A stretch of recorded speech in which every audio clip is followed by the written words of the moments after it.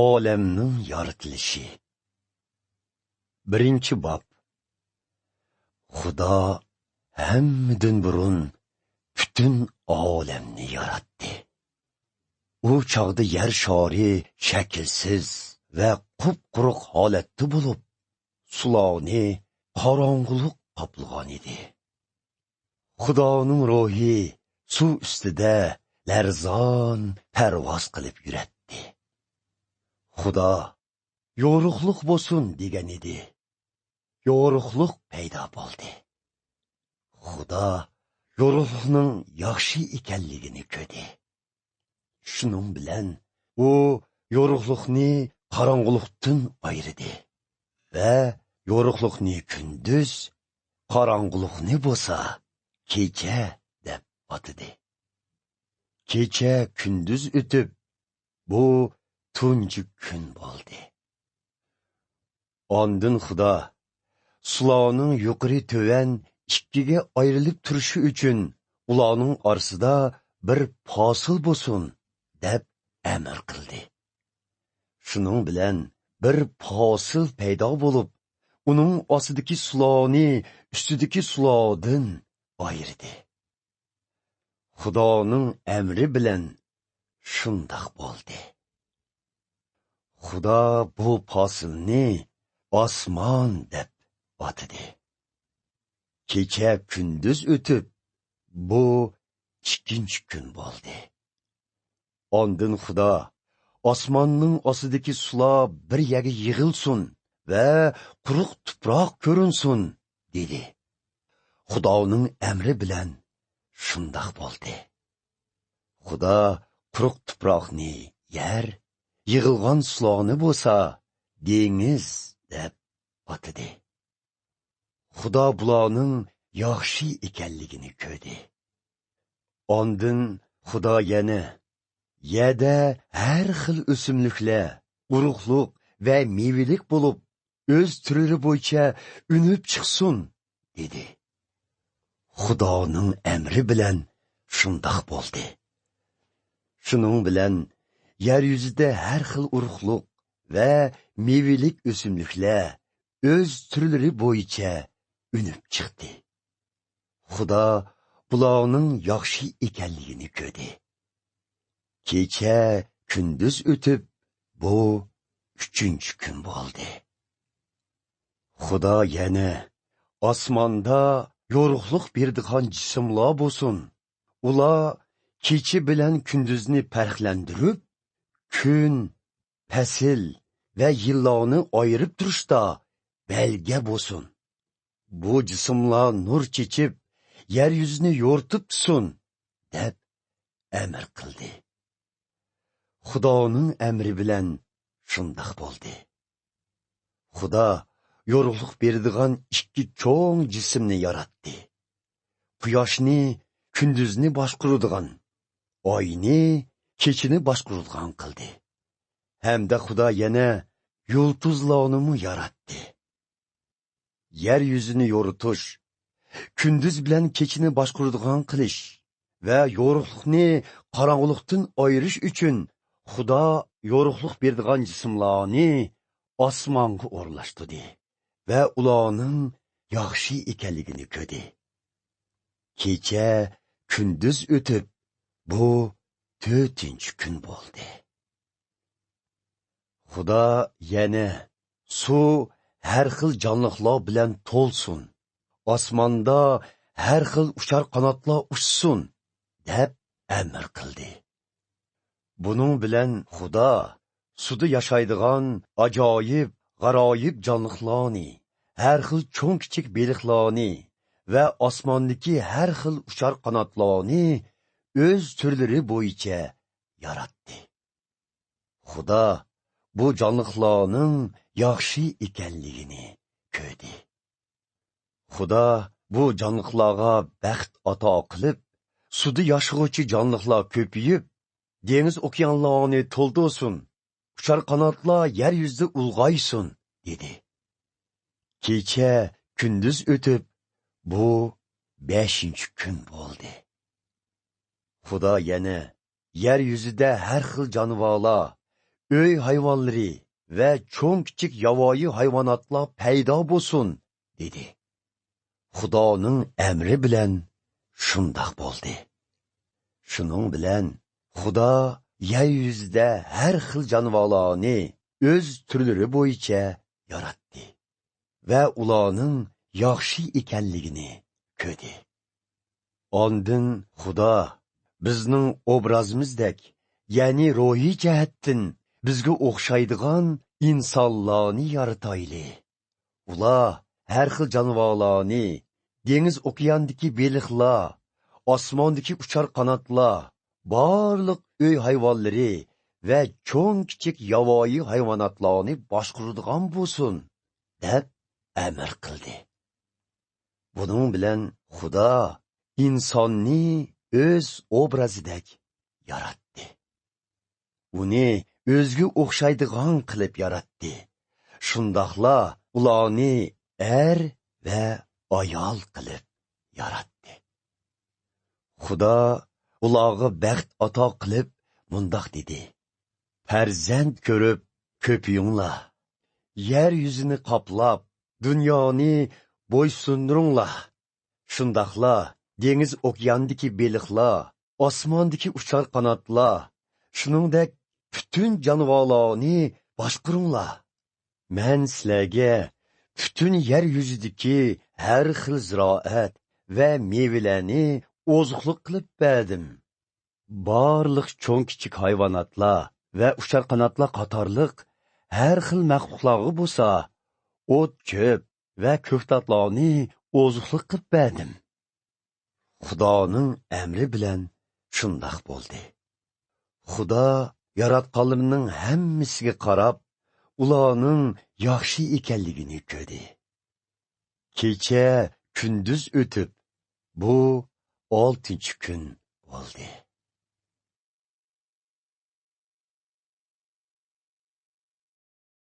Ikkinchi bob.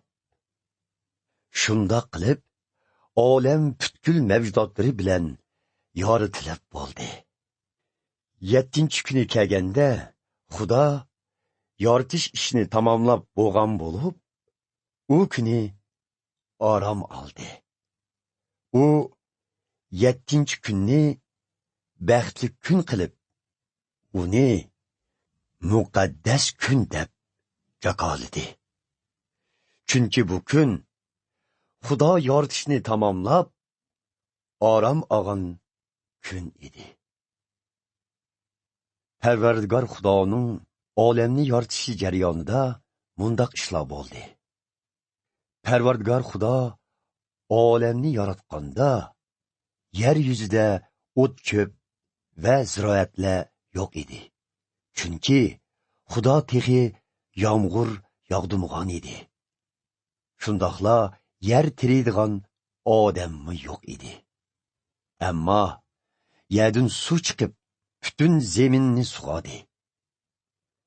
Ondan Parvardigor Xudo yerning to'pisidan odam otini yasadi va uning burnidan hayotlik nafasini puvladi. Buning bilan odam otiga hayotlik berildi. Parvardigor Xudo sharqdagi Eram degan joyda bir bog' barpo qilib, o'zi yaratgan odamni u yerga o'rnashtirdi. Parvardigor Xudo u yerda yana mevalari shirin va chiroyli har xil daraxtlarni o'stirdi. Bog'ning o'ttirsida alohida 2 tub daraxt bor edi. Biri hayotlik beradigan daraxt bo'lib, yana biri yaxshi bilan yomonni bildiradigan daraxt edi. Eram degan yerdan bir daryo eqib kelib, bog'ni sug'uratdi. Bog'dan chiqqan suv 4 ga bo'linadi.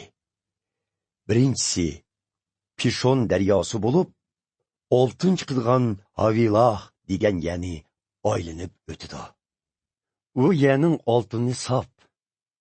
U yerdan yana kam uchraydigan xushpuroqlik devirqoy va yo'lliq yiqiq chiqdi. Ikkinchisi Gihon daryosi bo'lib, Kush degan ya'ni aylanib o'tidi.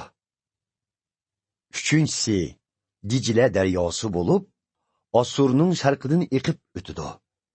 To'rtinchisi Firat daryosidir. Parvardigor Xudo odam otini eram boqqa ishlab, uni parvish qilsin deb u yerga qo'ygan edi. Parvardigor Xudo odam otiga amr qilib, bog'dagi mevalarni xolig'iningcha ye.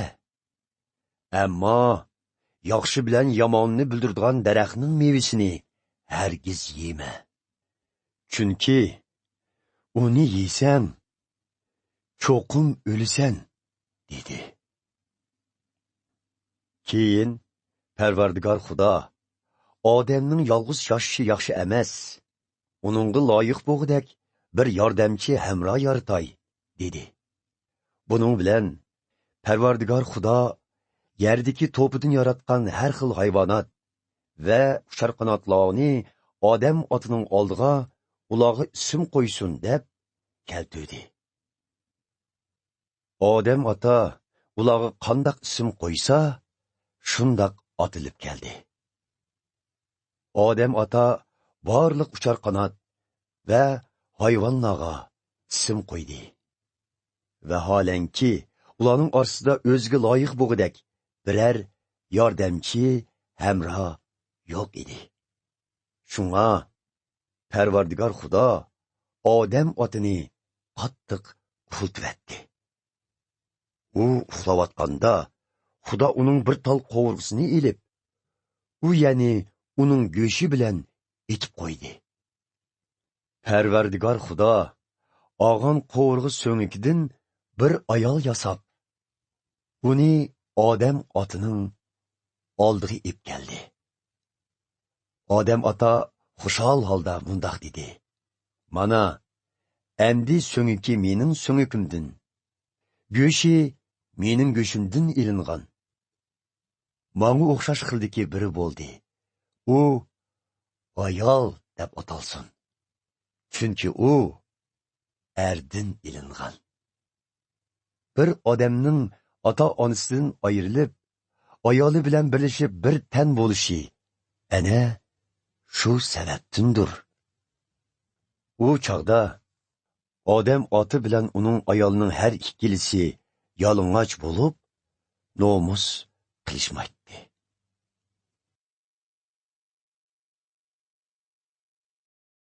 Uchinchi bob. Yilon Parvardigor Xudo yaratgan hayvonlarning ichida eng hiligiri edi. U ayoldan: "Xudo bog'dagi har qanday daraxtning mevasini yeyishinglarni rostilla ma'ni qildimi?" deb so'radi.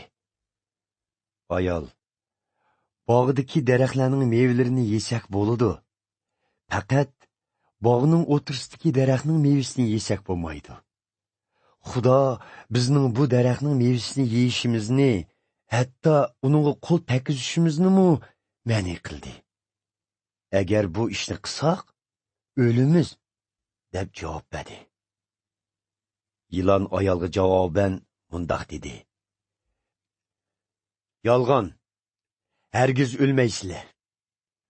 Xudo sizlarning uni yesanglar, ko'zinglarning ichilib, o'ziga o'xshash yaxshi bilan yomonni bildigan bo'lib qoldinglarni biladi." Ayol bu daraxtning mevasining chiroyli va shirin ekanligini ko'rib, uni yesa qanchalik aqlli bo'lib ketilganligini o'ylab, mevadan uzib yedi va uni yenida turgan erig'imi berdi. Umu yedi. Ular mevini yeyishi bilanla ko'zlari ichilib, o'zlarining yalang'ochligini bilib, nomus qilishdi. Shunga ular anjur yopirmoqlarini bir-biriga chetib, badanlarini yepib olishdi. Shu kunning salqin tushgan vaqtida ular Parvardigor Xudoning bog'da mengib yurgan shapisini anglab, daraxtzorlikning orasiga yoshini verishdi. Lekin Parvardigor Xudo odam otga "Sen qayerda?" deb vaqirdi. Odam ota: "Men sening bog'da mengib yurganligingni anglab, yalang'ochligimdan nomus qilib, sendan qo'rqib, yo'shinib oldim" deb javob berdi. Xudo uningdan: "Yalang'ochligingni sana kim aytdi? Yoki men yeme degan mevini yedingmi?" deb so'radi. Odam ota: "Sen manga hamroh bo'lsin deb bergan ayol, u mevidan manga bergan edi. Shuning uchun yedim" deb javob berdi. Parvardigor Xudo ayoldan: "Nima uchun bundoq qilding?" deb so'radi. "Meni yilon ozdirdi, shunga yedim" deb javob berdi ayol. Shuning bilan Parvardigor Xudo yilonga: "Bu qilmishing uchun jazoga tortilasan. Barliq hayvonotlar ichida faqat senla mono la'natlarga qolasan. Hozirdan boshlab yer beg'irlab minib, ömür voyat to'p yeysan. Seni ayol bilan dushman qilaman. Uning avlodi bilan sening avlodingmi dushmanlashib o'tidi. Uning avlodi sening beshingni yonchiydi, sen uning topinini chaqsan" dedi. Keyin Parvardigor Xudo ayolga: "Homildorligingning azobini hassilab oshiraman. Tug'utingning to'lg'ig'ini ziyoda qilaman. Shundoqdimi, eringga kuchlik ishtiyoq bog'laysan. U seni boshqurdi" dedi. Parvardigor Xudo odam otga: "Ayolingning so'ziga kirib, men yeyishni mani qilgan mevini yeganliging tufaylidan yermu la'natimga uchirdi. Sen endi ömür voyat japoliq ishlash bilanla oziqlanasan. Yerdan tikan va qamg'oq unidu. Sen bo'lsang, yerdagi ziroatlarni yeysan. Bosh ko'zing terga cho'mgandila, to'yg'udak bir narsa yeyalaysan. Toki o'lib, to'pig'i aylanib ketguncha, ishdan bosh ko'tiramaysan. To'pidan yoritilding, shunga yana to'pig'i qaytsan" dedi. Odam ota ayolga Havo degan ismni qo'ydi. Chunki u insonlarning onasi edi. Parvardigor Xudo odam oti bilan uning ayoliga hayvonning terisidan kiyim qilib, kiydirib qo'ydi. Ondan Parvardigor Xudo mundoq dedi: "Odam ota bizga o'xshash yaxshi bilan yomonni bildigan bo'lib qoldi. Endi uning hayotlik berdigan daraxtning mevasini yeb qo'yishidan saqlanishimiz kerak. Bo'lmasa, u mangu yashaydi." Shuning bilan Parvardigor Xudo ularni Eram bog'dan qo'g'lab chiqarib, yerga, ya'ni o'zlari asli yoritilgan tuproqqa ishlaydigan qilib qo'ydi. Ondan Xudo odam otini hayotlik berdigan daraxtga yiqilashmasin deb, Eram bog'ning sharq tarafiga Kerub deb atilgan maxluqlarni va bizi o't chechib, u yon bu yon qo'zilib yaltirab turadigan bir qilishni o'rinlashtirdi.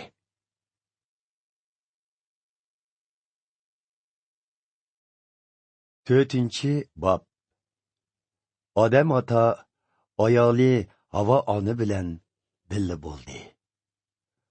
Havo ona homildor bo'lib, bir o'g'il tug'di. U Parvardigorning yordami bilan bir o'g'ilga ega bo'ldim dedi va ismini Qobil deb qo'ydi. Keyin u yana bir o'g'il tug'ib, ismini Hobil deb qo'ydi. 2 yil cho'ng bo'lgandan keyin Hobil podshoh bo'ldi. Qobil bo'lsa dehqon bo'ldi. Hosil mezgili kelganda Qobil yerning mahsulotidan ilib Parvardigorga taqdim qildi. Hobilmi qo'y podshoh ichidan tunchi tug'ilgan qo'zlardan so'yib, toza semiz yerdan Parvardigorga taqdim qildi. Parvardigor Hobilni va uning sovg'itini qabul qildi. Biroq Qobilni va uning sovg'itini qabul qilmadi. Buningdan intayin xafa bo'lgan Qobilning chiroyi tutilib ketdi. Shu chog'da Parvardigor Qobilga: "Nemishqa xafa bo'lasan? Chiroying nemishqa tutilib ketdi? Agar durust ish qilgan bo'lsang, seni mu qabul qilgan bo'lardim. Biroq yomonlik qilsang, gunoh xuddi eshik oldida etilmoqchi bo'lib turgan yavo itga o'xshash sening vujudingni chirmab oladi. U seni o'z ilkiga olmoqchi bo'lsa-mu, lekin sen uni yengishing lozim", dedi. Keyin Qobil inisi Hobilga: "Yur, dalada sayli qilib kelayli", dedi. Ular dalada vaqtida Qobil inisiga qo'l silib, uni o'ltiribdi. Parvardigor Qobildan: "Ining Hobil qani?" deb so'radi. "Bilmayman. Men inimning boquvchisidim", deb javob berdi u. Parvardigor kayindilla uni: "Bu nima qilganing? Iningning intiqom olishi uchun dod faryod qilayotgan qiyni menga ko'rinib turdi. Sen endi la'nat kuchraysan. Buningdan keyin bu yerda turamaysan. Chunki sen iningni o'ltirding. Yerga qon to'kding. Sen yerga ishlagan taqdirdimu, yer sana hosil bermaydi. Sen endi sarson bo'lib, yer yuzida sargardonlikda yursan", deb aybladi. Buni anglagan Qobil Parvardigorga mundoq dedi: "Men mundoq ig'ir jazoni ko'taramayman. Sen meni bu yerdan qo'g'lab, huzuringdan haydayotsan. Men endi uy makonsiz, sarson bo'lib, yer yuzida sargardonlikda yuraman. Meni ko'ganli kishi o'ltirib etdi." Lekin Parvardigor: "Yo'q, seni o'ltirgan kishi 7 hassa qattiq jazolandi", dedi. Shuning bilan Parvardigor Qobilni o'ltirmoqchi bo'lganlarni ogohlantirish uchun uning peshonasiga alohida belga qo'yib qo'ydi. Buning bilan Qobil Parvardigorning huzuridan chiqib, Eram bog'ining sharq tarafidagi Not degan joyda o'tiraqlashib qoldi. Qobil ayoli bilan birga bo'ldi. Ayoli homildor bo'lib, bir o'g'il tug'di. Uning ismini Hanoh qo'ydi. Qobil bir shahar bino qilib, shaharni o'g'lining ismida otdi. Hanohdan Irod to'raldi. Iroddan Mehuyayil to'raldi. Mehuyayildan Metushoyil to'raldi. Metushoyildan Lamik to'raldi. Lamik 2 xotin oldi. Birining ismi Oda, yana birining ismi Zilla edi. Oda Yabolni tug'di. Yabol ko'chman molchilarning bovisi bo'ldi. Uning inisining ismi Yubal edi. Yubal chiltor va ney chalg'uvchilarning piri bo'ldi. Zilla Tubal Qoyin degan bir o'g'ilni tug'di. Tubal Qoyin Tuch, to'mir jabduqlarini yasovchilarning piri bo'ldi. Tubal Qoyinning Nayima ismli bir singlisi bor edi. Lamik ikki ayoliga po etib, mundaq dedi. Ey odi bilan zilla, sözümge quloq selinglar. Ey ayollarim, ko'ngil qo'yib anglanglar. Manga chiqilgan bir odamni o'ltirdim. Meni urgan bir yoshni o'ltirdim. Qobilni o'ltirguchi 7tasi jazolansa, meni o'ltirguchi 77tasi jazolanadi. Odam ota yana o'z ayoli bilan birga bo'lish natijasida ayoli bir o'g'il tug'di. Hava ana, Xudo menga Qobil o'ltirayotgan Hobilning o'rniga bir o'g'il berdi, dedi. Shunga u ismini Set, Xudo berdi deb qo'ydi. Setdan bir o'g'il tug'ilib, ismi Enosh qo'yildi. Mana shu chog'dan boshlab odamlar Parvardigorga ibodat qilishga boshladi.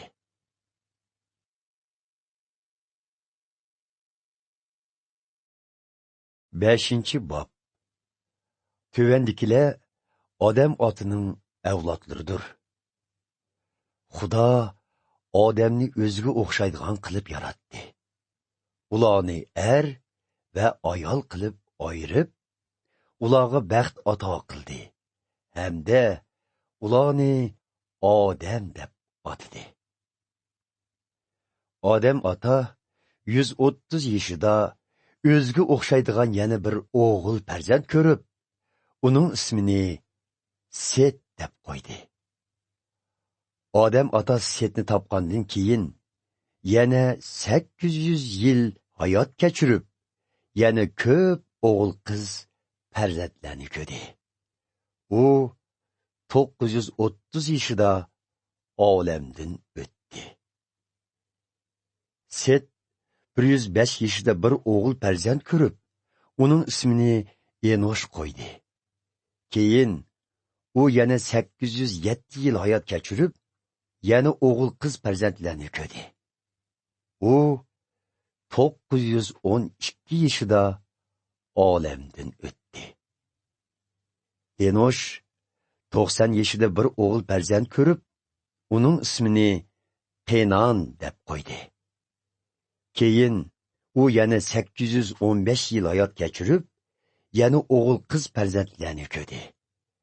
U 905 yoshida olamdan o'tdi. Kenan 70 yoshida bir o'g'il farzand ko'rib, uning ismini Mahalalil deb qo'ydi. Keyin u yana 840 yil hayot kechirib, yana o'g'il qiz farzandlarni ko'rdi. U 910 yoshida olamdan o'tdi. Mahalalil 65 yoshida bir o'g'il farzand ko'rib, uning ismini Yaret deb qo'ydi. Keyin u yana 830 yil hayot kechirib, yana o'g'il qiz farzandlarni ko'rdi. U 895 yoshida olamdan o'tdi. Yaret 162 yoshida bir o'g'il farzand ko'rib, uning ismini Hanuh deb qo'ydi. Keyin u yana 800 yil hayot kechirib, yana o'g'il qiz farzandlarni ko'rdi. U 962 yoshida olamdan o'tdi. Hanuh 65 yoshda bir o'g'il farzand ko'rib, uning ismini Metushalah deb qo'ydi. Shuningdan keyin Hanuh 300 yil jarayonida Xudo bilan yaqin yashadi. U yana o'g'il qiz farzandlarni ko'rdi. U yer yuzida jami 365 yil yashab, butun hayotini Xudo bilan yaqin o'tkazib, bir kuni ko'zdan g'oyib bo'ldi. Chunki Xudo uni o'z yiniga elib ketgan edi. Metushalah 187 yoshida bir o'g'il farzand ko'rdi. Uning ismini Lamik deb qo'ydi.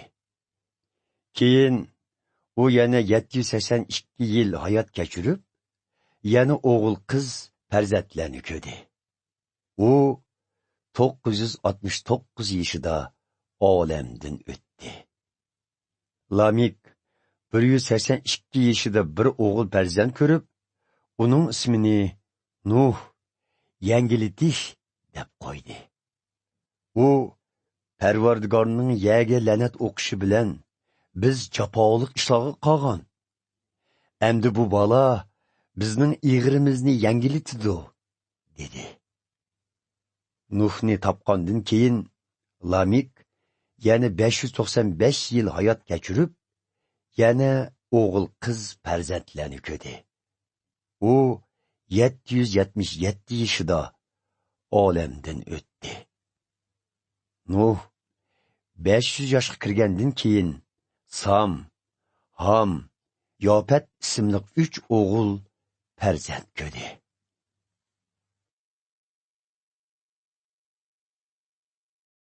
6-bob. İnsanlar dunyoda ko'payishga boshlaganda qizlarmi ko'plab tug'ilgan edi. Xudoning o'g'illari shu qizlarning chiroyliligini ko'rib, o'zlari qolgan qizlarni xotinlikka ilishga boshladi.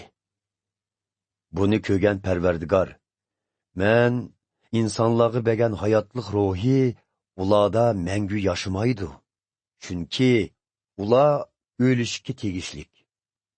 Kelgusida ularning umri 120 yoshdan oshmasin, dedi. Xudoning o'g'illari insonlarning qizi bilan birga bo'lib, avlod topgan chog'da va keyingi vaqtlarda yer yuzida nefilim deb atiladigan deviga o'xshaydigan odamlar bor edi. Ular qadimki zamonning botirlari va donliq kishilari edi. Parvardigor insonlarning razilligini, niyatining har qachon yomonligini ko'rib, o'zining odamni yaratganligiga pushaymon qildi. U intayin ichingan holda, men yaratgan insonlarni yer yuzidan yo'qtiman. Shundaqla barliq cho'ng-kichik hayvonotlar va uchar qanotlarni yo'q qilaman. Ularni yaratganligim uchun afsuslanaman, dedi. Lekin Parvardigor Nuhdan xursand edi. Nuhning ish izlari tuvandikcha. Nuhning Sam, Ham, Yopet ismli 3 o'g'li bor edi.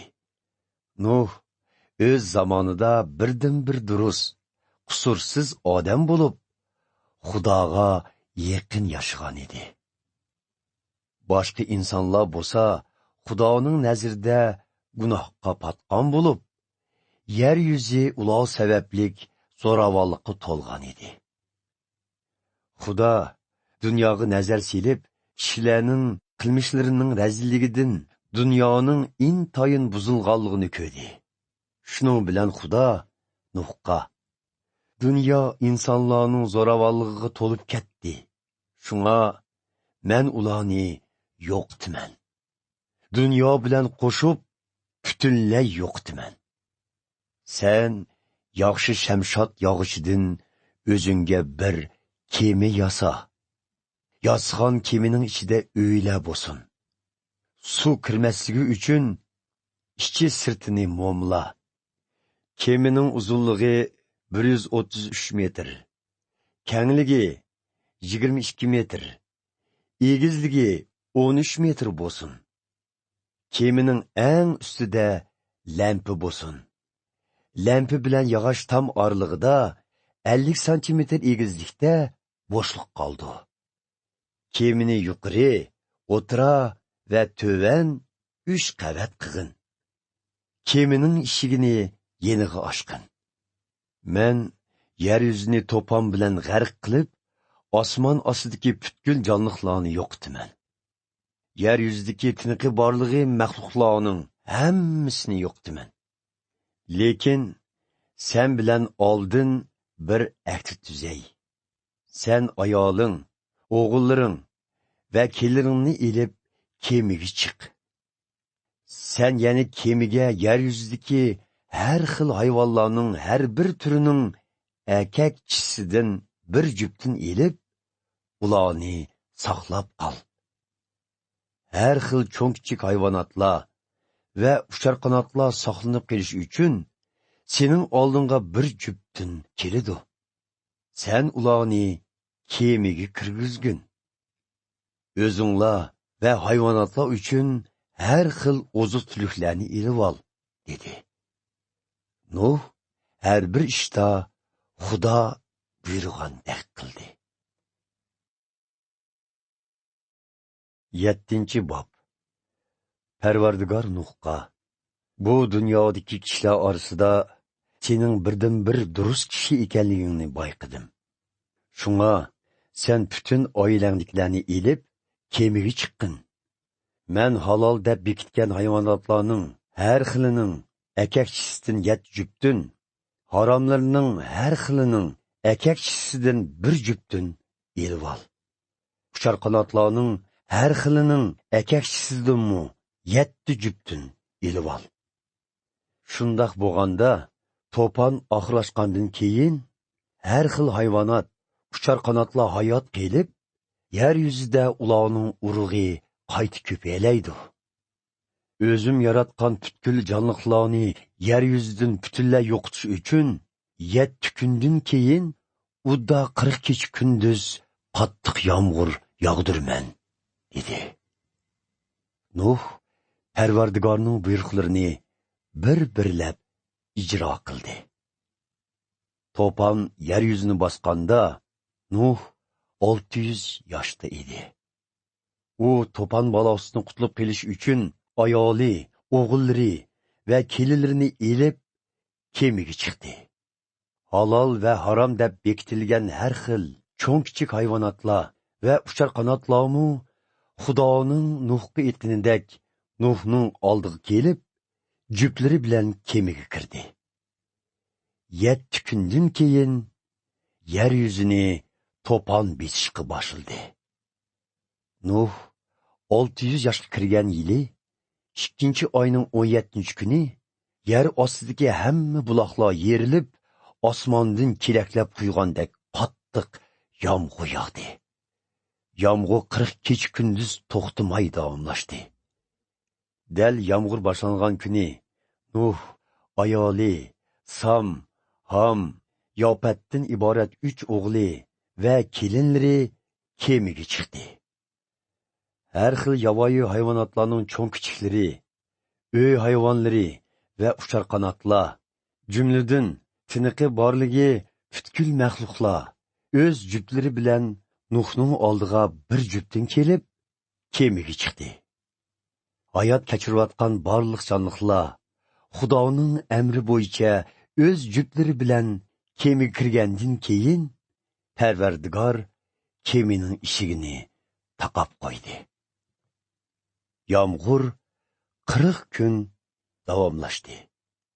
To'pon ulg'aygan siri kemi yerdan ko'tarildi. Suv texmi egizlab, kema suv yuzida laylab qoldi. To'pon yer yuzini qoplab, hatto egiz tog' cho'qqilari ko'rinmay qoldi. Suv o'rlab, toki eng egiz tog' cho'qqilaridan 7 metr egizlab ketguncha davomlashdi. Natijada yer yuzidagi hayot kechirayotgan butkul jonliqlar, ya'ni har qanday uchar qanotlar, cho'ng kichik hayvonotlar va insonlar butunlay yo'qotildi. Demak, yer yuzidagi hayotlik nafsi bor bo'lganlarning hammasi o'ldi.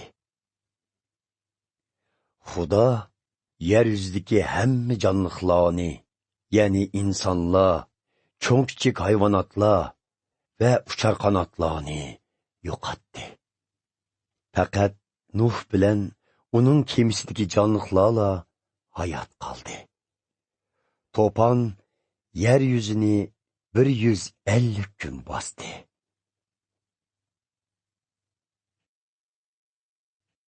8-bob.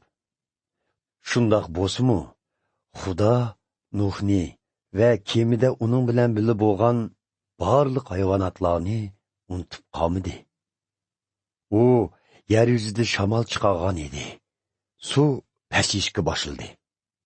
Yer ostidagi buloqlar yepilib, osmondan yig'ayotgan qattiq yomg'irmi to'xtagan edi. 150 kun ichida suv asta-asta azaydi. 7-oyning 17-kuni kema Ararat tog' tizimlaridagi bir tog'ning ustida o'tirib qoldi. Suv davomliq pasayib, 10-oyning 1-kuni tog' cho'qqilari ko'rinishga boshildi. 40 kundan keyin Nuh derizni ichib bir qog'ini qo'yib edi. Bu qog'a toki yerdagi suv qurib ketguncha kemining atrofida aylanib yurdi. Shuning bilan bir vaqtda Nuh suvning yer yuzidan yongan yoki yonmaganligini bilish uchun bir kaptani qo'yib bergan edi. Lekin yer yuzini texshu suv qoplab turg'ashqa, kapta qo'ng'daq joy topolmay qaytib keldi. Nuh qo'lini sunib, uni tutib kemiga akirib oldi. Yana 7 kundan keyin u kaptani yana qo'yib berdi. Kashqurun ilk kapta tumshug'ida yangi zaytun yopurmog'ini tishlagan holda Nuhning yiniga qaytib keldi. Nuh shuningdan suvning yer yuzidan asosiy jihatdan yonganligini bildi. Yana 7 kundan keyin u kaptani yana qo'yib berdi. Bu qitim kapta qaytib kelmadi. Nuh 601 yosh kirgan yili 1-oyning 1-kuni to'pon yer yuzidan butunlay yenib bo'ldi. Nuh kemining qopqig'ini ichib, o'p cho'rsiga qarab, yer yuzining qurishqa boshlaganligini ko'rdi. 2-oyning 27-kuni yer yuzi butunlay qurib bo'ldi. Xudo Nuhqa: "Ayoling, o'g'illaring va kelinlaringni kemidan ilib chiq. Yiningdagi barliq maxluqlar, ya'ni uchar qanotlar va cho'ng-kichik hayvonlarni ilib chiq. Ular yer yuzida yana ko'payib, zaminga taralsin," dedi. Shuning bilan Nuh ayoli, o'g'illari va kelinlarini ilib kemidan chiqdi. Yer yuzidagi barliq jonliqlar, ya'ni cho'ng-kichik hayvonotlar va uchar qanotlar o'z turlari bilan to'p-to'p bo'lishib kemidan chiqishdi. Nuh Parvardigorga atab bir qurbonlik supisi yasab, halol deb bekitilgan hayvonot va uchar qanotlarning har turidan tanlab so'yib, qurbonlik supitida ko'ydiribdi. Parvardigor qurbonlikdan mamnun bo'lib, ko'nglida insonlarning qilmishlari uchun yerga qayta la'nat o'qimayman. İnsanlarning kichikdan tortib niyatining butunlay yomonligini bilaman. Shundoq bo'lsa-mu, yer yuzidagi barliq jonliqlarni hargiz bu qitimqidek qayta yo'qotib etmayman. Yer yuzi bir kun mavjud bo'lsa, uningda terim yig'im, issiq so'g'uq, qish yoz, kecha kunduzmi mavjud bo'ladi, dedi.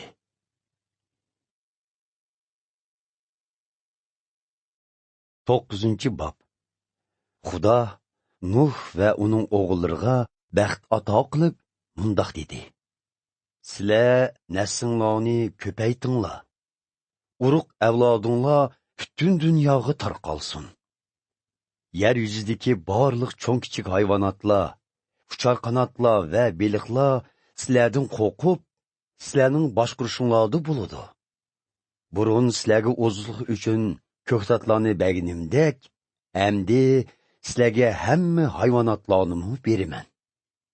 Lekin sizlar qiyni bog' go'shtni hargiz yemanglar. Chunki jon qondadir.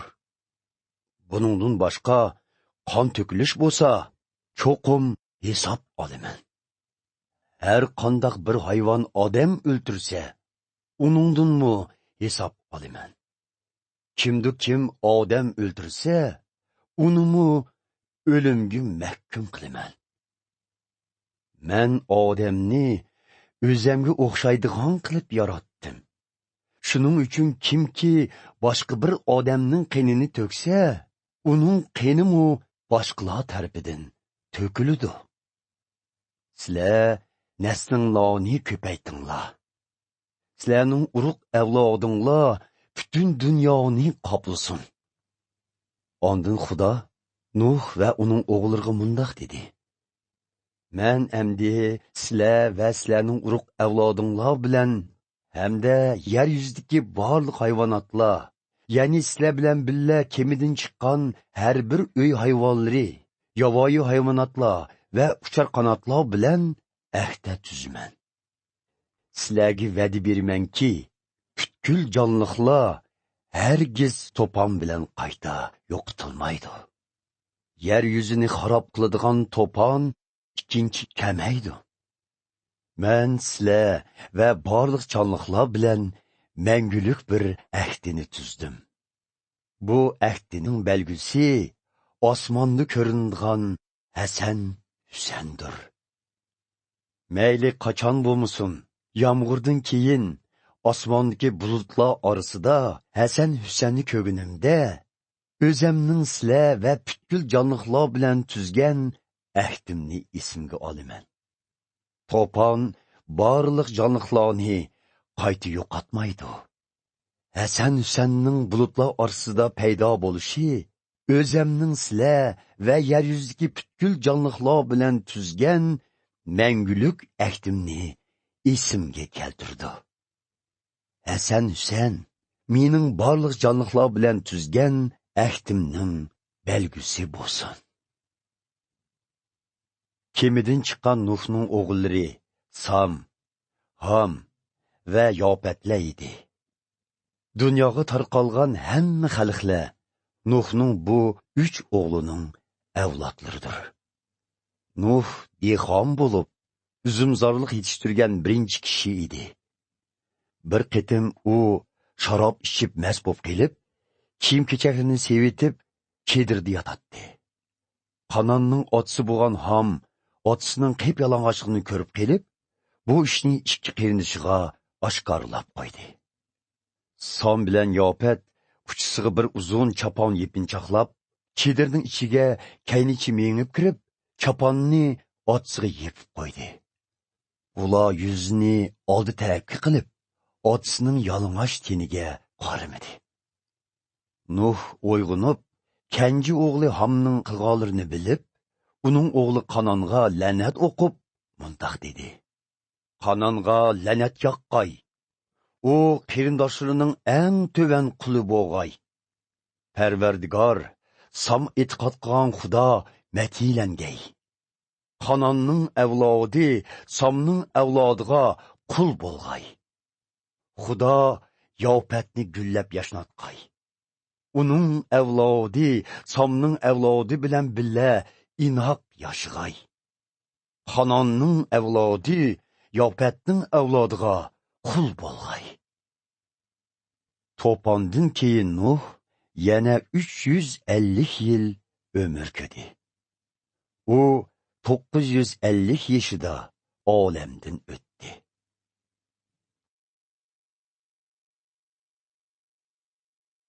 O'ninchi bob.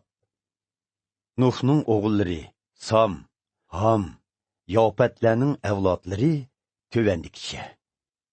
To'pondan keyin u uchaylandin farzandlar to'raldi. Yopatning o'g'illari Gomer, Magog, Maday, Yavan, Tubal, Meshak va Trasla edi. Gomerning avlodlari Ashkenazlar, Rifatlar va Togarmaqlar edi. Yavanning avlodlari Elisha, Tarshish, Kittim, Rodaning xalqlari edi. Ular dengiz bo'ylarida va orollarda yashaydigan millatlarning otisi bo'ldi. Yopatning avlodlari o'z qabilalari va davlatlari ichida yashab, o'z tillarida so'zlashadigan millatlardan bo'lib qoldi. Hamning o'g'illari Kush, Misr, Liviya va Qanonlar edi. Qushning avlodlari bo'lsa, Sibala, Havilahlar, Sabitalar, Raamilar va Sabitakahlar edi. Raamining avlodlari bo'lsa, Shibala va Dedanlar edi. Qushning Nimrod ismli bir o'g'li bo'lib, u yer yuzidagi eng kuchli botirga aylandi. U Parvardigorning oldida botir o'chi bo'lgan edi. Shunga kishilar orasida Parvardigor seni Nimroddak botir o'chi qilsin degan so'z tarqalgan edi. Dastlabda uning podshohligi Bobil, Arak, Akad, Kalneh degan joylarni o'z ichiga oladi. Bu 4 joy Babilonda edi. U bu yerdan Assur rayoniga kengayib, Ninavi, Rehobot-ir, Kalax va Rasan degan shaharlarni bino qildi. Rasan shahri Ninavi bilan Kalax shahrining o'ttirsida bo'lib, u katta shahar edi. Misrning avlodlari Lutla, Anamila, Lihabila, Naftuila, Patrusla, Kasluila va Kritla edi. Filistinliklar bo'lsa, Kasluilaning keyingi avlodlari edi. Qanonning tunji o'g'lining ismi Sidon edi. Yana bir o'g'lining ismi Hit edi. Ularning ismlari keyin har millatlarning ismlariga aylanib, ular shu millatlarning povlari bo'ldi. Qanon yana Yabuslar, Amorlar, Girgashlar, Evilar, Arkilar, Sindilar, Arvadilar, Simarilar va Hamatilarning bo'vsi bo'ldi. Keyin Qanonliklarning qabilalari nihoyatda keng tarqaldi. Ularning zimin chegarasi Sidonning janubidan Girorning yendiki Gaza shahrigacha, sharqda Sodom, Gomorra, Adma va Siboyimning yendiki Lasha shahrigacha boradi.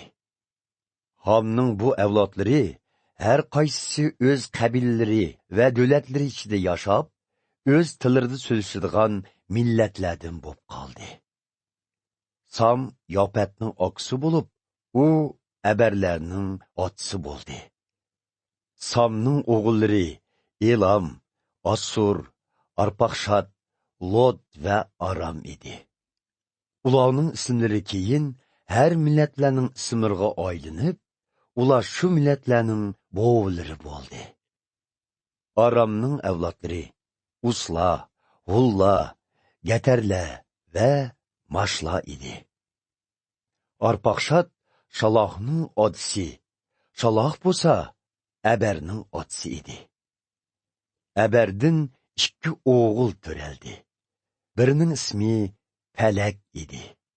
Chunki u yashagan davrda insonlar bo'linishga boshildi.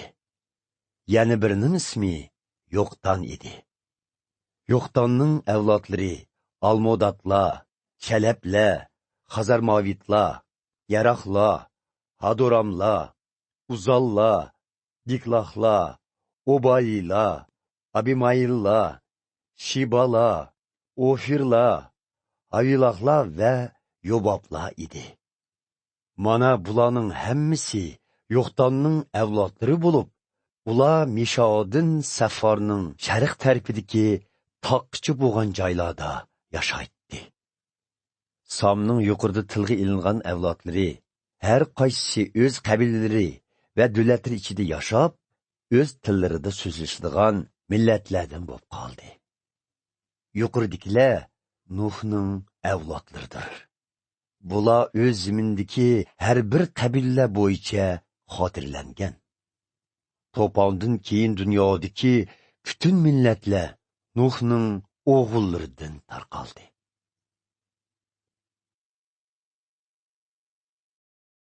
11 bob. Dastlabda yer yuzida birla til bor edi. İnsanlar faqat bu tildila so'zlashadi. Ular sharq taraf ko'chayotganida Babilondagi bir tuzanlikka kelib o'rinlashdi. Ular o'zaro xish quyib, o'tda pishirayli deb maslahatlashdi. Buning bilan ular qurilishda toshning o'rniga xish, loyning o'rniga qormay ishlatadigan bo'ldi. Ondan ular bir shahar bino qilayli.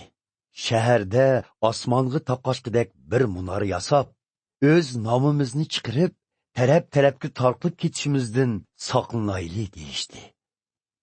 Parvardigor insonlarning bino qilayotgan shahar va munorni ko'gili tushdi. Parvardigor ular birlashib, bir qavm bo'lib, bir tilda so'zlashdi ekan. Bu faqatla ular qilmoqchi bo'lgan ishning boshlanishi. Buningdan keyin ular nima qilishni xohlasa, shuni qila oladi. Biz tushib, ularning tilini qalayimqonlashtirib yetib, ularni bir-birining maqsadini uqamaydigan qilib qo'yayli, dedi. Buning bilan Parvardigor ularni butun dunyoga taqdim etdi. Ular shahar bino qilish qurilishni to'xtatdi. Shunga bu shaharning nomi Bobil deb ataldi. Chunki Parvardigor u yerda insonlarning tillarini qalayimqonlashtirib yetib, ularni dunyoning har qaysi joylariga taqdim etgan edi. Samning avlodlari tuvandikicha. To'pon o'tib, 2-yili Sam 100 yoshida Arpaqshatni topdi. Keyin u yana 500 yil hayot kechirib, yana o'g'il qiz farzandlarni ko'rdi. Arpaqshat 35 yoshida Shalahni topdi. Keyin u yana 403 yil hayot kechirib, yana o'g'il qiz farzandlarni ko'rdi. Shalah 30 yoshida Aberni topdi. Keyin u yana 403 yil hayot kechirib, yana o'g'il qiz farzandlarni ko'rdi. Aber 34 yoshida Falakni topdi. Keyin u yana 430 yil hayot kechirib, yana o'g'il qiz farzandlarni ko'rdi. Falak 30 yoshida Rag'uni topdi. Keyin u yana 209 yil hayot kechirib, yana o'g'il qiz farzandlarni ko'rdi. Rag'u 32 yoshida Seruhni topdi. Keyin u yana 207 yil hayot kechirib, yana o'g'il qiz farzandlarni ko'rdi. Seruh 30 yoshida Nahorni topdi. Keyin u yana 200 yil hayot kechirib, yana o'g'il qiz farzandlarni ko'rdi. Nahor 29 yoshida Terahni topdi. Keyin u yana 119 yil hayot kechirib, yana o'g'il qiz farzandlarni ko'rdi. Terah 70 yil umr ko'rib, İbrahim, Nahor va Harallarni topdi. Terahning avlodlari tuvandikicha. Terah, İbrahim, Nahor va Harallarni topdi. Haran bo'lsa, Lutni topdi. Haran Kaldonlarning zimini bo'lgan o'z juti Ur shahrida otsi Terahdan burun olamdan o'tdi. İbrahim Sarohga uylendi. Nahor bo'lsa, Haranning qizi Milkaga uylendi. Haranning yana Iskoh degan balsimi bor edi. Saroh tug'mas bo'g'ashqa farzand ko'mgan edi. Terah o'g'li İbrahimni, nevrisi Lutni va kelini, ya'ni İbrahimning ayoli Sarohni elib, Kaldonlarning zimini bo'lgan Ur shahridan ayrilib, Qanon degan rayonga ketmoqchi edi. Biroq ular Haran degan shaharga kelganda, shu yerda o'ltiroqlashib qoldi. Terah 205 yil umr ko'rib, Haronda olamdan o'tdi.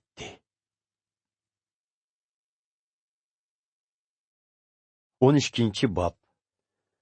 Parvardigor İbrahimga mundoq dedi: Sen yurtingdan chiqib, otang va boshqa urug' jamiyatingdan ayrilib, men ko'rsatmoqchi bo'lgan yerga borg'in. Men sening urug' avlodingni ko'paytib, ularni bir cho'ng xalq qilaman. Men sana baxit ato qilib, nomingni ulug' qilaman. Shunda qilib, kishilar sen orqali baxit topidi. Sana baxit tilaganlarga baxit ato qilaman. Sana la'nat o'qiganlarga la'nat yog'diraman. Sen orqali hamma millatlarga baxit ato qilaman. İbram 75 yaşida Parvardigorning yo'l yo'rig'i bilan Haran shahridan ketdi. Lutmu uning bilan birga ketdi. İbram ayoli Saroh bilan jiyani Lutni va o'zining Haran shahrida topgan boyligi va qullarini elib, Qanon rayoniga qarab yo'l oldi. Ular Qanon tavasi kirgandan keyin safirini davomlashtirib, Şakem şəhərə yaqin Morah degan joydagi cho'ng bir dub darig'ining yeniga keldi. U chaqda Qanonliqlar shu ziminda yashayotdi. Parvardigor İbromga ko'rinib, uningga: "Mana bu ziminni sening avlodingga taqdim qilaman" dedi. Shunga İbrom u yerda o'ziga ko'ringan Parvardigorga atab bir qurbonlik supisini yasab ibodat qildi. Keyin u janubga yo'tkilib, Baytal shahrining sharqidagi tog'liq rayonga bordi. G'arb tarafi Baytalga, sharq tarafi Oy degan joyga tutishgan bu joyga o'rinlashib, u yerdami bir qurbonlik supisini yasab Parvardigorga ibodat qildi. Keyin u asta-asta Qanonning janubidagi Negib rayoniga yo'tkaldi. Qanonda ocharchilik yuz berib, ahvol intayin og'ir edi. Shuning bilan İbrom Misrga berib, u yerda vaqtincha turmoqchi bo'ldi. Ular Misrga kirishga oz qolganda, İbrom ayoli Sarohga: "Sen bir go'zal ayol. Misrliklar seni ko'rsa, jazman mening ayolim ekanligingni bilib, seni hayot qoldirib, meni o'ldirib yetidi. Sen ularga o'zingni mening singlim degin. Shundoq desang, ular seni deb mening jinimga zomin bo'lmay, menga yaxshi muomala qiladi" dedi. İbrom Misr kirgan vaqtida Misrliklar darvaqa uning ayolining go'zalligini bayqidi. Ordidagi bir necha amaldor uni ko'rib, podsho oldida uning go'zalligini ta'riflagan edi.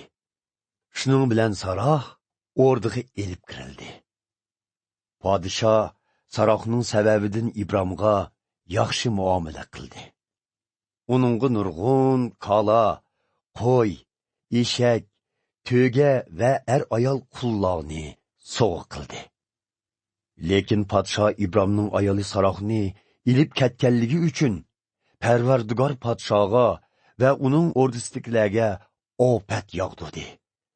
Ular qo'rqinchli kasalga giribdor bo'ldi. Buni sezgan podsho İbromni chaqirtib uningga: "Bu menga nima qilganing? Nemishqa Sarohning o'z ayoli ekanligini aytmading? Nemishqa uni singlim deding? Shundoq deganingni anglab, men uni oldim. Ayoling mana, uni elib ket" dedi. Buning bilan podsho o'z amaldorlariga İbromni chegirdan chiqib etishga amr qildi. Ular uni, ayoli va uningga mansub bo'lgan hamma narsa bilan qo'shib yo'lga soldi. 13-bob. İbrom ayoli va o'ziga mansub bo'lgan hamma narsasini elib, Misrdan chiqib, Qanonning janubidagi Negib rayoniga bordi.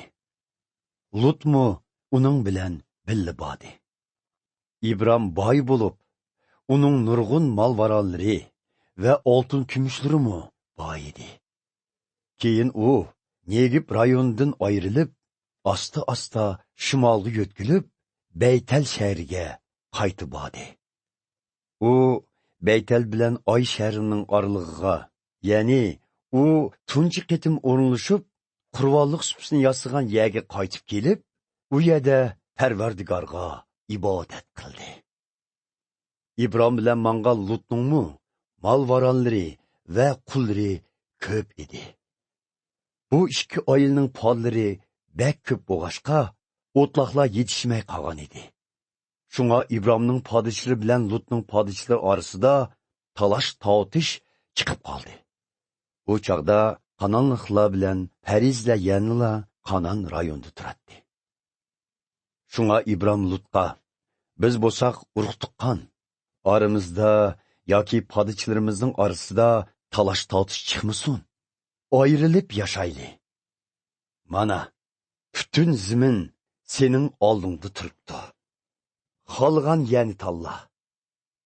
O'ng tarafni tanlasang, sol taraf manga qolsin.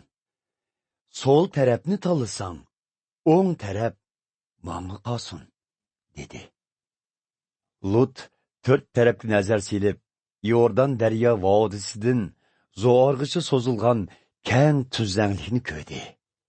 Bu tuzlanglikning suyi mo'l bo'lib, xuddi Eram boqqa va Misrning yerlariga o'xshatdi. U chaqda Parvardigor Sodom bilan Gomorra shaharlarini texi xaroblikka aylantirmagan edi. Shunga Lut u yerni tanlab, sharq tarafga yo'tkaldi. U ikkilan mana shundoq ayrildi. İbram Kananda o'ltiraqlashib qoldi. Lut Yordan daryo vodisidagi shaharlarga yaqinlashib, Sodom shahrining atrofida chedir tikib o'rinlashdi. Sodomliklar razillikka to'lgan bo'lib, Parvardigorning nazarida ular ig'ir gunohkorlar edi. Lut İbramdan ayrilgandan keyin Parvardigor İbramga, sen turgan joyingdan sharq, g'arb, janub va shimol taraflarga qarab boq. Sen ko'rayotgan bu ziminlarni sana va sening avlodlaringga taqdim qilaman. Bu zimin mangu sizlarga mansub. Men sening avlodlaringni haddi hisobsiz ko'paytiraman. Yer yuzidagi qumni hech kim sanayolmaganga o'xshash, ularning sonini hech kim sanayolmaydi. O'rningdan tu, bu ziminni kesib chiq. Men uni sana taqdim qildim, dedi. Bunun bilan İbram chedirlarini yig'ishtirib, İbron shahriga yaqin Mamradagi dub daraxtligining yonida o'tiraqlashib, u yerda Parvardigorga atab qurbonlik supisini yozdi. 14. bob. Şu kunlarda Babilon begi Amrafil, Elasar begi Aryok, Elam begi Kedorlavmar, Goyim begi Tidal qatarliq 4 bek birlashib, Sodom begi Bera, Gomorra begi Birsha, Adma begi Shinab, Siboyim begi Shamaber va Bela begi qatarliq 5 bek bilan jang qilishga chiqdi. Bela begi ba'zida Zoar begi debmi atildi. Bu 5 bek qo'shinlarini birlashtirib, Siddim vodisiga yig'di. Siddim vodisi hozirgi O'lik dengiz vodisidir. Ular 12 yil Kedorlavmar begining hukmronligida bo'lib, 13 yilga kelganda uningga qarshi isyon ko'targan edi. Shunga 14 yili Kedorlavmar bek o'zining va ittifoqdosh beglarning qo'shinlarini boshlab berib, Ashtarot Karnoyim degan yerda Refalarni yengdi. Keyin Ham degan yerda Zuzlarni va Shava Kriyatayim tuzingida Yemlarning hammasini tarmar qildi. Sayir tog'liq rayonda yashayotgan g'oritlarni cho'l bo'yidagi el parang'ichi qo'g'lab berib tarmar qildi.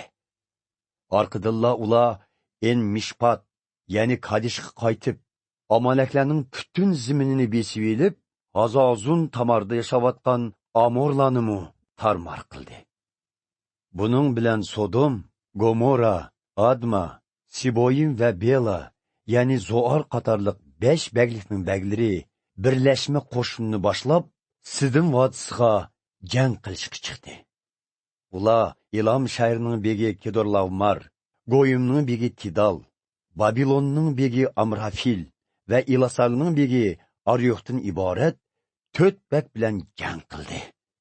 Sidim vodisining hamma yerida qarmoy bilan to'lgan ko'lchaklar bor edi.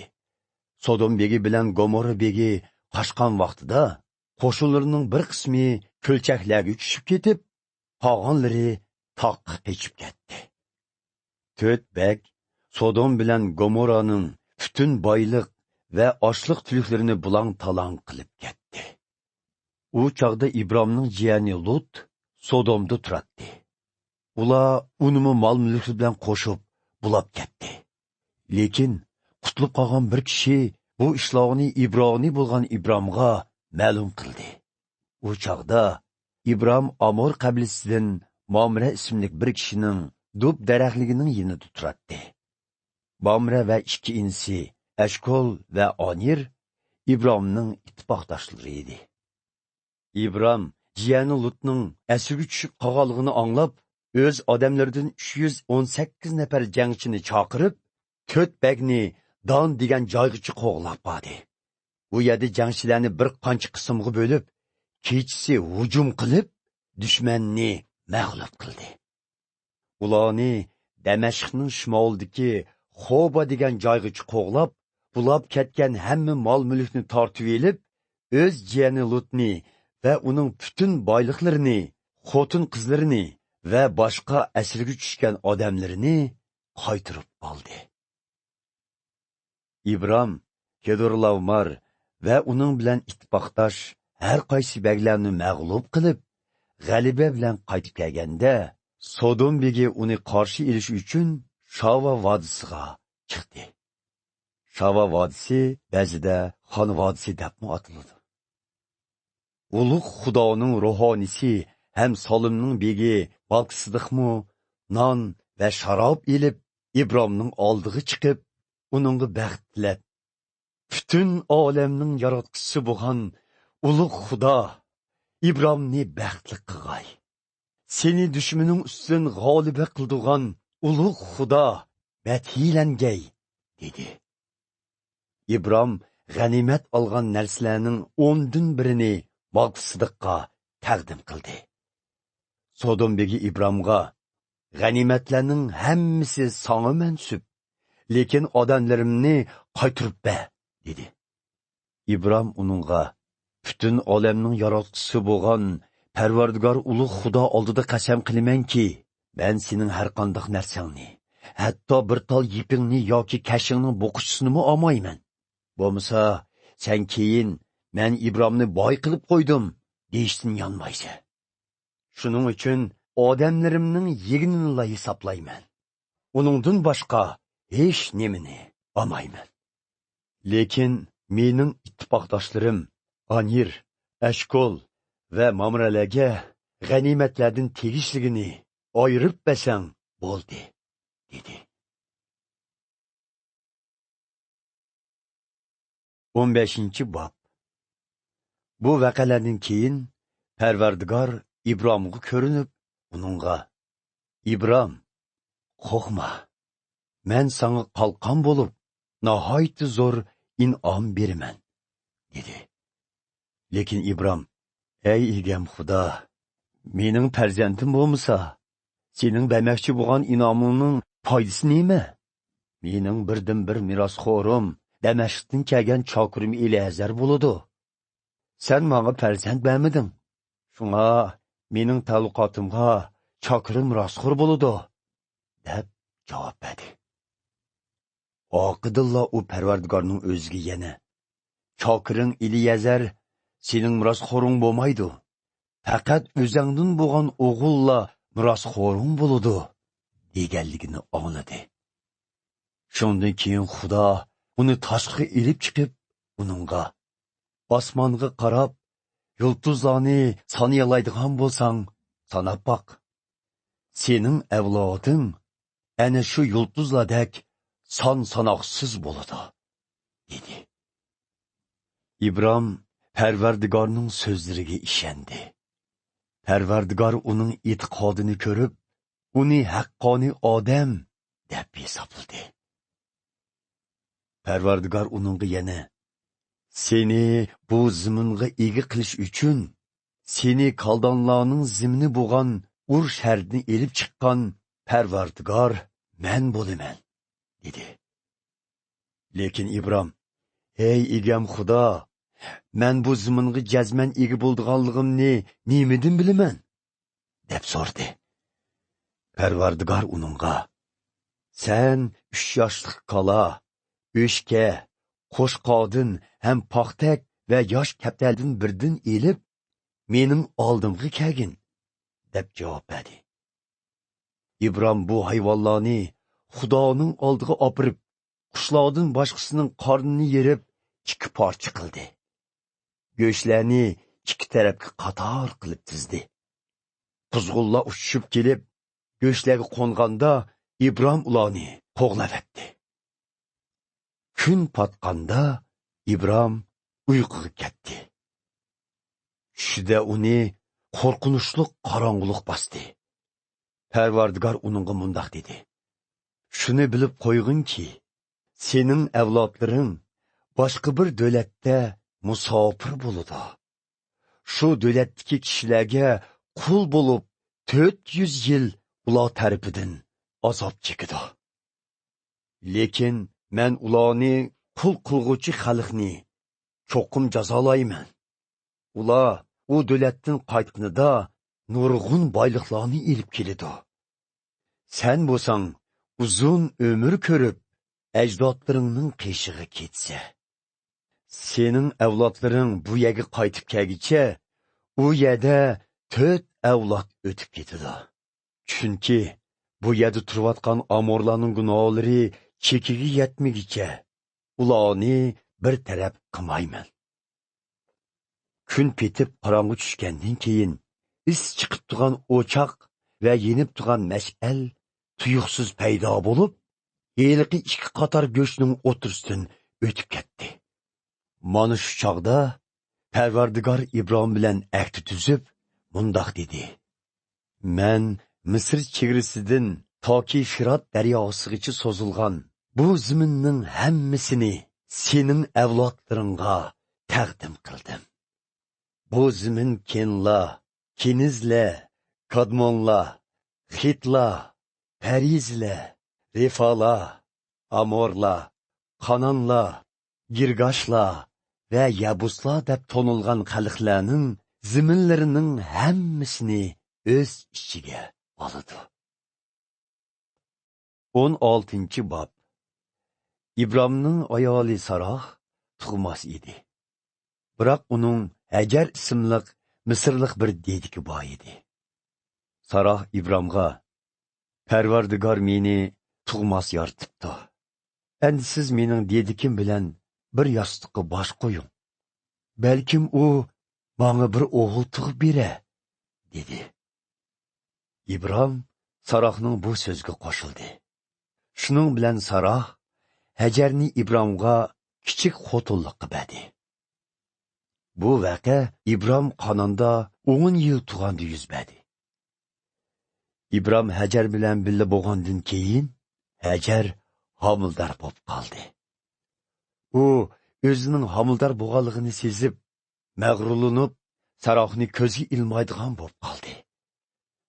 Saroh İbramga qidab: Hammani qilgansan. Men Hajarni senga qo'shib qo'ygan. Amdilikda u o'zining homildorligini bilibla meni ko'zga ilmaydigan bo'lib oldi. Sening yoki mening to'g'ri ekanligiga Parvardigor o'zi hukm qilsin, dedi. İbram: O sening dediking. O sening ilkingda. Uningga qanday muomala qilish sening ixtiyoring, deb javob berdi. Buning bilan Saroh Hajarni bo'zaq qildi. Shunga Hajar İbramning uydan qochib ketdi. Farishtaning sirtida ko'ringan Parvardigor Hajarni cho'ldagi bir buloqning yenida ko'rdi. Buloq Shur degan yerga boradigan yo'lning bo'yida edi. Farishta uningdan: Ey Sarohning dediki Hajar, sen qayerdan kelding? Nega ketyapsan? deb so'radi. Men ayol xo'jayinim saroqning yedini qechib chiqdim, deb javob berdi Hajar. Farishta uningga, sen ayol xo'jayiningning yeniga qaytib berib, uningga bo'ysung'in, dedi. Farishta yana mundoq dedi. Men sening avlodingni shundoq ko'paytmanki, ularni hech kim sanayolmaydigan qilaman. Sen homildor bo'lib, bir o'g'il tug'san. İsmini İsmoil qo'yg'in. Chunki sening dod faryoding Parvardigorga yetdi. Sening o'g'lining mijozi bir yavo eshakka o'xshaydi. Hamma yegi berib, kishilar bilan jidal chiqirdi. Kishilarmi uningga qarshilik ko'rsatdi. U tuqqanlarga o'chmanlik qilib yashaydi. Hajar o'z-o'ziga, men rostilla menga g'amxo'rlik qilgan Xudoni ko'rdim, dedi. Shuning bilan u o'ziga so'z qilgan Parvardigorni El Roa, meni ko'rguchi Xudo deb atadi. Shunga kishilar u buloqqa Bir Lahayroy, meni ko'rguchi Xudoning bulug'i deb nom qo'ydi. Bu buloq hozirmi Kadesh bilan Barat shahrining o'ttirsididir. Hajar İbrahimga bir o'g'il tug'ib berdi. İbrahim uningga İsmoil deb ot qo'ydi. U chaqda İbrahim 86 yoshda edi. 17. bob. İbrahim 99 yoshida Parvardigor uningga ko'rinib, men hammaga qodir Xudodirman. Sen davomliq mening yo'limda menib, qusursiz odam bo'l. Men sen bilan tuzgan ahdamda ching turib, seni ko'p avlodlik qilaman, dedi. İbrahim yerga bosh qo'ydi. Xudo uningga mundoq dedi. Mening sen bilan tuzgan ahdam mundoq. Sen nurg'un millatlarning otisi bo'lasan. Hozirdan boshlab sening isming İbrahim emas, İbrahim, ya'ni nurg'un avlodlarning otisi bo'lsin. Chunki men seni nurg'un millatlarning otisi qilaman. Men sana ko'p avlodlarni beraman. Ularning orasidan yangi xalq va podshohlar chiqdi. Men sen va kelgusidagi avlodlaring bilan tuzgan mangulik ahdamda turman. Men sening va avlodlaringning Xudosidirman. Sen hozir Qanonda musofir bo'lib yashayotsan. Ammo bu butun zaminni sana va sening avlodlaringga taqdim qildim. U sening avlodlaringga mangu miros bo'lsin. Men ularning Xudosidirman. Xudo yana mundoq dedi.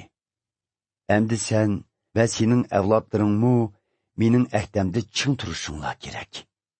Sizlarning oranglardagi har qanday er kishi xatni qilinish kerak. Mana bu mening sen va sening avlodlaring bilan tuzgan ahdamdir. Hozirdan boshlab sizlar barliq o'g'il bovoqliqlarni, mayli uyinglarda tug'ilgan yoki chet elliklardan setib olgan qulinglar tuqqan bo'lsin, ularni tug'ilib 8-kuni xatni qilishinglar kerak. Xatni qilish oramizda tuzgan ahdining belgisi bo'lib qolsin. Hamma erlarning xatnisini qilishinglar kerak. Sizlarning tilinglardagi belgi oramizdagi tuzgan mangulik ahdamning belgisi bo'lib qolsin. Xatni qilinmagan erni xalqim qatoridan chiqarib etaman. Undaq kishi mening ahdamni buzgan bo'ladi. Buningdan boshqa Xudo İbrahimga mundoq dedi. Sening ayoling Saroqning ismi hozirdan boshlab Sora, ya'ni ayol shahzoda bo'lsin. Men uningga baxt ato qilib, uningdan sana bir o'g'il taqdim qilaman. Sora nurg'un millatlarning onasi bo'ladi. Uning avlodlaridan podshohlar chiqadi. İbrahim yegi bosh qo'yib, kulib, ko'nglida 100 yoshlik bo'voy qandoqmi farzand ko'ralisin? Sara bo'lsa 90 yoshga kirgan tutsa, qandoqmi homildor bo'la olsin? deb o'yladi. Va Xudoga Ismoilni baxtga erishsang bo'ldi-ku, dedi. Lekin Xudo mundoq dedi. Yo'q, Hajar emas. Ayoling Sara sana bir o'g'il tug'ib berdi. Uning ismini İshak qo'y. Men uning va uning avlodlari bilanmi mangulik ahdamda chin turman. Ismoilga kelsak, u to'g'risidagi talpinni angladim. Men uningga baxt ato qilib, uning naslini nihoyat ko'paytiraman. U 12 podshoning otasi bo'ladi. Men uning avlodlarini ulug' bir millatga aylantiraman. Biroq mening ahdam bo'lsa, kelar yili mushu vaqtda Sara sana tug'ib beradigan o'g'il İshak bilan bog'lanishliq. Xudo İbrahimga bu so'zlarni qilib bo'lib, uning yenidan ayrildi. Mana shu kuni İbrahim Xudoning amriga amal qilib, o'g'li İsmoil va oilasidagi hamma erlarni, jumladan oilasida tug'ilgan va setib olgan qullarni xatni qildi. İbrahim xatni qilinganda 99 yoshda, İsmoil xatni qilinganda 13 yoshda edi. İkisi oilasidagi hamma erlar, jumladan oilasida tug'ilgan va chet elliklardan setib olingan qullar bilan birga shu kun ichida xatni qilindi. 18. bob. Keyin Parvardigor Mamredagi dub daraxtligida İbrahimga qayta ko'rindi. Kun tiklashgan vaqtda İbrahim chedirning ishiga oldida o'ltiratdi. U beshini ko'tarib qarab edi. Udulda 3 kishining o'ri tug'anligini ko'rdi-da, shu hamon ularning oldiga yugurib, yerga engishib, ta'zim qilib, ularga: "Janoblar, ig'ir ko'misanglar uyimizga kirib, mehmon bo'lib qaytqaysizlar. Har qaysinglar daraxt soyasida dam ilib turg'aysizlar. Men put-qo'linglarni yuvishga suv, g'izalnishinglarga biroz yemaklik elib kelay. Arom elib, yo'linglarni davomlashtirg'aysizlar. Kelganliginglardan xushal bo'ldim", dedi. "Rahmat, aytganingizcha bo'lsin", deb javob qaytarishdi ular. İbrahim darhol chedirga yugurib kirib, Saraga darhol bir xalta eng yaxshi undan non pishirg'in, dedi. Oqidilla u yana qoli pollarining ichiga kirib, semiz bir to'poqni tanlab, chokirga topshirdi. U darhol to'poqni so'yib, tayyorladi. Ondan İbrahim qaymoq, süt va go'shtni 3 mehmonning oldiga qo'ydi. O'zi bo'lsa, ularning xizmatida bo'lish uchun daraxt soyasida kutib turdi. Tamoq yeyotganda ular İbrahimdan: "Ayoling Sara qayerda?" deb so'radi. "Chedirda", deb javob berdi u. Mehmon siyoqidagi Parvardigor uningga: "Kelar yili bu chog'da men cho'qim qaytib kelaman. Shu chog'da ayoling Sara bir o'g'ilga ona bo'ladi", dedi. Sara ularning kayindagi chedir og'zida ularning so'zlarini anglab turardi. U chog'da İbrahim bilan Sara ikkilisi qerib qolgan edi. Saraning odat ko'rishimi to'xtab ketgan edi. Shunga Sara ichida kulib, o'z-o'ziga: "Men qerib qoldim. Erimmi qerib qolgan tutsa, endi menga bunda xushallik qayerdan kelsin", dedi. Shunga Parvardigor İbrahimga: "Sara nemishga kulib turib o'z-o'ziga: 'Men shuncha qerib ketgan tutsam, yana qandoqmi homildor bo'la olay', deydi. Parvardigor qila olmaydigan ish yo'q emasmi? Aytganimdek, kelar yili dal mushu chog'da qaytib kelaman. U chog'da Sara cho'qim bir o'g'ilga ona bo'ladi", dedi. Sara qo'qib: "Men kulmadim", deb tondi. "Yo'q, sen rostli kulding", dedi Parvardigor. Erishdan tushgan bu mehmonlar u yerdan ayrilib, Sodom shahri tarafga yuzlandi. İbrahim'i ularni uzitish uchun billa mangdi. Parvardigor o'z-o'ziga mundoq dedi: "Men qiladigan ishimni İbrahimdan yoshirsam bo'lmaydi. Chunki uning avlodlari cho'qim ulug' va kuch-qudratli bir xalq bo'ladi. Men u orqali dunyodagi hamma xalqlarga baxt ato qilaman. Men uni o'z bolalari va avlodlariga mening yo'limni tutishni, durust va haqqoniy bo'lishni buyursin" deb tanladim.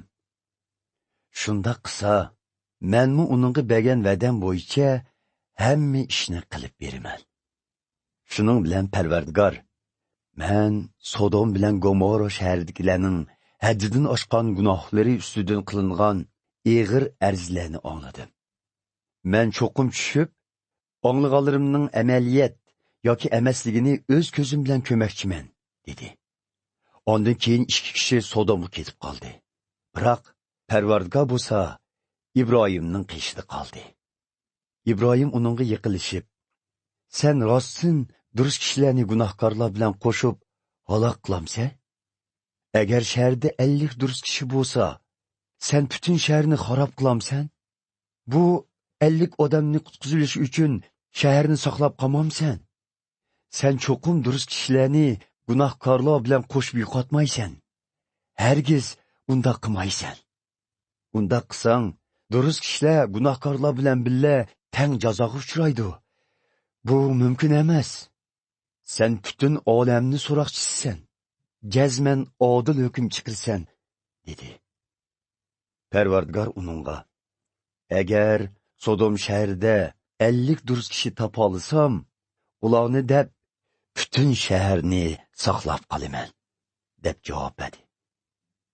İbrahim yana mundoq dedi: "Ey egam, boshligan ekanman, davomlashtiray. Ig'ir ko'misang, mendek bir ojiz bandangning yuraklik holda sendin yana so'rishiga ruxsat qilg'aysan. Navoda shaharda faqat 45 durust kishi bo'lsa, 5 kishi kam bo'lganligi uchun butun shaharni xarob qilamsan?" Parvardigor uningga: "Agar 45 durust kishi topa oladigan bo'lsam, bu shaharni xarob qilmayman", deb javob berdi. İbrahim yana: "Agar faqat 40 kishi bo'lsa-chu", dedi. "Agar 40 kishi bo'lsa-mu, xarob qilmayman", deb javob qaytardi Parvardigor. İbrahim yana: "Ey egam, xafa bo'lmasang, sendin yana bir nima so'ramoqchiman. Mubodo 30 kishi bo'lsa-chu", deb so'radi. "Agar 30 kishi tepilsa-mu, xarob qilmayman", deb javob qaytardi Parvardigor. İbrahim dedi: "Ey egam, sendin yuraklik holda yana so'rashimga ruxsat qilg'aysan. Mubodo 20 kishi bo'lsa-chu?" "Agar 20 kishi tepilsa, men yanala xarob qilmayman", deb javob qaytardi Parvardigor. Eng oxirida İbrahim: "Ey egam, xafa bo'lmay, yana bir qitim so'rashimga ruxsat qilg'aysan. Agar faqat 10 kishi tepilsa-chu?" deb so'radi. "Faqat 10 durust kishi bo'lgan taqdirdimi, men bu shaharni xarob qilmayman", deb javob qaytardi Parvardigor. Parvardigor İbrahim bilan so'zlashib bo'lgandan keyin ketib qoldi. İbrahim bo'lsa uyiga qaytib ketdi.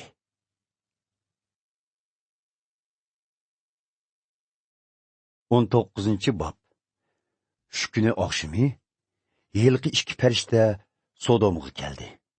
Bu vaqtda Lut shahar darvozasining oldida o'tiradi. Lut ularni ko'ribla o'rnidan turib, ularni oldiga berib, ta'zim qilib: "Janobilar, bizning uyga marhamat qilib, dasxonimga daxil bo'lgaysizlar. Put-qo'llaringlarni yuyib, birer kecha hodiq elib, at saharda yo'linglarga ravon bo'lsanglarmi bo'la", dedi. Lekin ular: "Yo'q, biz kechini ko'chada o'tkazamiz", deb javob berishdi.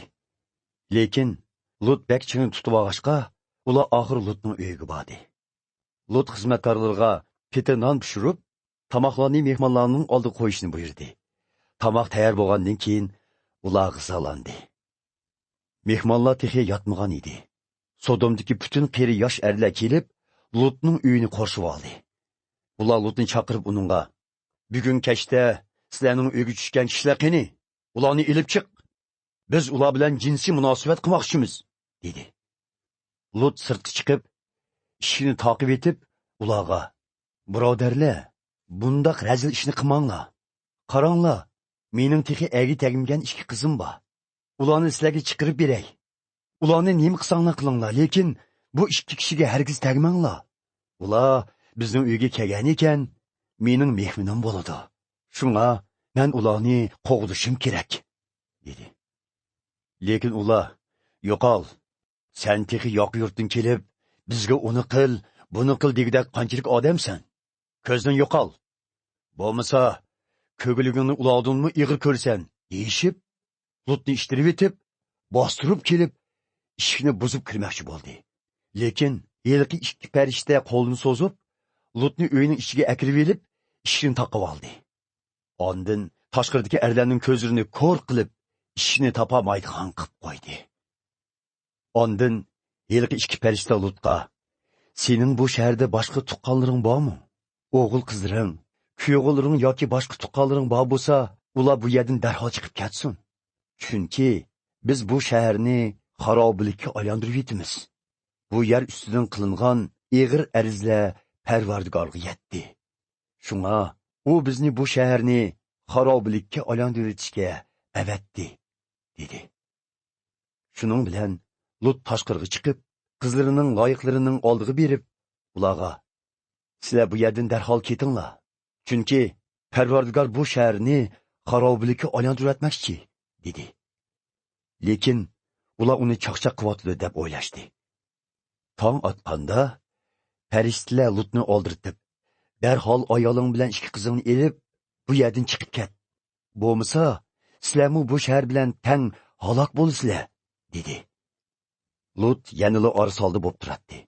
Lekin Parvardigor uningga rahim qilg'ashqa, yilqi ikki farishta Lutning, ayolining va ikki qizining qo'llarini tutib, ularni yetaklab shahardan chiqarib qo'ydi.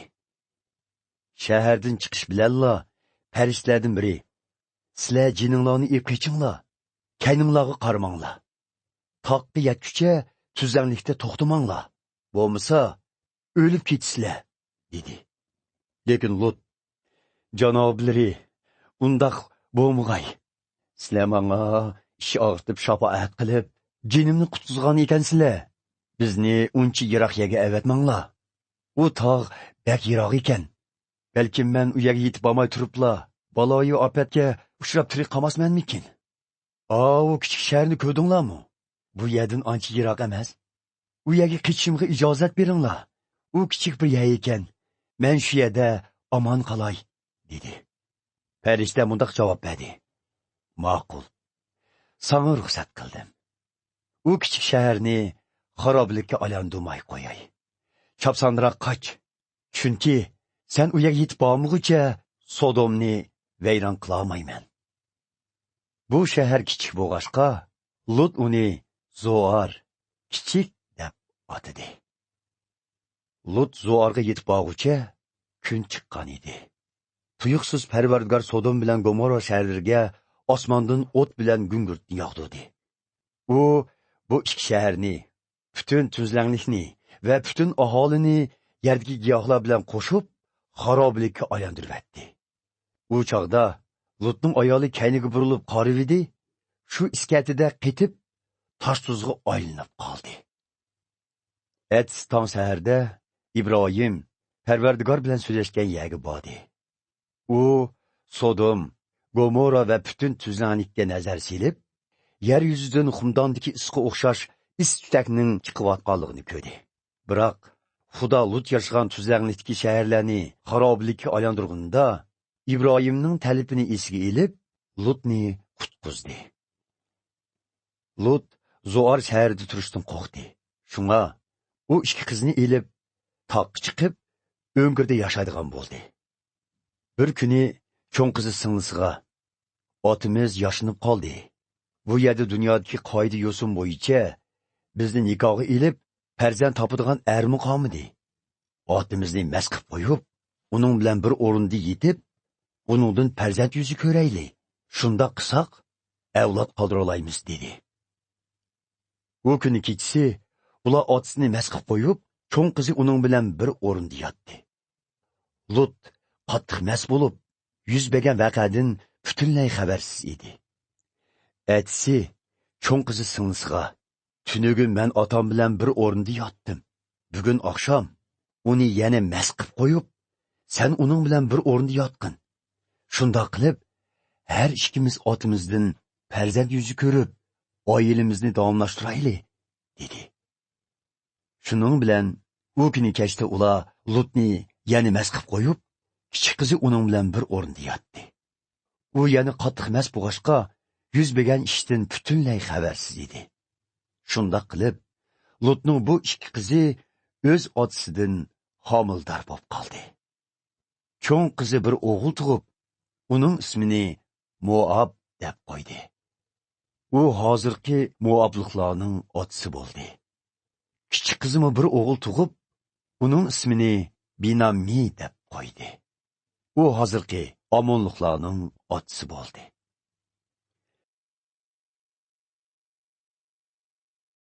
20 bob. İbrahim Mamre'den Kanan'ın janubidagi Negib rayoniga yo'tkilib, ma'lum vaqt Kadesh bilan Shur orlig'idagi yerda o'ltirdi.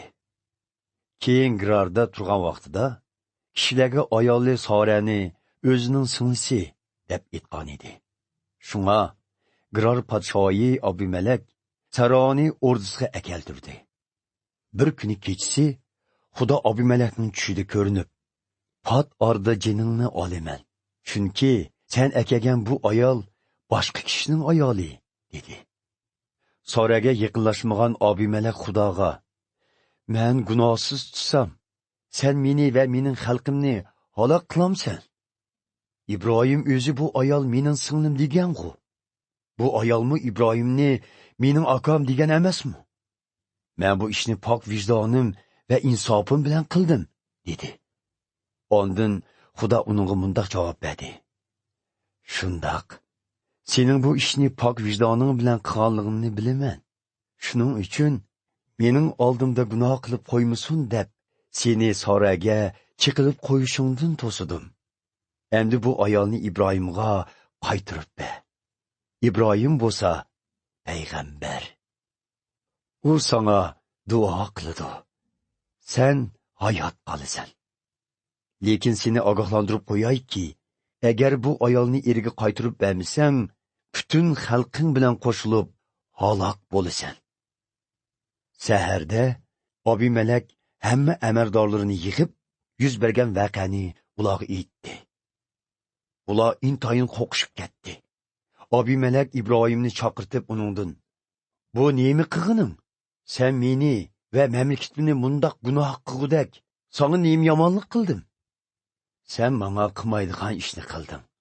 Nima uchun bundoq qilding?" deb surishdi. İbrahim mundoq javob qaytardi: "Men bu yerning odamlarini Xudodan qo'rqmaydi, meni o'ltirib etib, ayolimni bulab ketadi deb o'ylagan edim. Amaliyotda uning mening singlim ekanligi rost. U oti bir, ona boshqa singlim. Keyin menga nikohlandi. Xudo meni yurtimdan ayirib, boshqa yurtlarda musofir bo'lishga chiqarganda, men uningga, biz bag'onliki yerda o'zingning chin muhabbatingni menga ko'rsatish uchun meni akam degan edim." Buning bilan podshoh Abimelek Sorani İbrahimga qaytirib berdi. Shundaqla uningga qo'y kala, qulla va dedaklarni taqdim qildi. U İbrahimga, "Qara, butun zeminim oldingda turibdi. Sen qayerda turishni xohlasang, shu yerda turib qol" dedi. U Soraga, "Men sening pokligingni ko'pchilikka isbotlash uchun akang İbrahimga 1000 kumush tanga taqdim qilaman.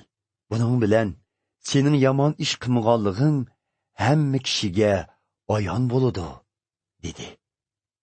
İbrahimning ayoli Sora bilan munosabatli ishlar tufaylidan Parvardigor Abimelekning o'rdasidagi ayollarning hammasini tug'mas qilib etgan edi. Shunga İbrahim Xudoga duo qildi.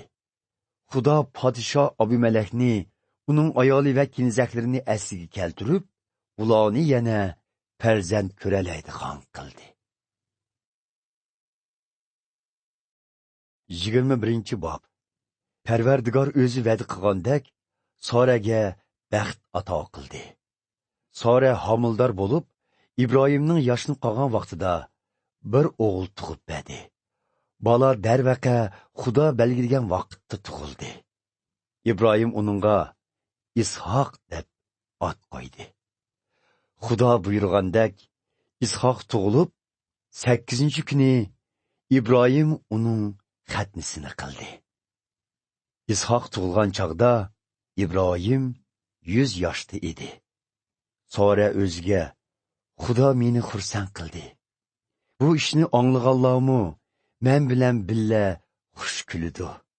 Kim Sorani o'z bolasini emitishga muyassar bo'ladi deb o'ylagan. Shundoq bo'lsa-mu, İbrahimning qirigan vaqtida men uningga bir o'g'il tug'ib berdim, dedi. Bola asta-asta cho'ng bo'lib, emchakdan ayrilgan kuni İbrahim mehmon chaqirib, cho'ng ziyofat o'tkazib berdi. Shu kuni Sora Misrlik Hajarning o'g'li Ismoilning Ishoqni bo'zaq qilayotganligini ko'rdi. Shuning bilan Sora İbrahimga, "Sen bu dedak ayolni o'g'li bilan qo'shib haydib et. Chunki dedakning o'g'li hargiz mening o'g'lim Ishoq bilan mirosga o'rtoq bo'lib qolmasligi kerak", dedi. Soraning bu gapi İbrahimni intayin qayg'uga soldi. Chunki Ismoilmi uning o'g'li edi. Lekin Xudo İbrahimga, "Ismoil va dediking Hajarning ish to'g'riliq qayg'uma.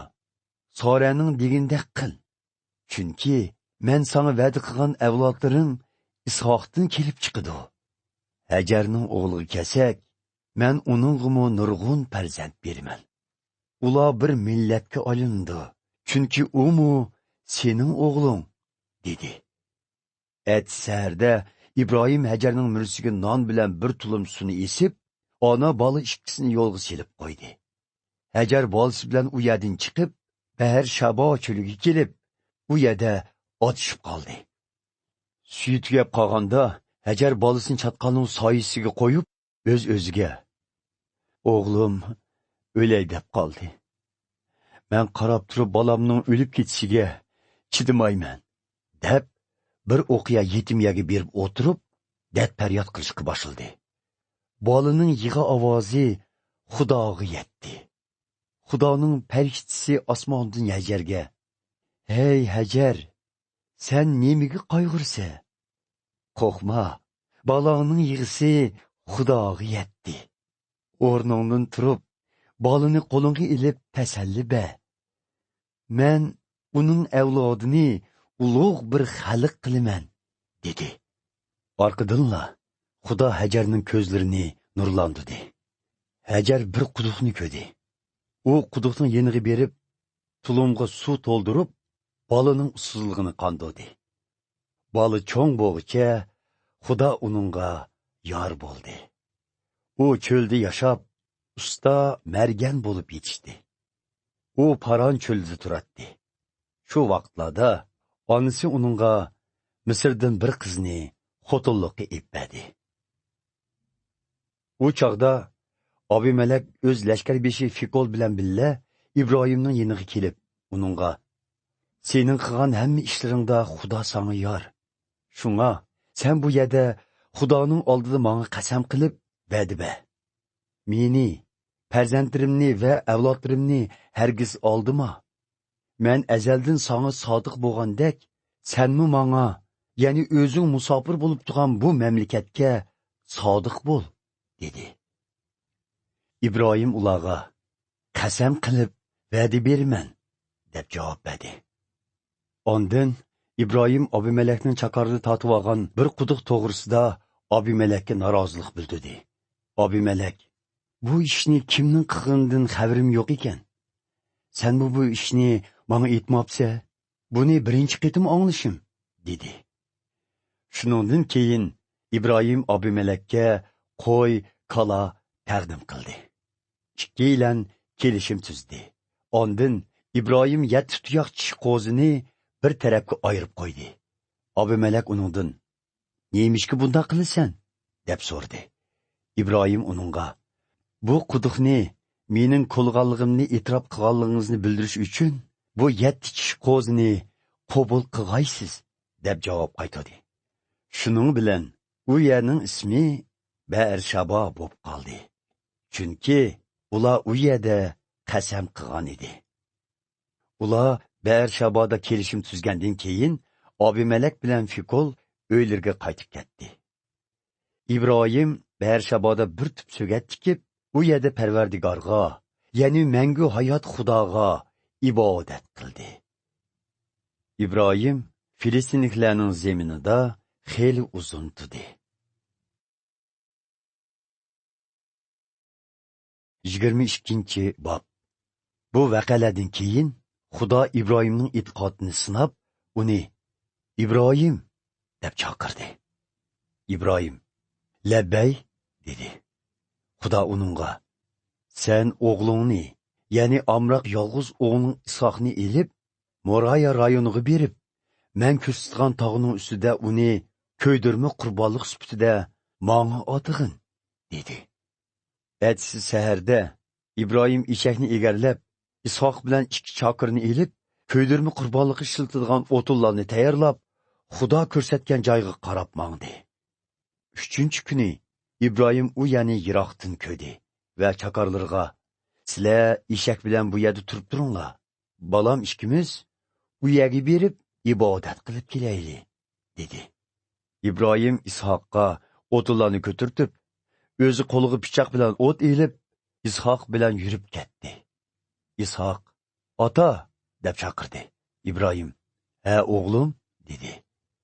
"O't bilan o'tim bor, lekin ko'ydirma qurbonlikka shiltadigan qo'zi qani?" deb so'rdi Ishoq.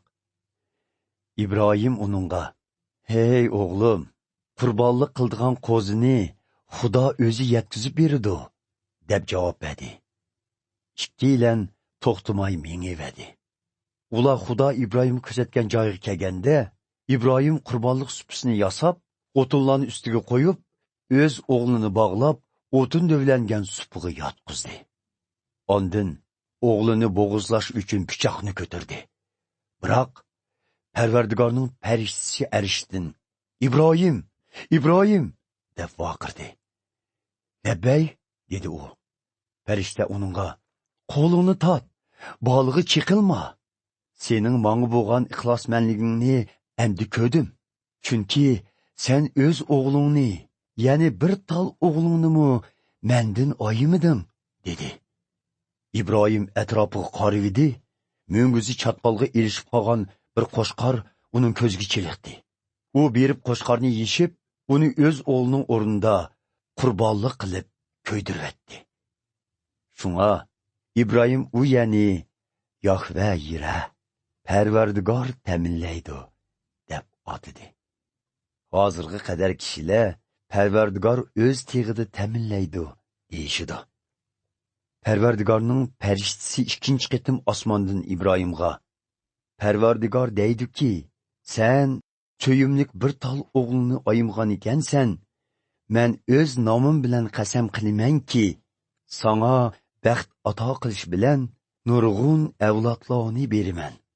Ularning soni osmondagi yulduzlardek, dengiz soyillaridagi qumdek ko'p bo'ladi. Sening avlodlaring dushman shaharlarini ishg'ol qiladi. Mening amrimga itoat qilganliging uchun sening avlodlaring orqali yer yuzidagi hamma xalqlar baxtga erishadi" dedi. İbrahim chaqarlarning yeniga qaytib kelib, ular bilan billa o'zi o'tiraqlashgan yerga, ya'ni Beershaboga qaytdi. Bir mezgildan keyin İbrahim inisi Nahorning ayoli Milkaning eriga 8 o'g'il tug'ib berganligini angladi. Ular tunji o'g'il Uz, keyinlikilari Buz, aramliqlarning otisi bo'lgan Kemuel, Kasad, Hazo, Pildash, Yidlaf va Betyuel edi. Betyuel bo'lsa Riboqaning otisi bo'ldi. Milka İbrahimning inisi Nahorga bu 8 o'g'ilni tug'ib berdi. Nahorning kichik xotini Revmamu 4 o'g'il tug'ib berdi. Ular Tibah, Gaham, Tag'ash va Mahaka edi. 23. bob. Sara 127 yosh ömür ko'rdi. U Qanonning Kiriat Arba, ya'ni Hebron degan joyda olamdan o'tdi. İbrahim uningga hasrat bilan yig'izor qildi. İbrahim ayolning jasadining yenidan chiqib, xitlarning yeniga kelib, "Men sizlarning oranglarda bir musofir, ayolimni dafn qilish uchun menga bir parcha yasitib bergaysizlar" dedi. Ular İbrahimga, "Janoblari, quloq solsizlar. Bizning nazarimizda sizlar bir kuchlik qabila boshlig'i. Ayollarini eng yaxshi yerliklarimizdan biriga dafn qilg'aylar. Hech qaysimiz sizlardan qabrlik yer oymaymiz" dedi. İbrahim ularga ta'zim qilib, "Agar sizlar ayolimni bu yerga dafn qilishimga rozi bo'lsanglar, Soxarning o'g'li Afrondin Makbela yisidagi o'nkirni menga setib berishni talab qilg'aysizlar. U o'nkir uning itizining chetida. U sizlarning oldinglarda o'nkirning bahosini kesib bersa, u yani setib elib, oilamga qabristonlik qilay deymi?" dedi. Boshqa xitlar bilan billa shahar darvozasining oldida o'ltirgan Afron ko'pchilikning oldida, "Janoblari, quloq solg'aylar. Men itizni o'nkir bilan qo'shib sizlarga berdim. Ko'pchilik oldida uni sizlarga sovg'at qildim. Ayollarni u yerga dafn qilg'aylar" deb javob berdi. Lekin İbrahim xitlarning oldida ta'zim qilib, hamma odamga anglatib, Afronga, "So'zimga quloq selib, pul to'lishimni qabul qilg'aysiz. Ayolimni u yerga dafn qilmoqchiman" dedi. Afron javob qaytirib, "Janoblari, u yer aron 400 kumush tangaga arziydi. Sizlar bilan mening o'tiramda bu nima edi? Ayollarini u yerga dafn qilivagaylar" dedi. İbrahim Afronning ko'pchilik oldida aytgani bo'yicha uningga 400 tanga to'lab berdi. Shunda qilib, Afron Mamraning sharqi tarafidagi Makpelah yisidagi u ya'ni İbrahimning egdorchiligiga o'tkazib berdi. U yer etizlikdagi o'nkir va etizlik atrofidagi daraxtlarni o'z ichiga oladi. Shahar darvozasining oldiga to'plangan xitlarning hammasi bu yerning amdi İbrahimga mansub bo'lganligini e'tirof qildi. Shunda qilib, İbrahim ayoli Sarani Qanondagi shu o'nkirga dafn qildi. Xitlarga mansub bo'lgan bu itiz va etizlikdagi o'nkir endi İbrahimning qabristonligi bo'lib, uning xususiy mulkiga aylandi. 24. bob. İbrahim qerib ketgan edi. Parvardigor har qanday ishda uningga baxt ato qilib keldi. Ma'lum bir kuni u oilasiga g'ojdarga qo'lingni yotamning ostiga qo'yib turib, Parvardigor, ya'ni butun olamning yaratquchisi bo'lgan Xudoning oldida qasam qilib, o'g'lim Isoqni bu yerdagi imonsiz qanotlardan o'ylandimay, cho'qim yurtimga berib, tuqqanlarim orasidan bir qiz ilib berdiganga va'da bergin, dedi. Lekin Chakar uningdan, agar u qiz o'z yurtidan bu yerga kelgili unimizchu, u chaqda o'g'lingizni ilib yurtingizga qaytib ketamdim, deb so'radi. İbrahim mundaq javob berdi: "O'g'limni hargiz u yerga opama. Parvardigor, ya'ni arshdagi Xudo meni yurt va urug' jamatimdan ayirib, bu zaminni avlodlarimga taqdim qilishga qasam qilib va'da bergan. Shunga u o'z farishtini sening oldingga avatib, o'g'limga u yerdan bir qiz tepishingga yordam qiladi. Mubodo, u qiz sen bilan kelishga unimasa, bu qasamdan xoli bo'lasan. Lekin o'g'limni hargiz uyaga opamig'in. Buning bilan Elqi Chakar qo'lini xo'jayini Ibrohimning ikki yo'tisining ostiga qo'yib turib, Ibrohimning topshirig'ini bajo keltirishga qasam berdi. Chakar xo'jayinning to'gilaridan 10 tanlab, ularga har xil qimmat baholiq sovg'atlarni ortib, yo'lga chiqdi. Ular Aram Naharayim rayoniga berib, Nahor turgan shaharga yetib kelgandan keyin, shaharning sirtidagi bir quduqning yanida to'gilarni cho'ktirdi.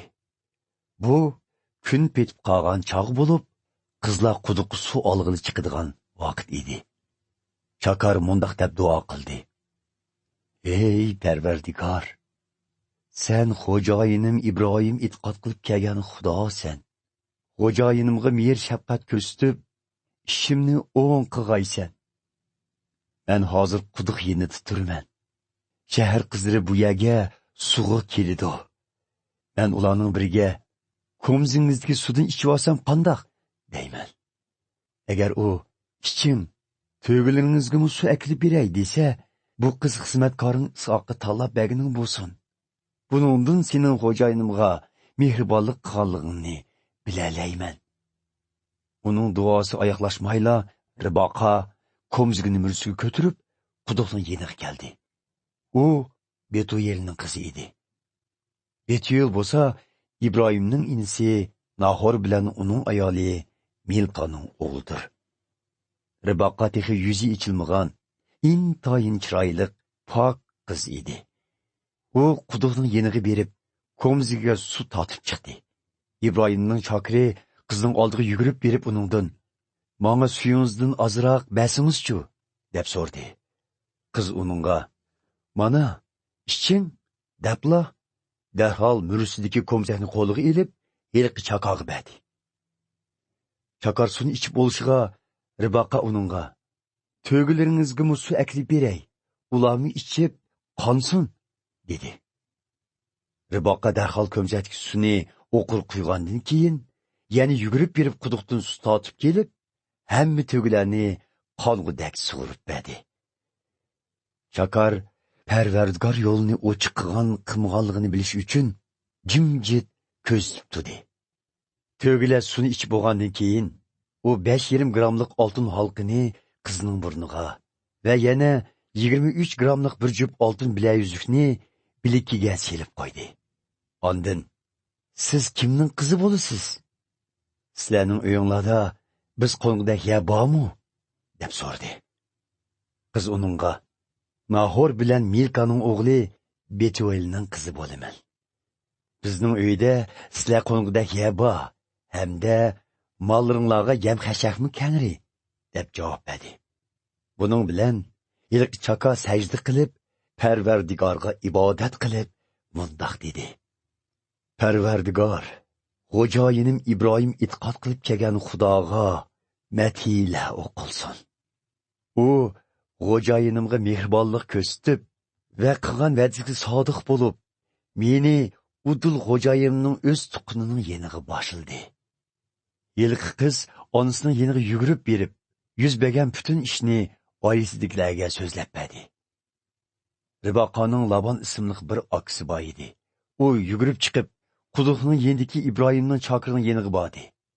U singlisining halqa va bilayuzuk silvog'ini ko'rgan va singlisining Chakarning degan so'zlarini anglagan edi. U quduqning tubida to'gilarning yenida turgan Ibrohimning chokirining oldiga berib, uningga, "Parvardigor, baxtli qilgan odam, nemishga tashqirda tursiz? Men bilan yuring, uyga borayli. Men sizlarga uy tayyorlab qo'ydim. To'gilarga joy tayyorlab qo'ydim" dedi. U uyga kirdi. Laban bo'lsa, to'gilardagi mollarni tushirib, ularga cho'p soldi. Ondan Ibrohimning bu chokiri va hamrohlariga put qo'llarini yug'ili suv elib keldi. Tamoqlar keltirilganda Chaka, "Men sizga deydiganimni deb bo'lmog'icha qizolanmayman" dedi. "Qani, gapingizni ayting" dedi Laban. U mundaq dedi. Men İbrahimning chokiri. Parvardigor xo'jayinimga ko'pdan ko'p barakat ato qilib, uni intayin boy qildi. Parvardigor uningga qo'y kala podlari, oltin kumush, ayol qullar, to'ga va eshaklarni berdi.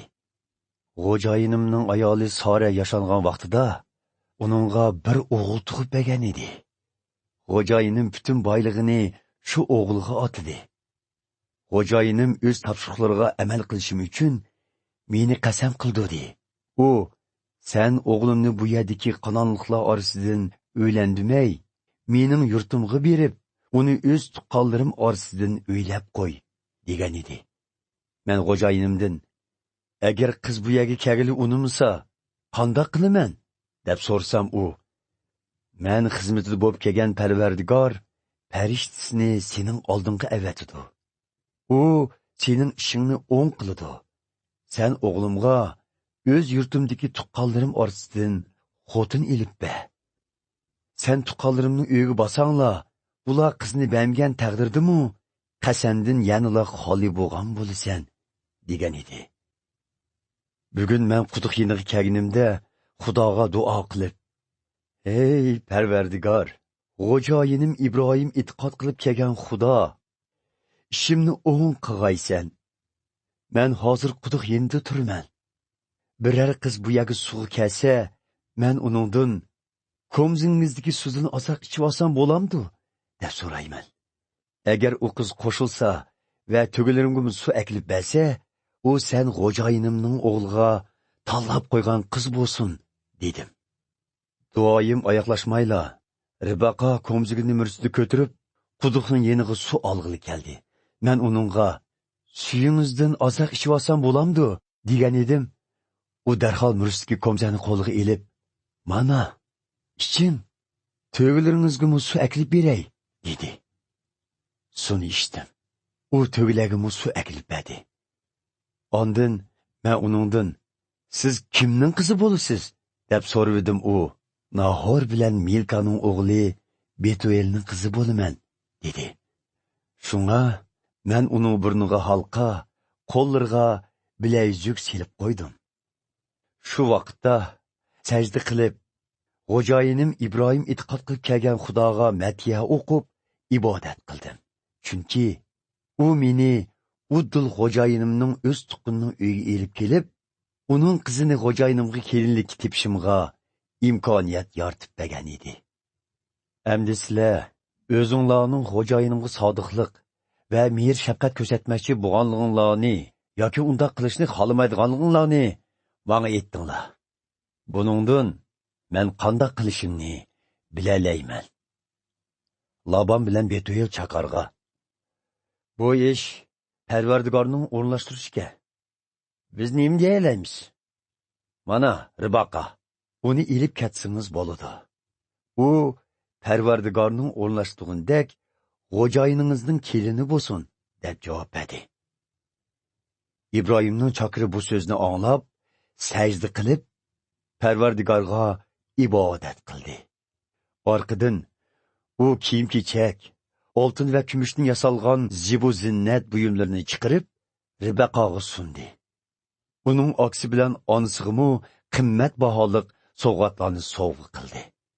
Shunda qilib, İbrahimning chaqiri hamrohlari bilan billa yeb ichib, u yerda bir kecha qo'ndi. Etsi sahar turib, Ribaqaning uydikilariga, xo'jayinimning yeniga qaytishimga ruxsat qilg'aysizlar, dedi. Lekin Ribaqaning aksi bilan onasi uningga, Ribaqa biz bilan 10 kuncha turib, ondan keyin bosin, dedi. Lekin u, bizni kechikmagaysizlar. Parvardigor hamma ishimizni o'ngishli qilgan ekan, xo'jayinimning yeniga qaytishimga ruxsat qilg'aysizlar, dedi. Biz qizdan so'rab ko'raylik. U nima deydikin? Deb javob berishdi ular. Shuning bilan ular Ribaqani chaqirib, uningdan, sen bu kishi bilan ketishni xohlamsan? Deb so'rdi. Xohlayman, deb javob berdi u. Shuning bilan ular Ribaqani uning inik onasi, İbrahimning chakiri va uning hamrohi bilan qo'shib yo'lga soldi. Ular Ribaqaga baxt tilab, mundoq duo qildi. Ey singlimiz, ming'ilg'an, 10 ming'ilg'an insonlarning onasi bo'lg'aysan. Avlodlaring dushmanlarining shaharlarini ishg'ol qilib olg'ay, deyishdi. Ribaqa va uningga hamroh bo'ldigan dedaklar safarga tayyorlanib, to'gilarga mindi. İbrahimning chokiri Ribaqani ilib, yo'lga ravon bo'ldi. Shu vaqtda İshaq Ber-Lahai-Roy degan yerdan ayrilib, o'zi o'tirayotgan Qanonning janubidagi Negib rayoniga qaytib keldi. Bir kuni kun petish vaqtida u dalada Xudoni cho'nqur sig'inib, beshini ko'tarib qaraydi, to'gi karvonning kelayotganligini ko'rdi. Ribaqa İshaqni ko'rish bilanla to'gidan tushib, İbrahimning chaqirdan dalada biz taraf qarab kelayotgan "Bu kishi kim?" deb so'radi. "U meni kichik xo'jayinim" deb javob berdi Chakar. Buning bilan Ribaqa yuzini yog'liqi bilan yepib oldi. Chakar o'zining qilgan ishlarini İshaqqa bir-birlab so'zlab berdi. İshaq Ribaqani onasi sara hayot vaqtida tug'an chetirga boshlab kirib, nikohiga oldi. Onasi vafot bo'lgan bo'lsa-mu, u Ribaqaning muhabbatidan o'ziga tasalli topdi.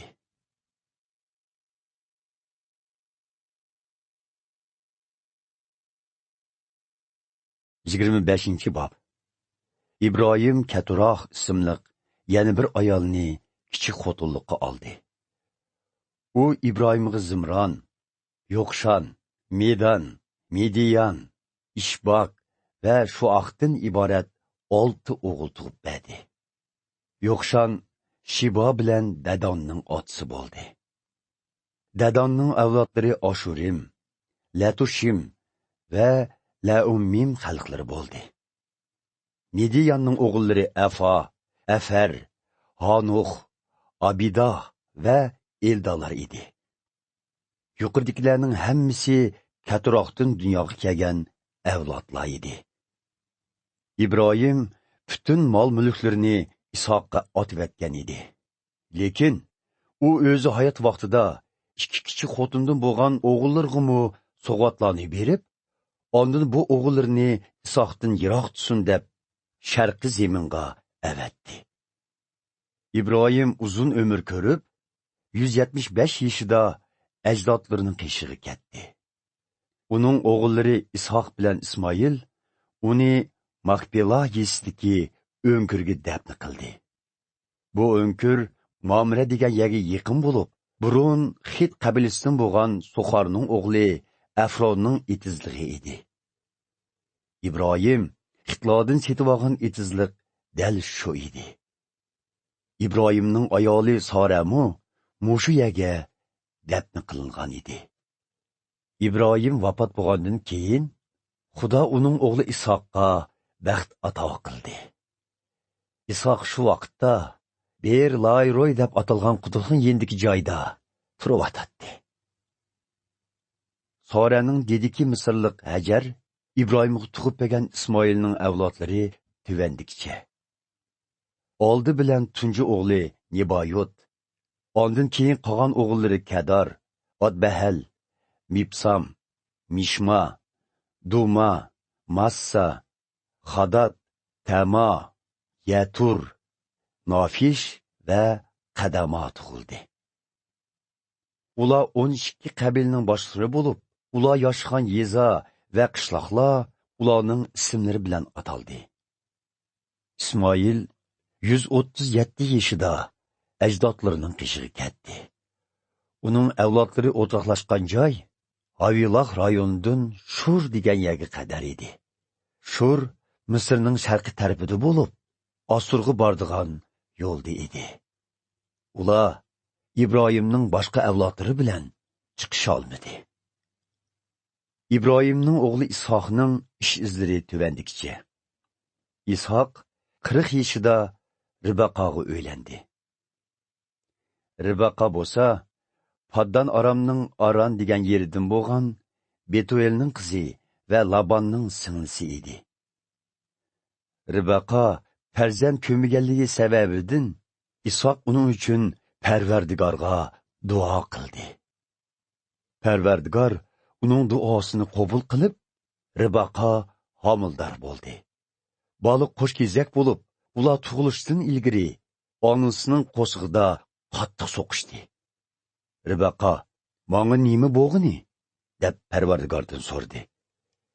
Parvardigor uningga mundoq javob berdi: "Sening qo'sig'ingdan ikki xalq chiqidi. Tug'ilibla ayrim bo'ladi. Biri yana biridan kuchli bo'lib, cho'ngi kichigiga xizmat qiladi." Uning oy kuni to'shib, qo'sh kezak tug'di. Avval tug'ilg'ini qizg'ish bo'lib, butun badani hayvonnikidek tukluk edi.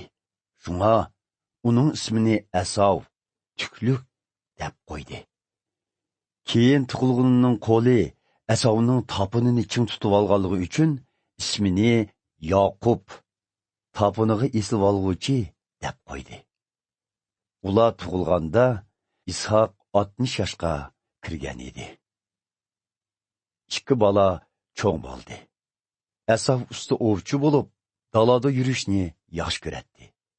Lekin inisi Yoqub jimjit yuradigan odam bo'lib, hamisha uyda turadi. Ishoq Asovni yaxshi ko'radi, chunki u Asov o'lib kelgan ov go'shtiga omroq edi. Ribaqa bo'lsa Yoqubni yaxshi ko'radi. Bir kuni Yoqub qizil purchoq sho'rpisini qaynatyotdi. Ovdan ichiqab qaytib kelgan Asov Yoqubga: "Qo'sig'im bak ichib ketdi. Qizil purchoq sho'rpisini tezak bersang-chu", dedi. Shu sababdan u Idom, qizil deb ataldi. Yoqub uningga: "Tunji o'g'illik miros huquqingni menga o'tinsang, sana bu sho'rpidan beray", deb javob qaytardi. Bo'ldi, qo'sig'im ichib o'lay deb qoldim. Tunji o'g'illik miros huquqining menga nima keragi?" dedi Asov. Yoqub uningga: "Sen avval mening oldimda tunji o'g'illik miros huquqingni menga o'tinganligingga qasam qilib, dedi. Asov qasam qilib, tunji o'g'illik miros huquqini Yoqubga o'tinib berdi. Ondan Yoqub uningga non bilan purchoq sho'rpisini berdi. Asov g'izolangandan keyin o'rnidan turib chiqib ketdi. Bu uning tunji o'g'illik miros huquqiga e'tiborsiz qarg'onligidandir.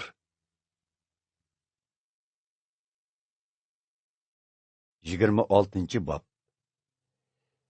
İbrahimning zamonida Qononda bir qitim ocharchilik yuz bergan edi. Keyin yana bir qitim ocharchilik bo'ldi. Ishoq Gerar shahridagi Filistinliklarning podshohi Abimelekning oldiga bordi.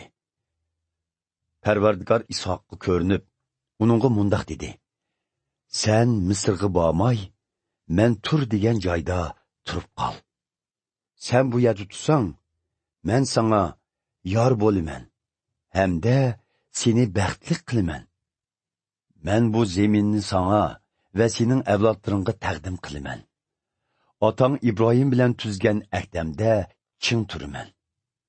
Men sana osmondagi yulduzlardek nurg'un avlod beraman, hamda bu butkul zaminni ularga taqdim qilaman. Sening avlodlaring orqali yer yuzidagi butkul xalqlar baxt topadi. Chunki İbrahim menga itoat qilib, bütün qonun va amr farmonlarimga rioya qildi." Shuning bilan Ishoq Gerarda turib qoldi. Uning ayoli Ribaqa intayin go'zal edi. Yerlik kishilar uningdan ayoli Ribaqani kim deb so'rasa, u uni o'z singlim dedi. Chunki u yerlik kishilarning o'zini o'ltirib yetib, Ribaqani ilib ketishidan qo'rqatdi. Ishoq u yerda bir mezgil turdi. Bir kuni Filistinliklarning podshohi Abimelek derazadan sirtqa qarayotganda Ishoqning Ribaqa bilan quchoqlashayotganligini ko'rib qoldi. Podshoh Abimelek Ishoqni chaqirtib uningdan: "U sening ayoling ekan. nemi uchun uni singlim degan eding, deb so'radi. Isoq javob berib, agar men uni ayolim degan bo'lsam, uni ilish uchun sizlarning meni o'ltirib etishinglardan qo'rqqan edim, dedi. Abimelek uningga, bu nemi qilganing? Agar xalqim ichida biri sening ayoling bilan bir o'rinda yotgan bo'lsa, sen butun xalqimizni gunohga tiqqan bo'larding, dedi. Ondan podsho Abimelek o'z xalqiga buyruq tushirib, kimda kim bu kishiga yoki ayoliga chiqilsa, jenidan judo qilinadi, dedi. Ishoq u yerda dehqonchilik qiladi. Parvardigor uningga barakat bergashga, u yili birga 100 hassa hosil oldi.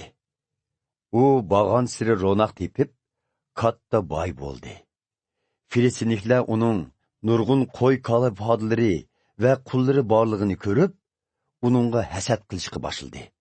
Shunga ular uning otasi Ibrohim hayot vaqtida chakarlarga qazdigan quduqlarni to'pi bilan tindiribdi. Keyin Abimelek Ishoqqa, sen bizdan kuchayib ketding, davlatimizdan chiqib ket, dedi.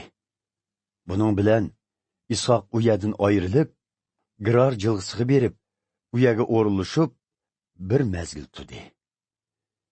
İbrahim hayot vaqtida bir muncha quduqlarni qazdigan edi. Biroq u olamdan o'tgandan keyin Filistinliklar uning hamma quduqlarini to'pi bilan tindirib edi.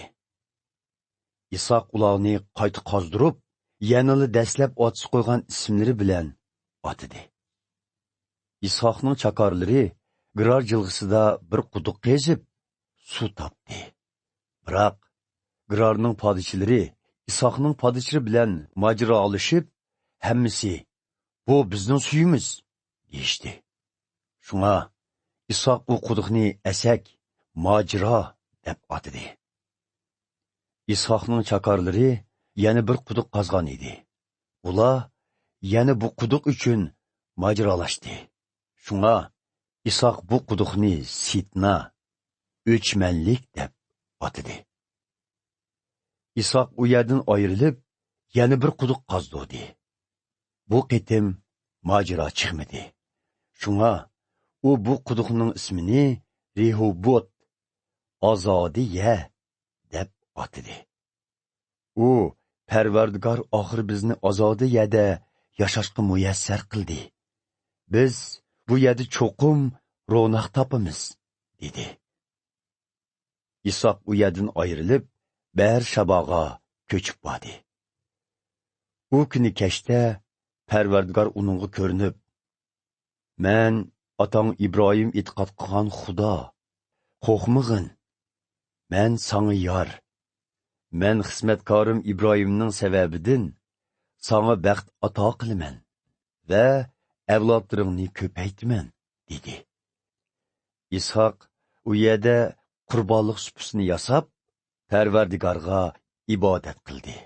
Shundan keyin Ishoq u yerga o'rinlashib qoldi, hamda uning chakorlari u yerda yana bir quduq qazdi. Podsho Abimelek Ahuzot degan maslahatchisi bilan lashkar boshliqlari Fikolni elib, Gerardan Isoqni ziyorat qilib keldi. Isoq ularga, "Burun sizlar menga o'chmanlik qilib, meni davlatinglardan qo'g'lab chiqardinglar. Endi nima uchun yana men bilan ko'rishkilik keldinglar?" dedi. Ular javoban, "Biz Parvardigorning sana yor ekanligini bildik. Shunga biz bir-birimizga qasam berib, kelishim tuzsak bo'g'idak. Biz sana ziyon zahmat yetkazmagandek, seningmi bizga ziyon zahmat yetkazmaslikka va'da berishingni talab qilamiz. Burun biz sana hamisha yaxshi muomala qilib, seni u yerdan omon esan ketkizgan edik. Endi Parvardigorning sana baxt ato qilganligi aniq bo'ldi", dedi.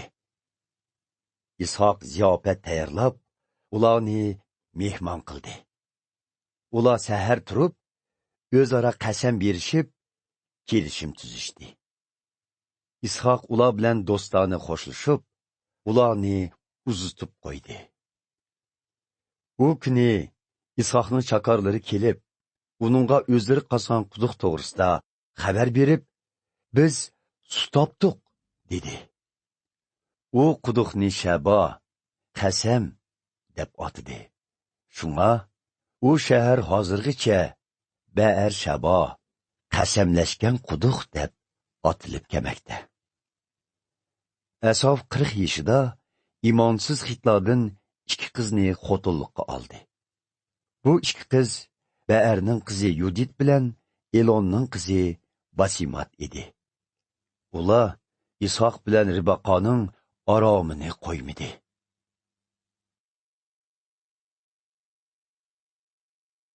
27 bob. İshaq qerib ketdi. Ko'zimi ko'mas bo'lib qoldi. U tunji o'g'li Asovni chaqirib uningga "O'g'lim" dedi. "Mana men" deb javob berdi Asov. İshaq mundaq dedi: "Qara, men qerib ketdim. O'limim yiroq emas. Sen o'qyoyingni ilib, dalaga chiqib, ovlab kelib, men yaxshi ko'radigan lazzatlik tamoq pishirib, menga yegiz. Shuning bilan men o'lishdan ilgari sana oxirgi xayrlik duoyimni qilay."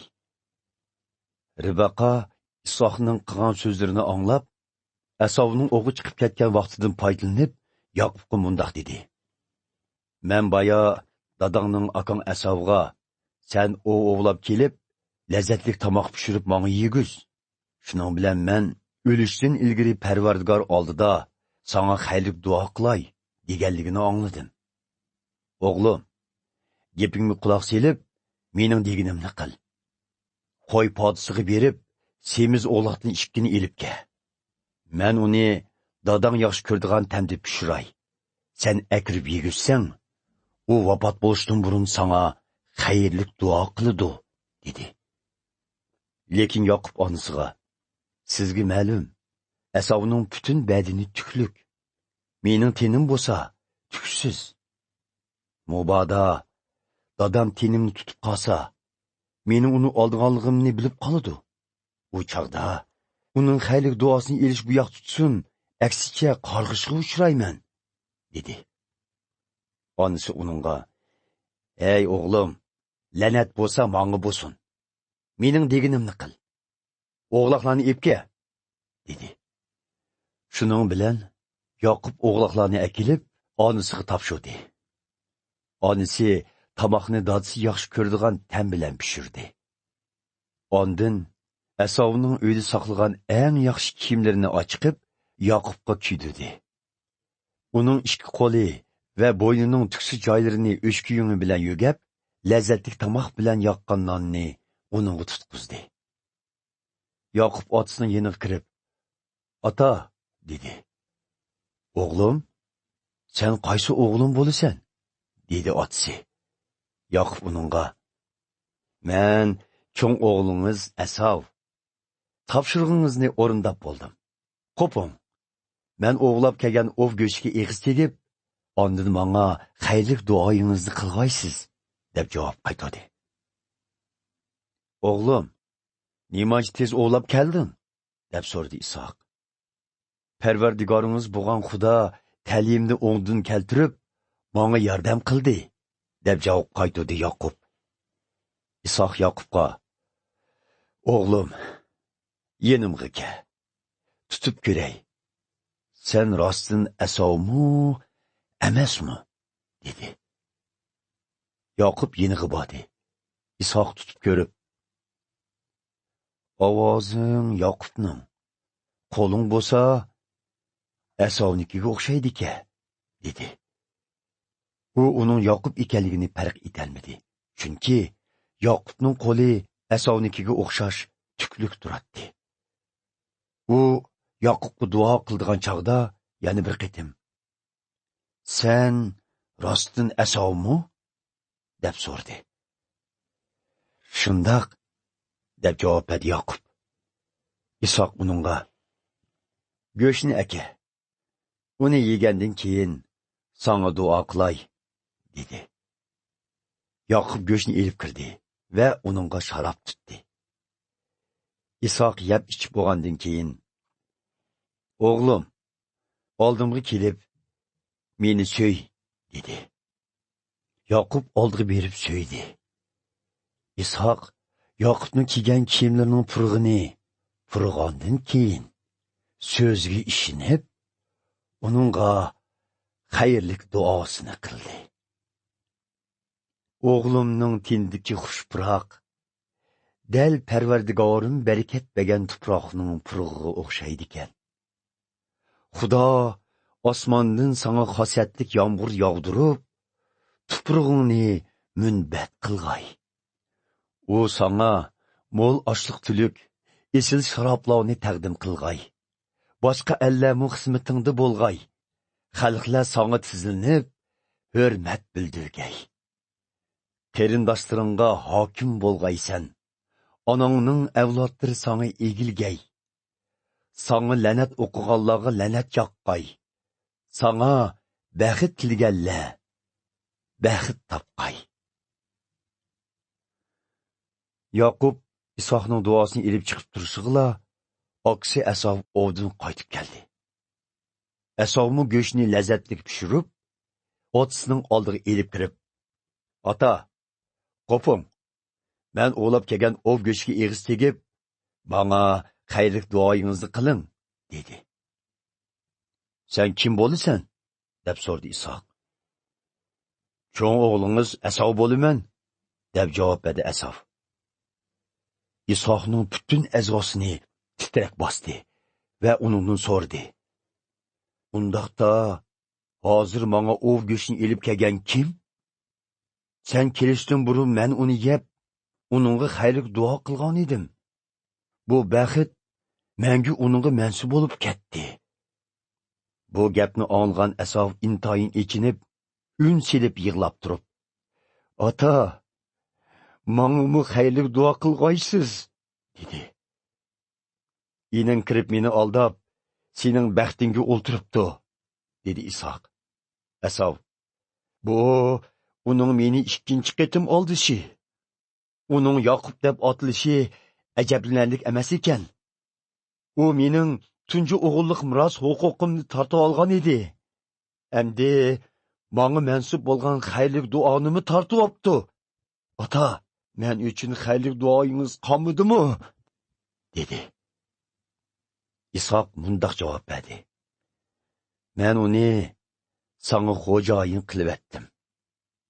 Uning butun qarindoshlarini uning xizmatida bo'ldigan qilib etdim. Men yana uningga oshliq tuluk, esil sharoblarni beg'ishladim. Ey o'g'lim, endi men sana yana nemini beraman?" Asov otasiga yana yolvurdi: "Ota, sizning faqat birlik xayrli duoyingiz bormi? Menga xayrli duo qilg'aysiz?" deb un silib yig'lab ketdi.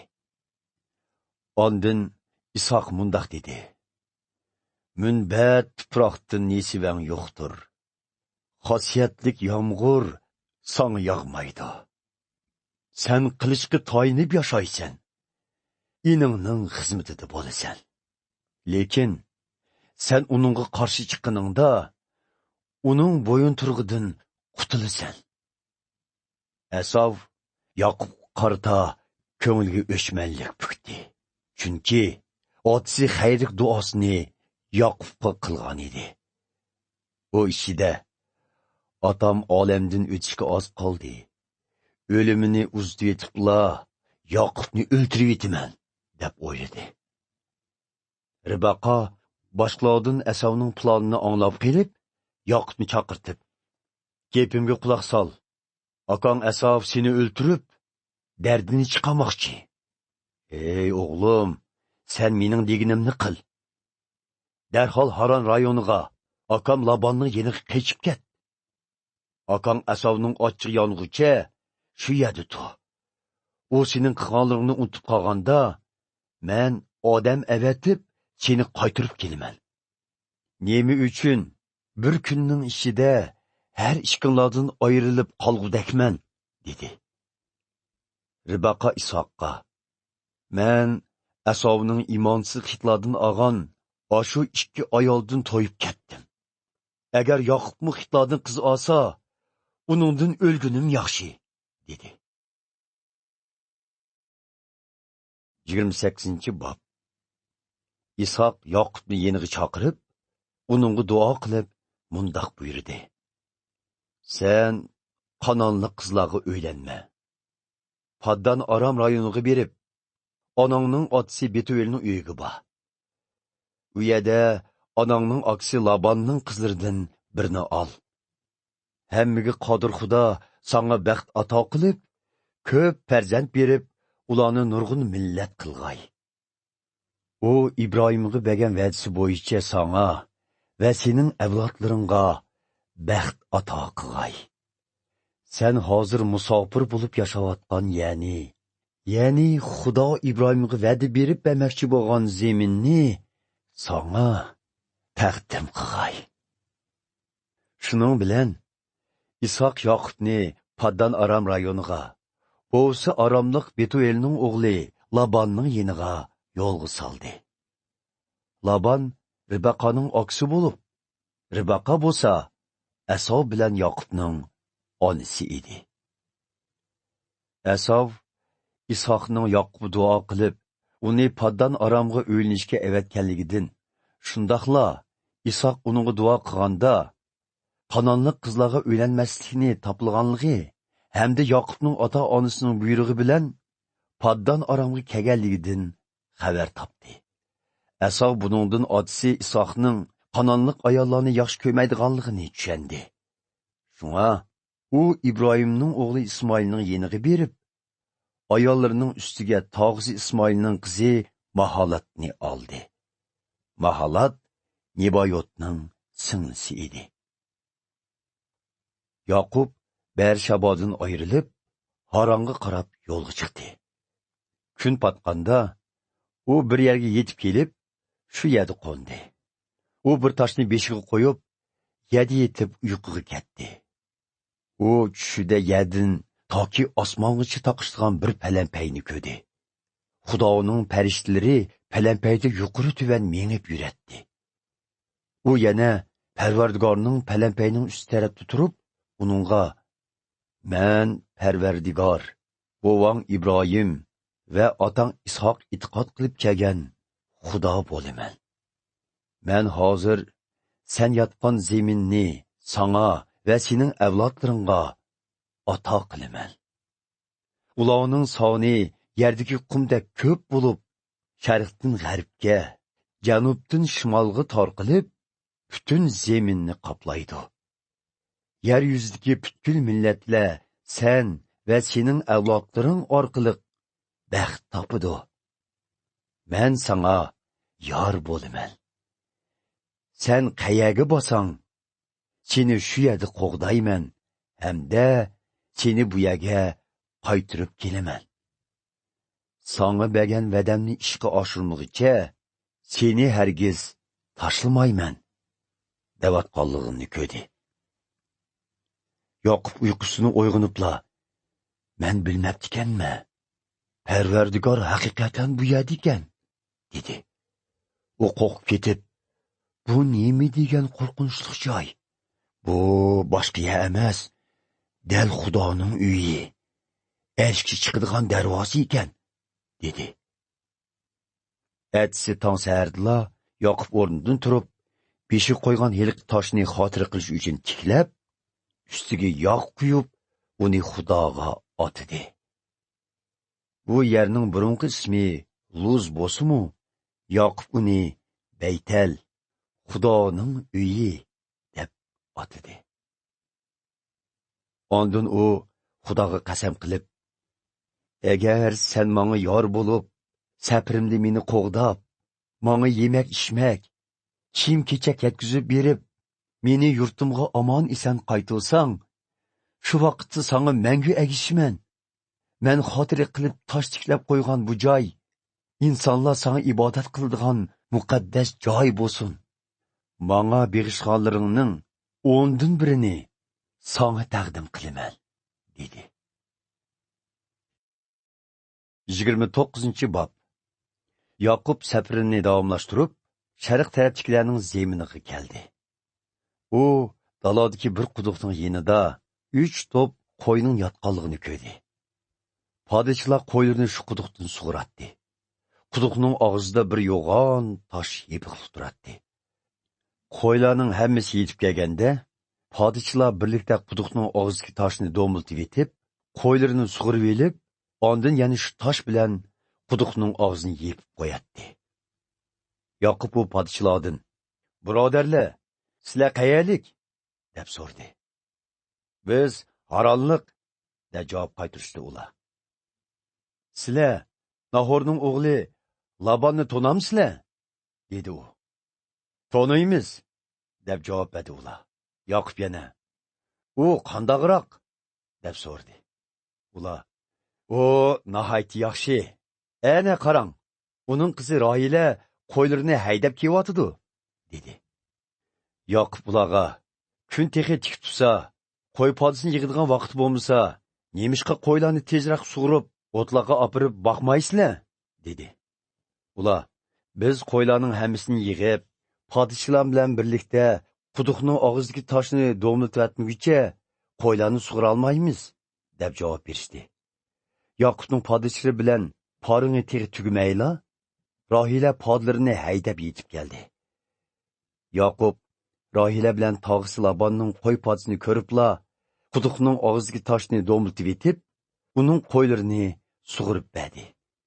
Ondan u Rohilani so'yib, hayajon bilan yig'lab ketdi va Rohilaga: "Men sizning dodingizning jiyani, ya'ni Ribaqoning o'g'li bo'laman" dedi. Rohila yugurgan peti qaytib berib, otasiga aytdi.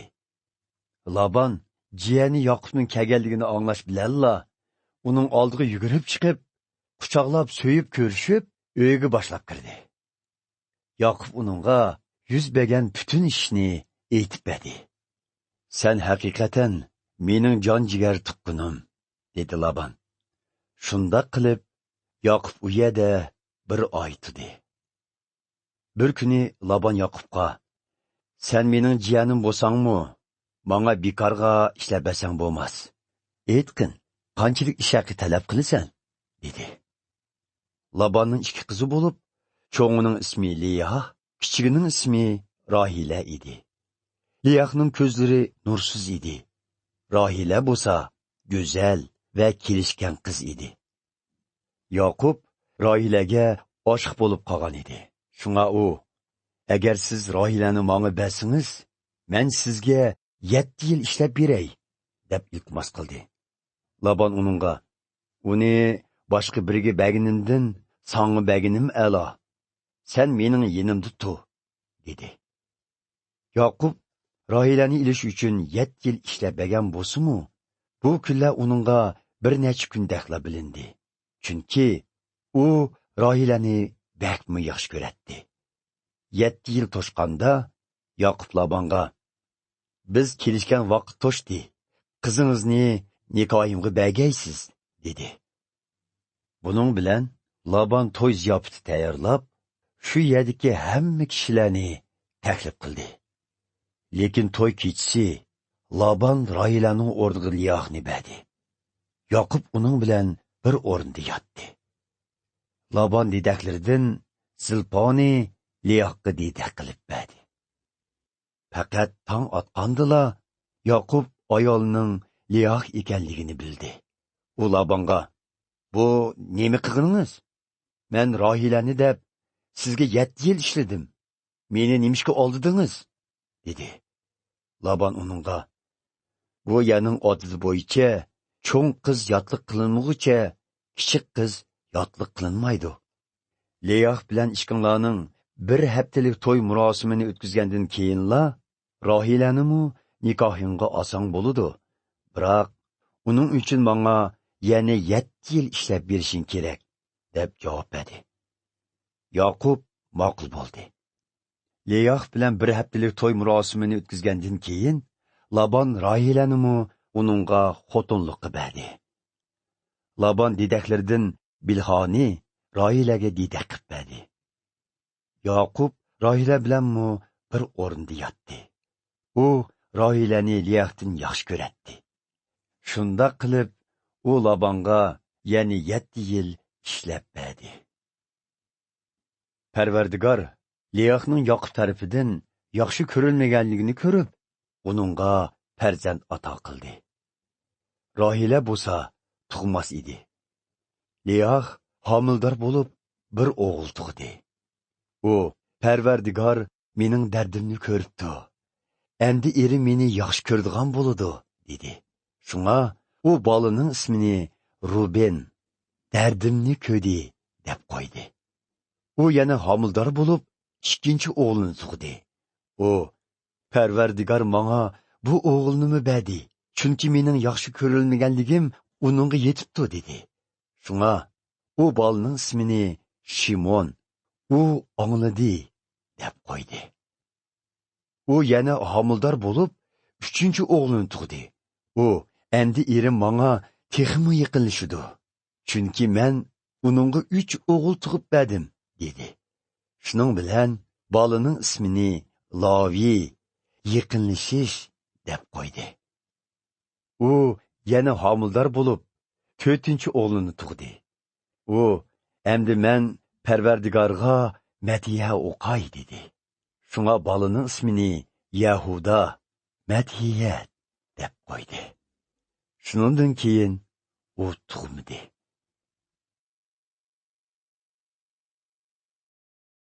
30-bob. Rohila Yoqubga bola tug'ib berolmagachga, hadisiga hasad qilib, Yoqubga: "Mendunmi bola teping, bo'lmasa o'lgunim yaxshi", dedi. Yoqub Rohilaga ochiqlab: "Seni tug'mas qilib qo'ygan Xudo tursa, men nima qila olaydim?" dedi. Rohila uningga: "Siz mening dedikim Bilha bilan bir o'rinda yeting. U menga bola tug'ib bersin. Buning bilan menmu ona bo'lib qolay", dedi. Shunda qilib, Rohila dediki Bilhani eriga kichik xotinlikqa berdi. Yoqub Bilha bilan bir o'rinda yotdi. Bilha homildor bo'lib, Yoqubga bir o'g'il tug'ib berdi. Rohila: "Xudo odil hukm chiqarib, duoyimni anglab, menga bir o'g'il berdi", dedi. Shunga bolaning ismini Dan, odil hukm chiqarish deb qo'ydi. Bilha yana homildor bo'lib, Yoqubga 2-chi o'g'ilni tug'ib berdi. Rohila: "Men hadam bilan qattiq kurash qilib, oxir uni yengdim", dedi. Shunga bolaning ismini Naftali, Kirishim deb qo'ydi. Leya o'zining tug'uti to'xtab qolganligini sezib, dediki Zilponi Yoqubga kichik xotinlikqa berdi. Zilpa Yoqubga bir o'g'il tug'ib berdi. Leya: "Men haqiqatan talaylik", dedi va bolaning ismini Gad, talaylik deb qo'ydi. Zilpa Yoqubga 2-chi o'g'ilni tug'ib berdi.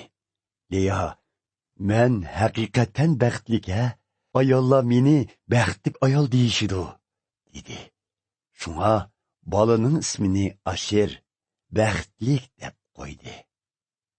O'mo mezgilda Leyahning cho'ng o'g'li Ruben bug'doylikdan tug'maslik kesiliga shifo bo'lgan bir xil dori o'simlik tepib elib, Leyahga berdi. Buni ko'rgan Rohila Leyahga: "Menga o'g'ling tepib olgan dori o'simlikdan biroz bergin", dedi.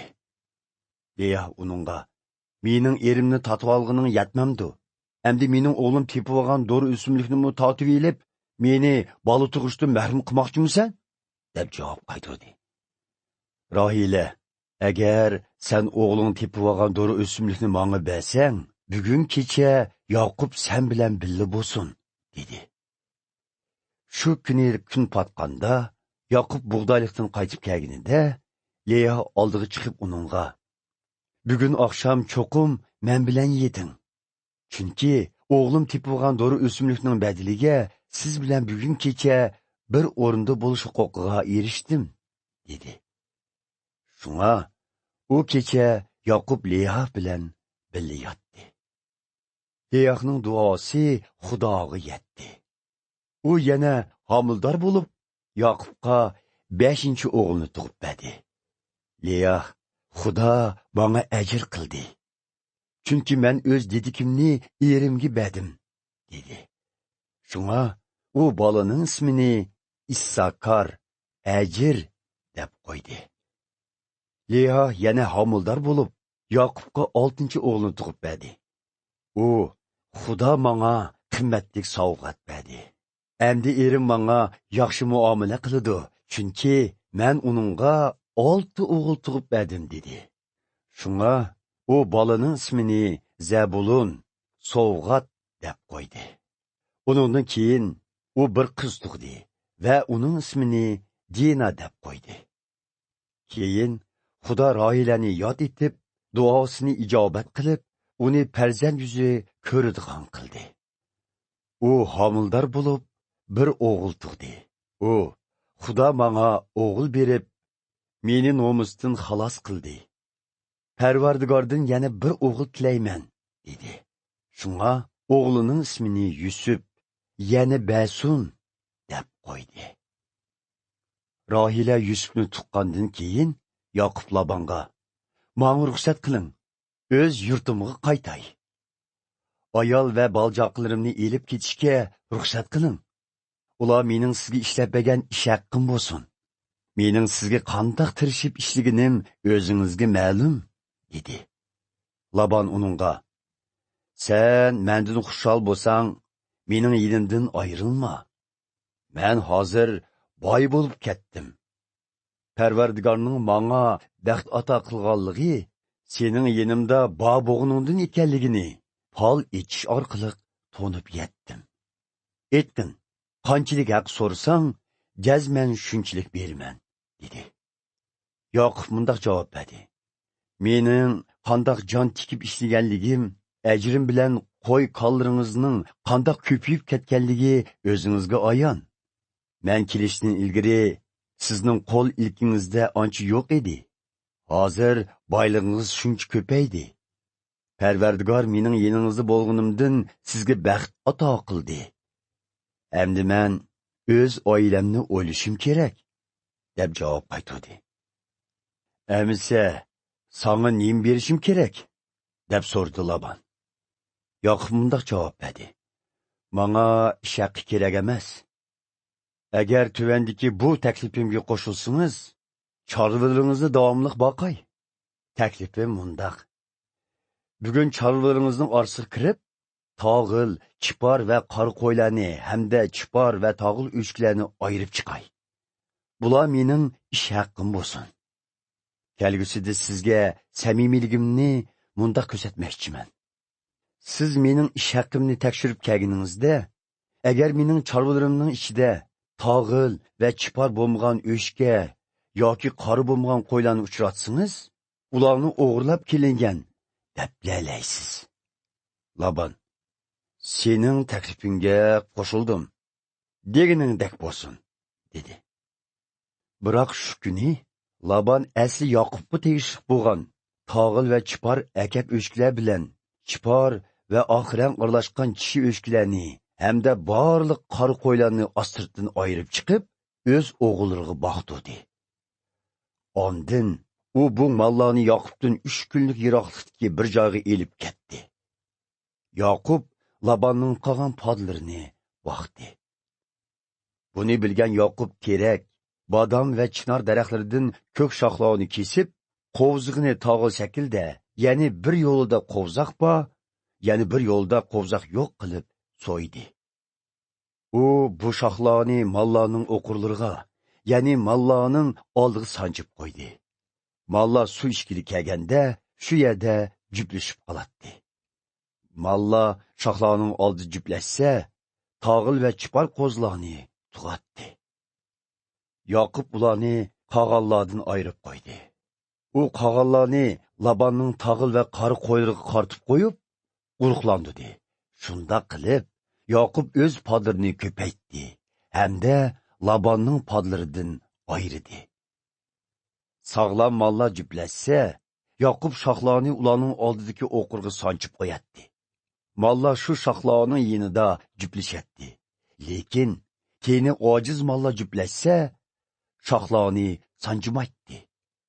Uzun o'tmay, o'ruq mallar Labanga kelib, semiz mallar Yoqubga o'tdi. Shunda qilib, Yoqub bag'on siri beyib, nurg'un qo'y podilari, ayol qullar, to'ga va eshaklarga ega bo'ldi.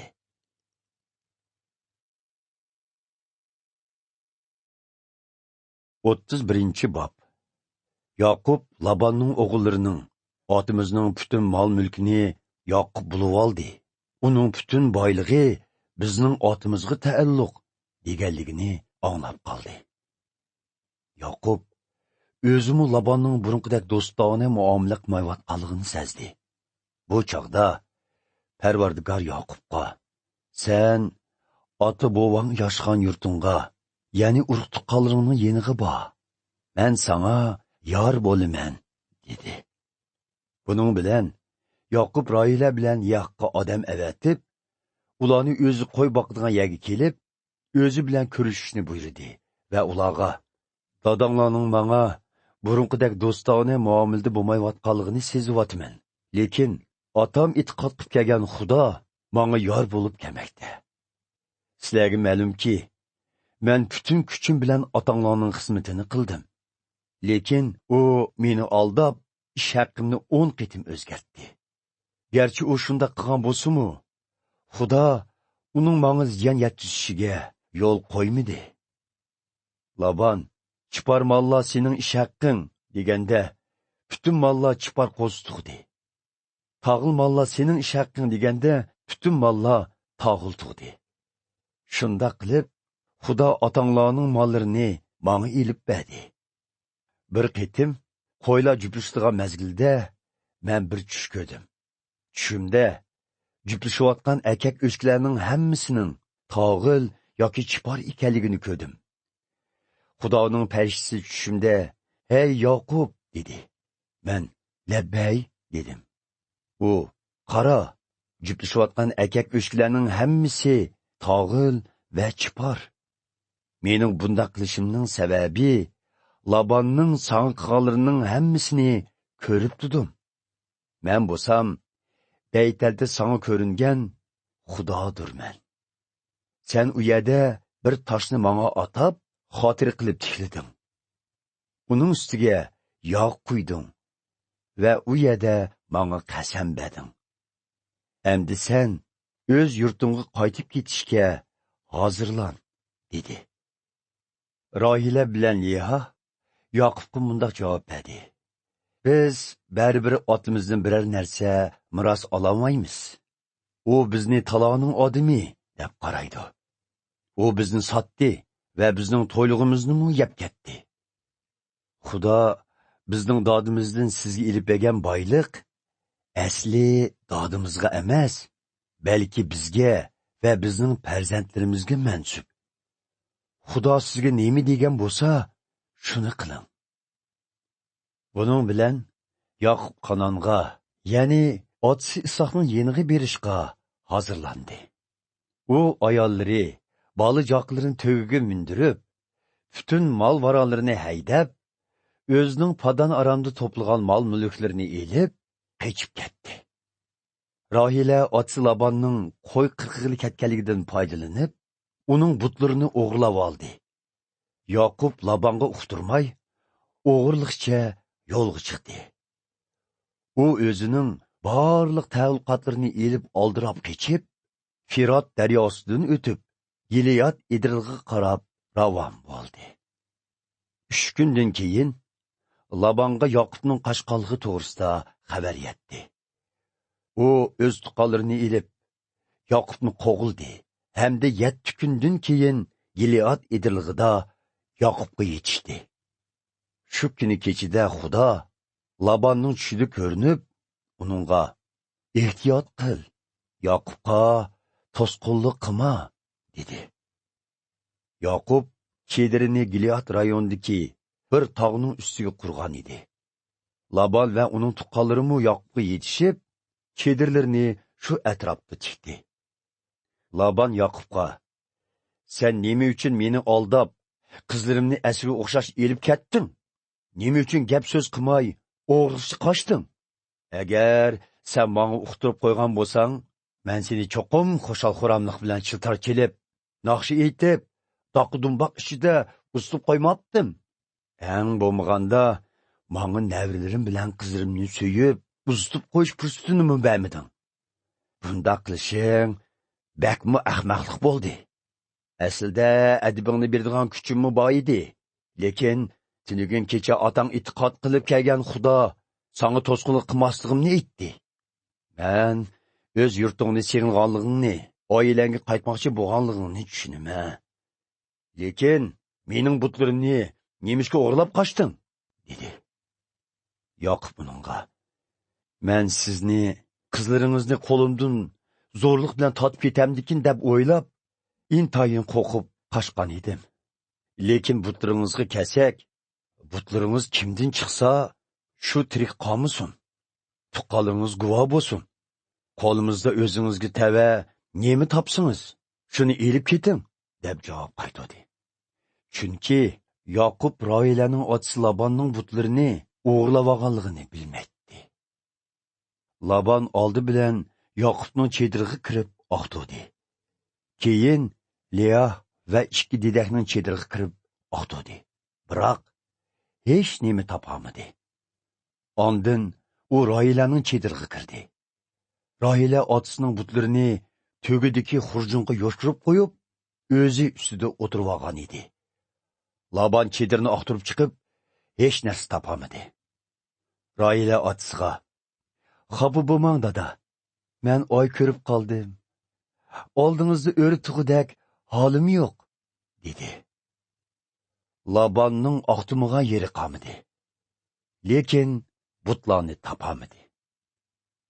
Bunun bilan Yoqub darg'azabga kelib Labonga mundoq dedi: "Siz mening kaynimdan shuncha qo'g'lab kelgudek, men zodi nima gunoh qildim? Qaysi qoida nizomga xiloflik qildim? Butun yuktoqlarimni oqtirib chiqdingiz. Zodi biror narsangizni topdingizmi? Qani uni chiqarib, sizningmi, meningmi tuqqanlarimizning oldida ko'rsating. Ko'pchilik ko'rib beqib, oramizda kimning haq, kimning nohaqligiga hukm qilsin. Men sizning yeningizda bo'lgan 20 yil ichida qo'y o'shkilaringizdan bola tashlag'inimi yo'q. Biraysinimi yeginimmi yo'q. Yirtqich hayvonlar o'ltirayotgan qo'ylarnimi sizga akilib ko'rsatmay, o'zimning qo'ylarimdan saplab qo'ydim. Kechsi bo'lsin, kunduzi bo'lsin, qo'ylarni o'g'ri olsa, menga to'latdingiz. Men hamisha kunduzi issiqning dardini tatsam, kechisi soğuqning dardini kechicha ko'zimni yumolmadim. 20 yildan buyon sizga mana shundoq ishlab keldim. Ikki qizingizni ilish uchun 14 yil, padilov uchun 6 yil ishladim. Shundoq bo'lsa-mu, ish haqimni 10 ketim o'zgartdingiz. Ovam Ibrohim itqat qilgan, otam Ishoq ixlosman bo'lib kelgan Xudo menga yor bo'lmagan bo'lsa, siz meni cho'qim, quruq qo'l qaytgan bo'lardingiz. Lekin Xudo mening dardimni, jafolik ajrimni ko'rib, tunugin kecha sizni aybladi. Laban Yoqubga javoban: "Bu qizlar mening qizlarim. Bu bolalar bo'lsa mening navrlarim. Qo'ylarmi mening qo'ylarim. Ko'z oldingdagi narsalarning hammasi mening. Men qizlarim bilan navrimni elib qolamagandan bizning bir kelishim tuzgunimiz tuzukdak turdi. Tuzgan kelishimizni unutib qolmasligimiz uchun bu yerga tosh dövlayli", dedi. Shuning bilan Yoqub qo'lga cho'ng bir toshni elib, uni tiklab qo'ydi va tuqqanlarga tosh yig'dirib, döva qilib qo'ydi. Keyin ko'pchilik tosh dövisining yenida tamoq yeyishdi. Laban o'z tilida bu yerni Jagar Sahaduta deb atadi. Yoqub o'z tilida Galiad, kelishimni asiltigan döva deb atadi. Laban Yoqubga: "Buningdan keyin bu tosh dövisi ikkimizning o'tirsidagi kelishimni asiltish xotirasi bo'lsin", dedi. Mana bu u yerning Galiad deb atilishining sababidir. Laban yana: "Biz ayrılgandan keyin Parvardigor ustimizdan ko'z tutib tursin", dedi. Shunga bu joy Mispoh, ko'zitish munori deb ataldi. Laban kaynidin. Agar sen qizlaringga yomon muomala qilsang, yoki ularning ustiga xotin olsang, boshqalar bilmagan taqdirdimi, esingda bo'lsinki, Xudo bizni ko'zitib turdi. Men ikkimizning o'tirisida bu toshlarni dövlidim, ham bu toshni tuvriq qilib tikladim. Bu bizga guvoh bo'lsinki, men hargiz bulardan halqib o'tib, senga ziyonkashlik qilmayman. Senmi bulardan halqib o'tib, bana ziyonkashlik qilmaysan. İkimizning orasida İbrahim, Nahor va ularning otasi e'tiqod qilgan Xudo hukm qilsin, dedi. Shuning bilan Yaqub bu kelishimga vafo qilish uchun o'z otasi Isoq ixlosmand bo'lib kelgan Xudoning nomi bilan qasam qildi. Ondan u tog'da mol bo'g'izlab qurbonlik qildi. Hamda tuqqanlarni taklif qilib, ular bilan ham dasturxon bo'ldi. Tamoqdan keyin ular shu yerda qo'ndi. Ertasi tong saharda Laban navlari va qizlarini suyib, ularga baxt tilab uyiga qaytdi.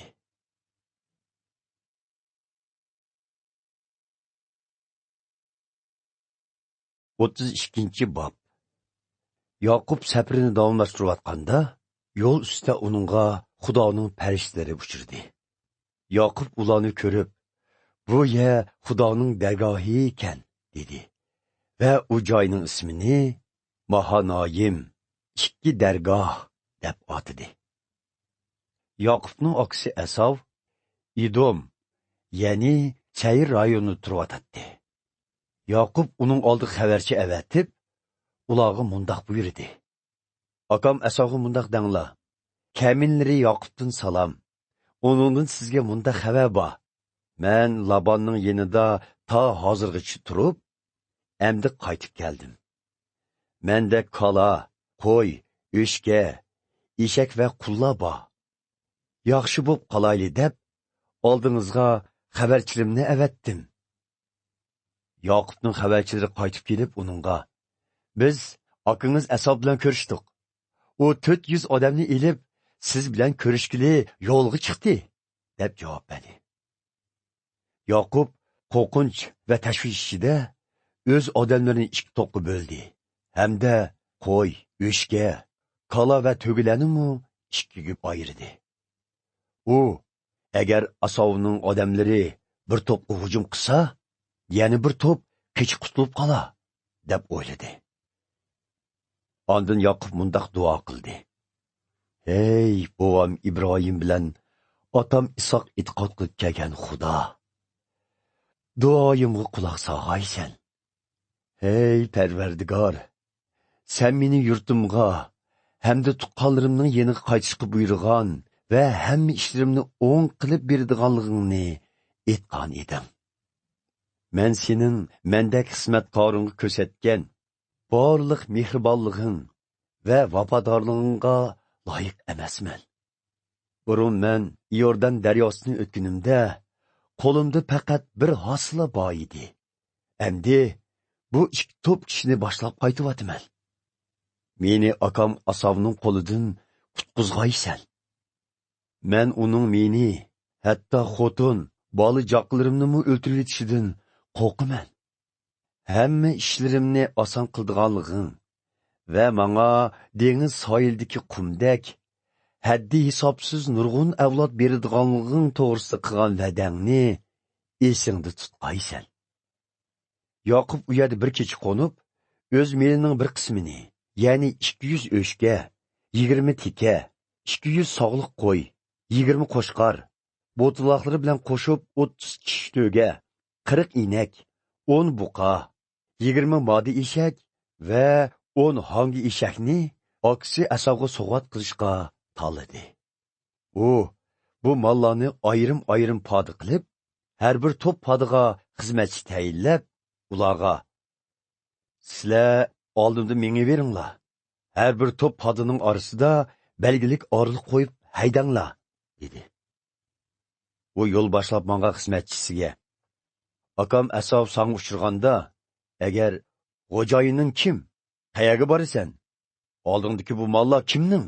deb so'rsa, sen, bular xizmatkoringiz Yoqubning. Bu bo'lsa, uning xo'jayini Asavga qilgan sovg'iti. O'zi kaynimizni kelyotidi, deb javob bergin, dedi. U ikkinchi, uchinchi va boshqa podlarni haydaganlarning hammasiga, sizlar Asavga uchirganda, xizmatkoring Yoqub kaynimizni kelyotidi, deyishinglar kerak, deb buyurdi.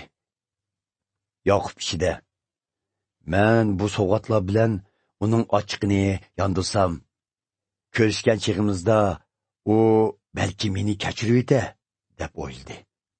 Shuning bilan u sovg'at ilib mang'uchlarni avval yo'lga sevitib, kechini shu yerda o'tkazdi. Shu kuni kechida Yoqub o'rnidan turib, 2 ayoli, 2 kichik xotini va 11 farzandni elib, Yobuk daryosidan o'tdi. Ularni suvdan o'tkazgandan keyin hamma tavqotlarini qarshi tarafga o'tkazibdi. O'zi bo'lsa, bu tarafda yolg'iz qoldi. Ondan bir kishi kelib Yoqub bilan tong otguncha kelishdi. U kishi Yoqubni yengamaydiganligiga ko'zi yetib, uning sag'risiga tegib qo'ydi. Buning bilan Yoqubning so'ngichi o'rnidan chiqib ketdi.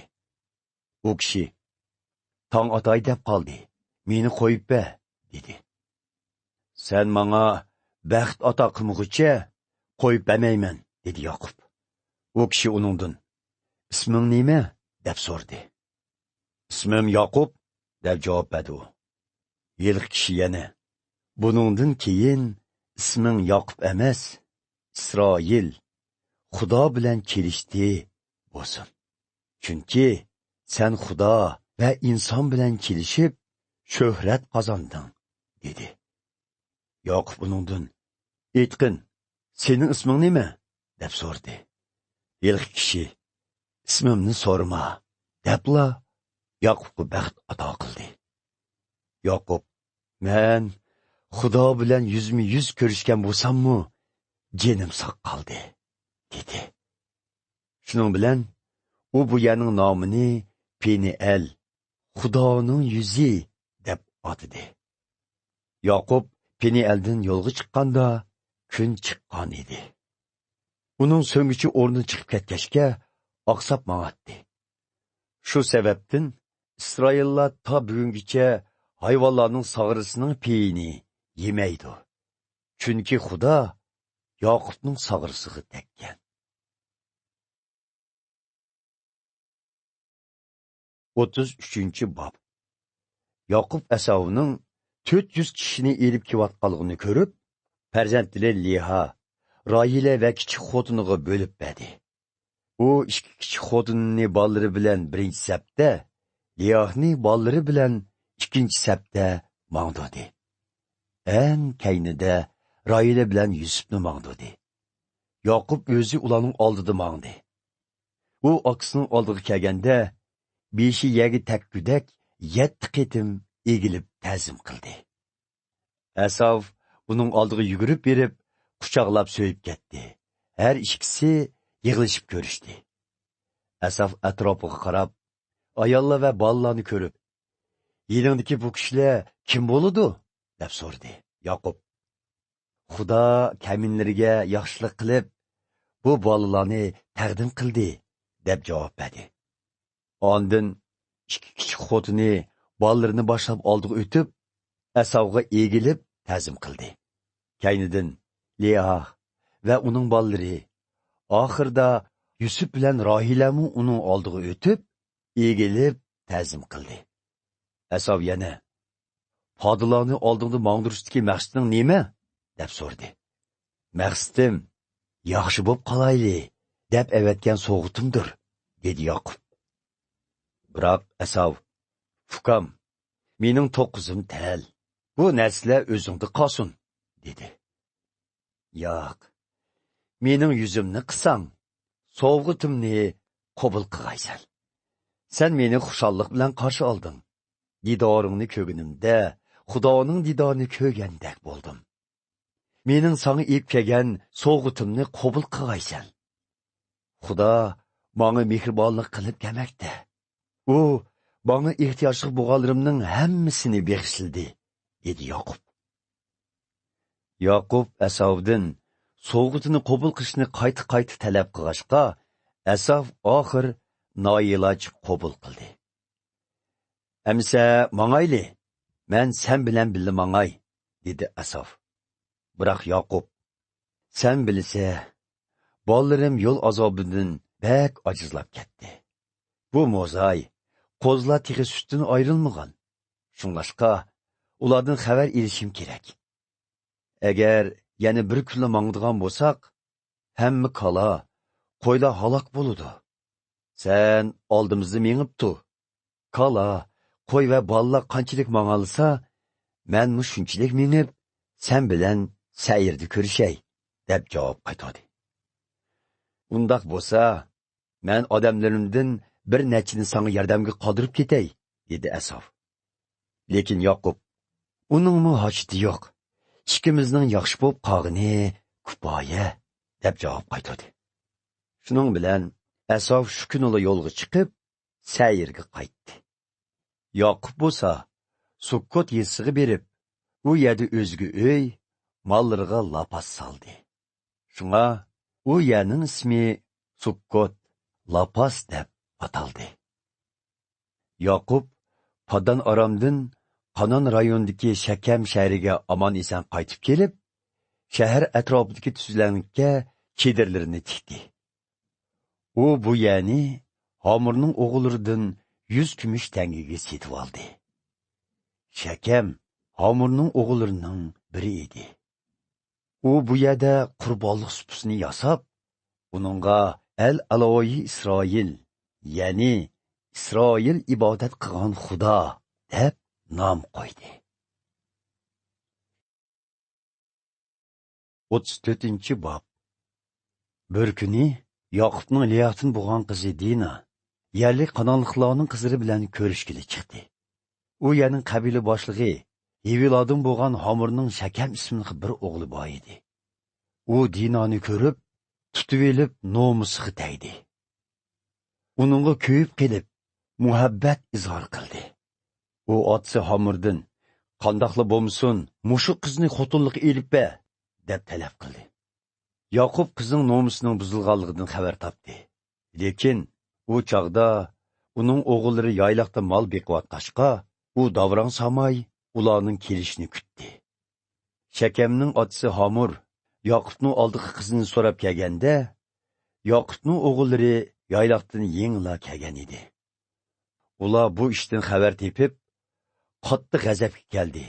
Ham Shakamning Yaqubning qizining nomusiga tegishi, butun Isroil qabilasini haqoratlaydigan, yuz berishga tegishli bo'lmagan sat ish deb qaradi. Hamur ularga, o'g'lim Shakam qizinglarni yaxshi ko'rib qopti. Uni nikohiga ilishiga ruxsat qilgaysizlar. Biz ikki qabila quda bo'layli. Sizlarning qizlaringlarni biz olayli.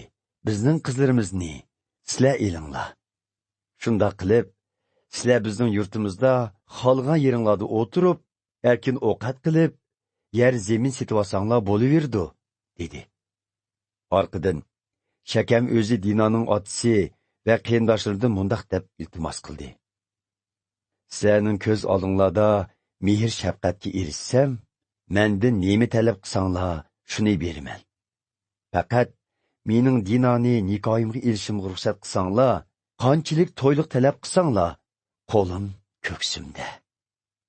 Shakam Yaqubning qizi Dinaning nomus takkanligi uchun Dinaning oklari Shakamga va uning otasi Hamurga hiyla mikr so'zlar bilan javob qaytardi. Ular, biz singlimizni xatni qilinmagan kishiga bermaymiz. Bunda qilish bizga nomus. Faqat sizlar bir shartni qabul qilsanglar, sizlarning talpinglarga ma'qul bo'lamiz. Sizlar bizga o'xshash hamma allaringlarni xatni qildiringlar.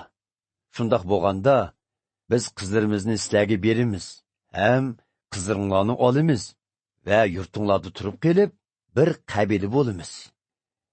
Agar sizlar bizning xatni qilish to'g'risidagi shartimizni qabul qilmasanglar, singlimizni bu yerdan olib ketamiz, dedi. Ularning bu so'zlari Hamur va uning o'g'li Shakamning quloqiga yoqdi. Шәкәм Яқубның қызыға көйіп қалған болғашқа, xatni qildirishga oldirdi. U oilasining eng hurmatli sazovor a'zosi edi. Shuning bilan Homir va Shakam shahar darvozasi oldidagi kishilar yig'ildigan joyga berib, yurt ahliga. Bu kishilar inoq odamlar ekan.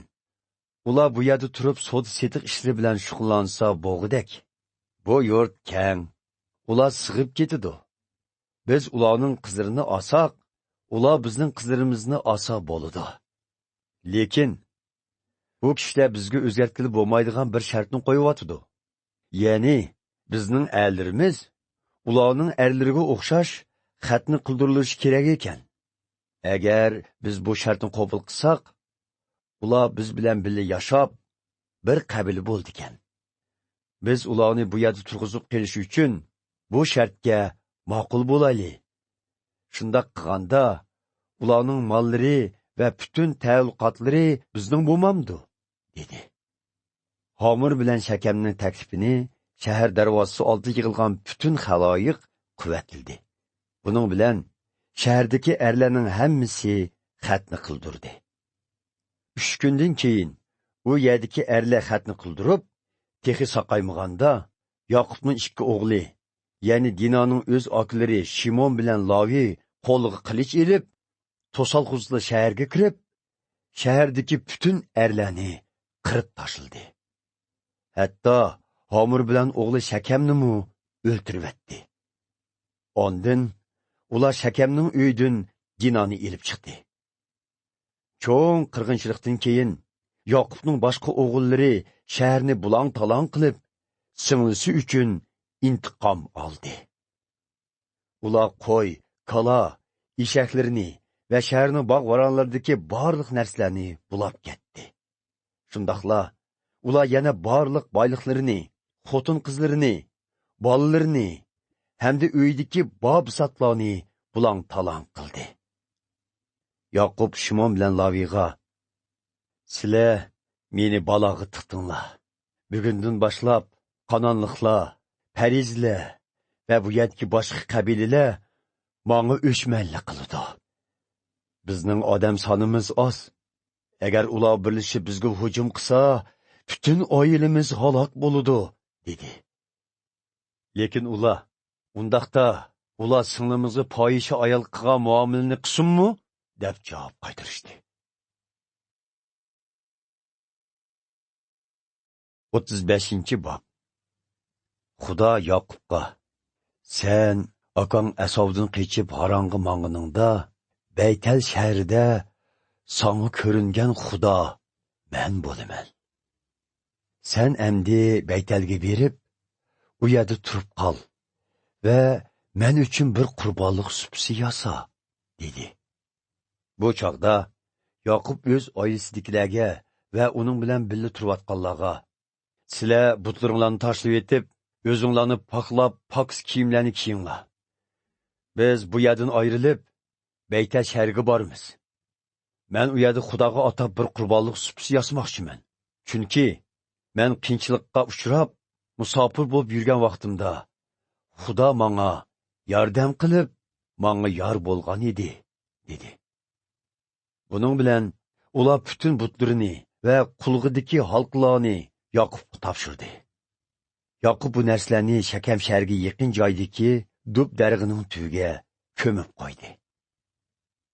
Yoqub va uning o'g'illari yo'lga chiqqan vaqtda Xudo atrofdagi shaharlarning xalqlariga qo'rqinch selib, ularning kaynini qo'g'lashga jurat qilolmaydigan qilib qo'ydi. Yoqub butun oilasidagilar bilan Qanon rayonining Luz degan yeriga, ya'ni hozir Baytal deb atiladigan joyga yetib keldi. Yoqub u yerda bir qurbonlik supsi yasab, u ya'ni Al-Baytal, Baytaldagi Xudo deb atadi. Chunki u oqsidan qechib Haronga manganda, Xudo u yerda uningga ko'ringan edi. Baytalga kelgandan keyin Ribaqoning inik onasi Debora vafot bo'ldi. U Baytalning janubidagi cho'ng bir dub darg'ining tubiga dafn qilindi. U daraxt Allon Baqut, ko'z yeshi darg'i ataldi. Yaqub Paddan Aram rayonidan Baytalga qaytib kelgandan keyin Xudo uningga yana ko'rinib, baxt ato qilib, buningdan keyin Yaqub emas, Isroil otilisan, dedi. Shuning bilan Xudo uning ismini Isroilga o'zgarganligini takrorladi. Xudo uningga: "Men hammaga qodir Xudodirman. Sen nurg'un avlod tepib ko'paygin. Nurg'un xalqlar sening naslingdan borliqqa keladi. Sen nurg'un podshohlarning bovisi bo'lasan. Men Ibrohimga va Ishoqqa va'da qilib bermoqchi bo'lgan zaminni sana va sening avlodlaringga taqdim qilaman", dedi. Xudo bu so'zni qilib bo'lib, Yaqub bilan so'zlashgan yerdan ayrildi. Yaqub Xudo o'ziga so'zlagan joyda bir xotira tosh tikladi. Uning ustiga Xudoga atab sharob va yog' to'kdi. U Xudo o'zi ko'ringan bu joyni Baytal, Xudoning uyi deb atadi. Yaqub va oilasidagilar Baytaldan yo'lga chiqib, Efrata shahriga oz qolganda, Rohilaning to'lg'i tutib, tug'uti qiyin bo'ldi. To'lg'oq chidug'siz qatiq kelganda, tug'ut onasi uningga: "Qo'rqma, yana bir o'g'il tug'san", dedi. Uning jini tumshug'iga kelib, nafs to'xtay deganda, bolasiga Binoni, qayg'uliq o'g'lim deb ism qo'ydi. Bolaning dadisi bo'lsa uningga Benyamin, omadlik bola deb ism qo'ydi. Rohila vafot bo'lib, Efrataga, ya'ni hozir Betlehem deb atiladigan shaharga mangadigan yo'lning bo'yiga dafn qilindi. Yaqub Rohilaning qabrisining ustiga bir tosh obida qo'ygan edi. Bu tosh hozirgacha bor.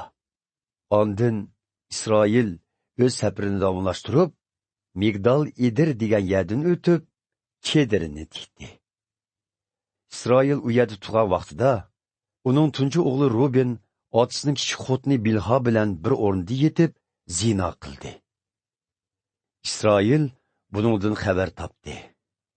Yaqubning 12 o'g'li bo'lib, Liyahdan tug'ilganlari: tunji o'g'li Ruben, ondan Shimon, Lavi, Yahuda, Isakar va Zubulunlardir. Rohiladan tug'ilganlari Yusuf va Binyamindir. Rohilaning dediki Bilhadan tug'ilganlari Dan va Naftalidir. Liyahning dediki Zilpadan tug'ilganlari bo'lsa Gad va Ashirdir. Bu o'g'illarning hammasi Paddan Aramda tug'ilgan edi.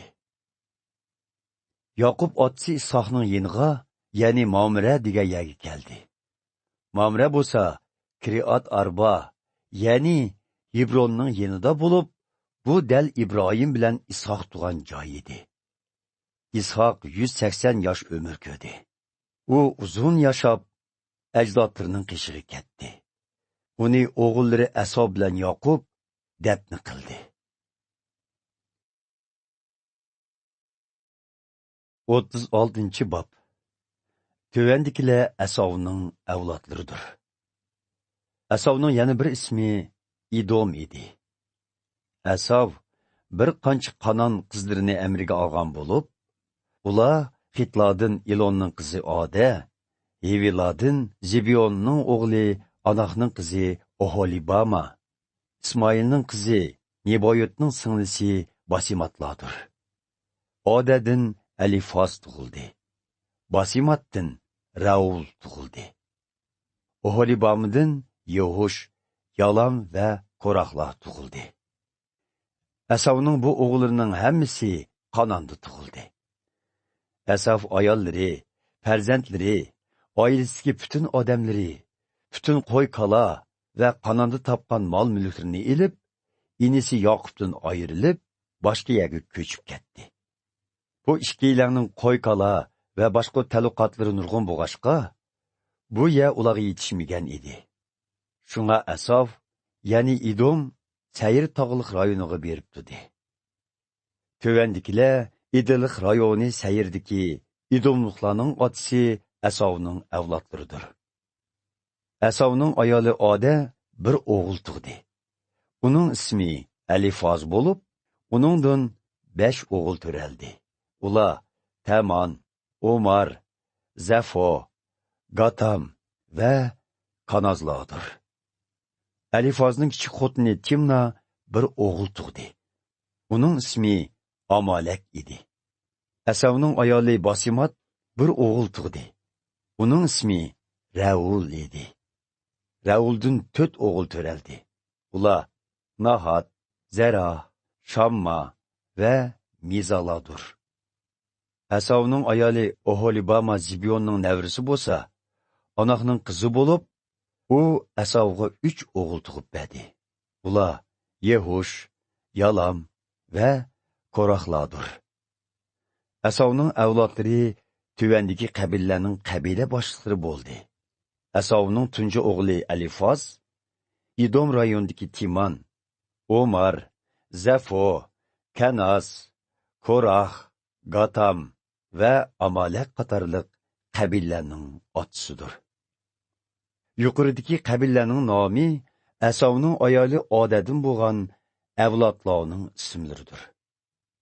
Əsavning o'g'li Raul bo'lsa, İdom rayonidagi Nahat, Zara, Shamma va Mizza qatorli qabilalarning otisidir.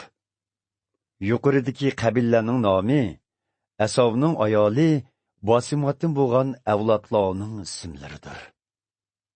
Yehush, Yalam va Korahlar Əsavning ayoli Anaqning qizi Oholibamadan tug'ilgan bo'lib, ular o'z nomlaridagi qabilalarning otisidir. Yuqoridagi qabilalar va qabila boshliqlari Əsav, ya'ni İdomning avlodlaridir. İdom rayonida o'ltirishliq aholilar tövandagi qabilalarga bo'lingan. Ular Lotan, Shobal, Zibion, Anah, Dishon, Azar va Dishanlardan iborat. Bu qabilalarning nomlari qabila boshliqlarining ismlari bilan atalgan bo'lib, bu kishilar Hortlardan bo'lgan Sayrning avlodlaridir. Lotanning o'g'illari Hori va Himon bo'lib, Timna bo'lsa Lotanning singlisidir. Shobalning o'g'illari Alvan, Manahat, Abal, Shefo va Onamlardir. Zibionning o'g'illari Aya va Anahdir. Cho'lda otisining eshaklarini beqib yetib, arshonlarni bayqagan dal mana shu Anah edi. Anahning bolalari o'g'li Dishon va qizi Oholibamudir. Dishonning o'g'illari Hamdan, Ashbon, Itron va Karonlardir.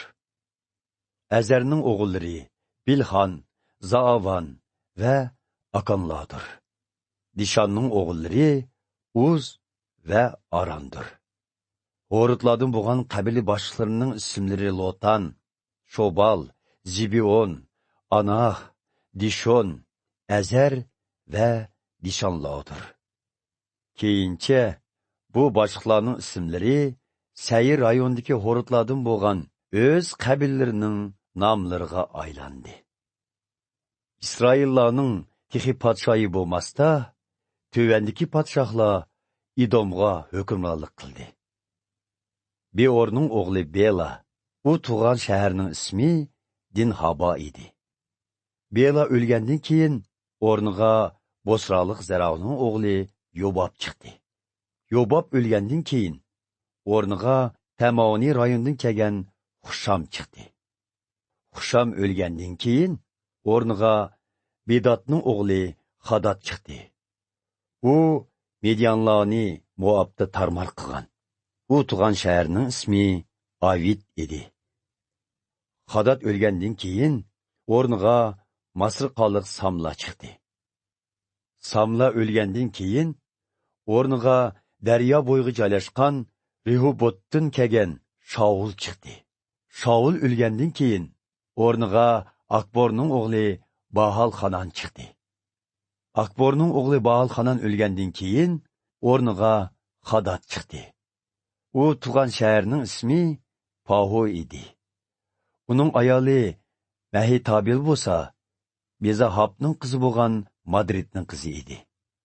Asov Idomdagi Timna, Alva, Yatat, Oholibama, Alo, Pinon, Kanaz, Tamon, Mipsar, Magdiyel va Iram qatorli qabilalarning otisi bo'lib, bu qabilalarning nomlari o'z qabila boshliqlarining ismlaridan kelgan. Yuqorqi qabilalar o'ltiraqlashgan joylar shu qabilaning nomi bilan ataldi.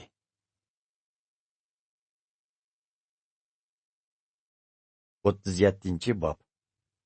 Yaqub o'z otasi tug'an Qanon rayonida o'ltiraqlashib qoldi. Tövendikilar Yaqub oilasining ish izlaridir. Yusuf 17 yoshga kirgan chog'larida hamisha otasining kichik xotinlari Bilha va Zilpaning o'g'illigiga yordamlashib, qo'y boqqili chiqatdi. U oqilarining qilgan yomon ishlarini otasiga ma'lum qilib turadi. İsroil Yusufni boshqa o'g'illaridan bakrak yaxshi ko'radi. Chunki Yusuf uning qirg'an vaqtida topgan bolasi edi. İsroil Yusufga bir oltin tiktirib berdi. Otlarining uni o'zlaridan oti ko'rdiganligini sezgan oqilari Yusufga shunchalik o'chmanlik qiladiki, hatto uningga siliq gapmi qilmaydi.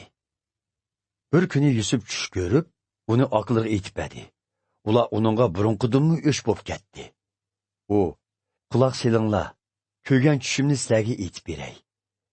Biz hammanglar etizda bug'doy bog'layotgandekmiz. Mening bog'lagan bug'doyim tiklinib, tuz tug'dak. Sizlarning bog'lig'ininglar menikining atrofida beshini egib ta'zim qilib tug'dak, dedi.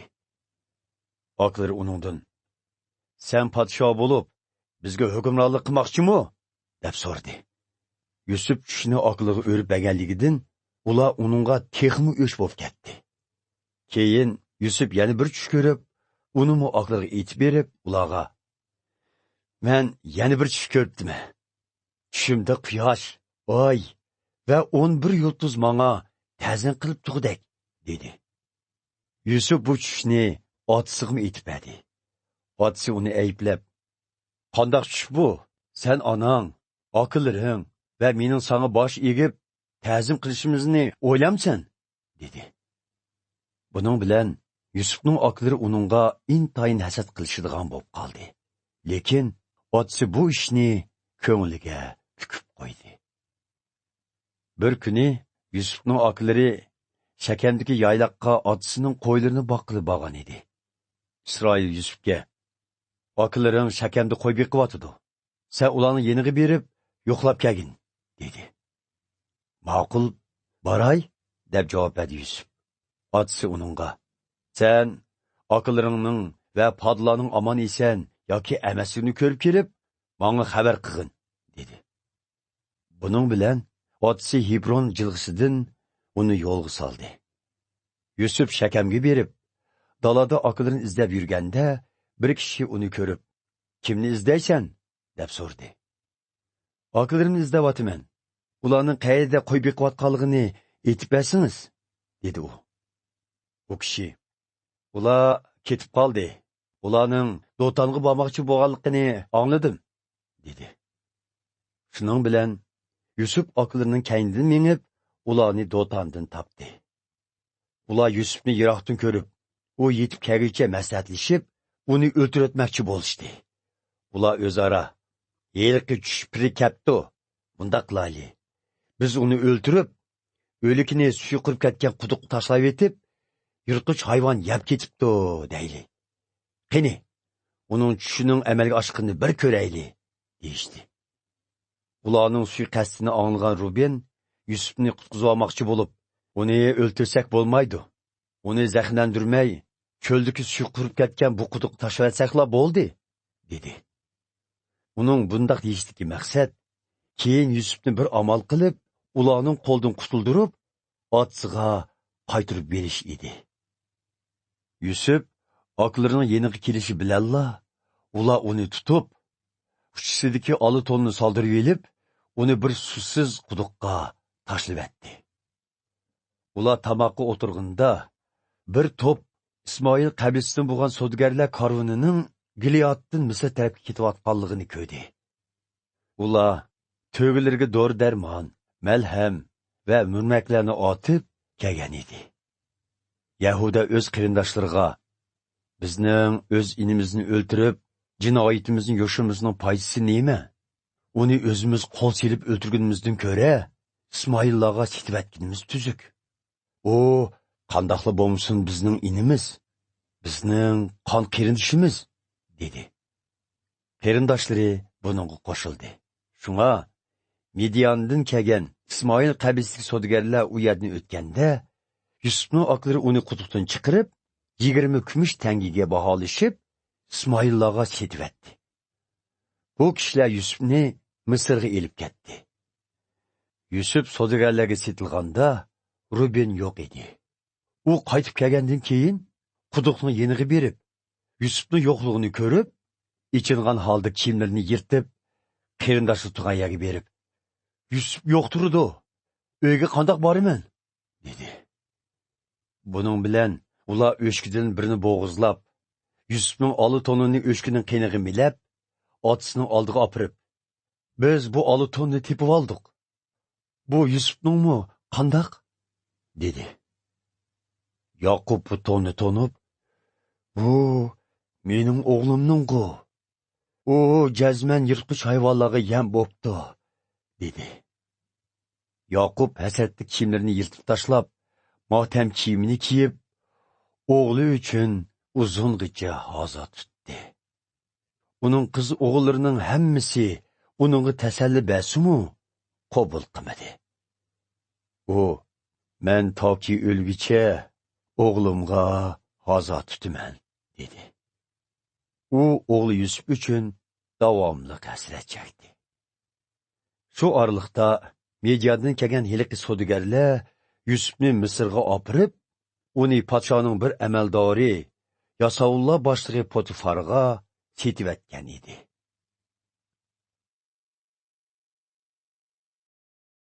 38-bob. Shu kunlarda Yahuda o'z qarindoshining yenidan ketib, Abdullah mesidagi Hira degan kishining yeniga tushdi. Yahuda u yerda imonsiz Qanonlik Shuanning qizi bilan tanishib, uni nikohiga oldi. Qiz homildor bo'lib, bir o'g'il tug'di. Yahuda uning ismini deb qo'ydi. Qiz yana homildor bo'lib, ikkinchi o'g'ilni tug'di. Uning ismini Onan deb qo'ydi. Keyin uchinchi o'g'ilni tug'di. Uning ismini Shalah deb qo'ydi. Shalah tug'ilganda ular Kazib degan yerda edi. Yahuda tunji o'g'li erga Tamar ismli bir qizni erib berdi. Erning qilig'i Parvardigorning nazarida razil bo'lg'ashqa, Parvardigor uning jinini oldi. Bu chaqda Yahuda erning inisi Onanga, sen berib yangang bilan o'ylanib, akangning naslini davomlashtir. Bu sening qilishga tegishli burching, dedi.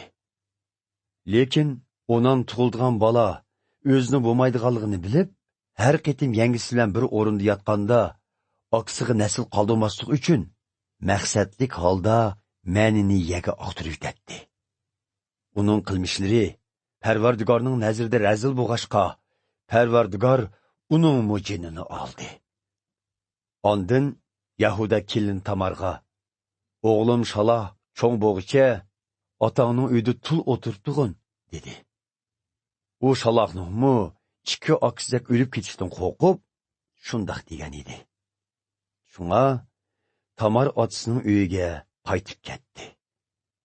Ma'lum mezgildan keyin Yahudaning ayoli bo'lgan Shuaning qizi olamdan o'tdi. Qorliq tutish vaqti o'tgandan keyin u Udullamning do'sti Hira bilan billa Timnah degan yerga bordi. U yerda uning xizmatchilari qo'y qirqyotdi. Birallan Tamarga qiynotisining Timnah degan yerga qo'y qirqig'ili bordiganligini aytgan edi. Buningdan xabar topgan Tamar tul xotinlik kiyimini selib etib, boshqa kiyimlarni kiyib elib, boshqalarga o'zini tonutmaslik uchun yuziga chumparti tortib, Timnah yo'li ustidagi Enoyim shahrining darvozasiga berib o'ltirdi.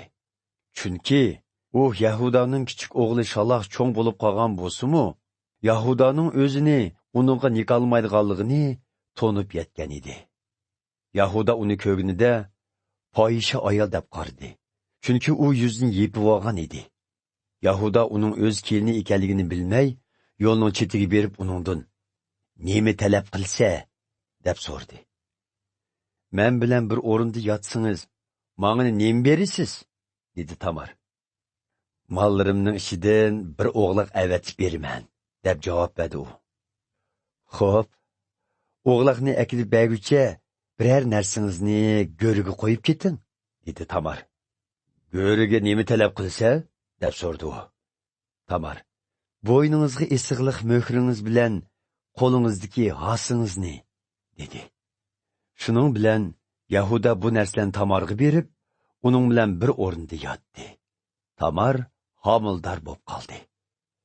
Tamar otasining uyiga qaytib berib, yuzdagi chumpardisini elib etib, tulluq kiyimlarini qaytib kiyib oldi.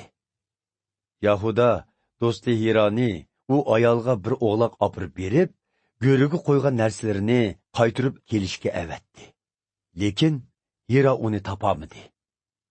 Hira inoyim shahridagi kishilardan: "Burun yo'l bo'yida turgan heliqi fohisha ayol nega ketdi?" deb so'radi. Ular: "Bu yerda fohisha ayol zodli bo'lib boqmagan", deb javob berishdi. Hira Yahudaning yeniga berib uningga: "Uni topamadim. Uning ustiga shu yerlik kishilar bu yerda fohisha ayol bo'lib boqqan emas deyishidi", dedi. Yahuda uningga: "Bo'pti. Bu narsalarni oson. Boshqalarning masxirasiga qolmayli. Har holda men o'g'loqni avatdim, biroq sen uni topamabsan", dedi. 3 oycha o'tgandan keyin biraylan Yahudaga: "Kelinning Tamar buzg'unchilik qilib, homildor bo'pti", dedi. "Uni akirib o'tga tashlanglar", deb g'azab bilan buyruq qildi Yahuda.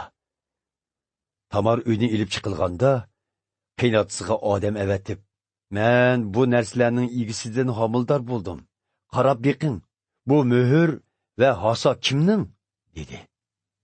Yahuda bu narsalarni to'nib: "Buningga men ayblik. Men aslida uni o'g'lim Shaloqqa ilib berishim kerak edi", dedi.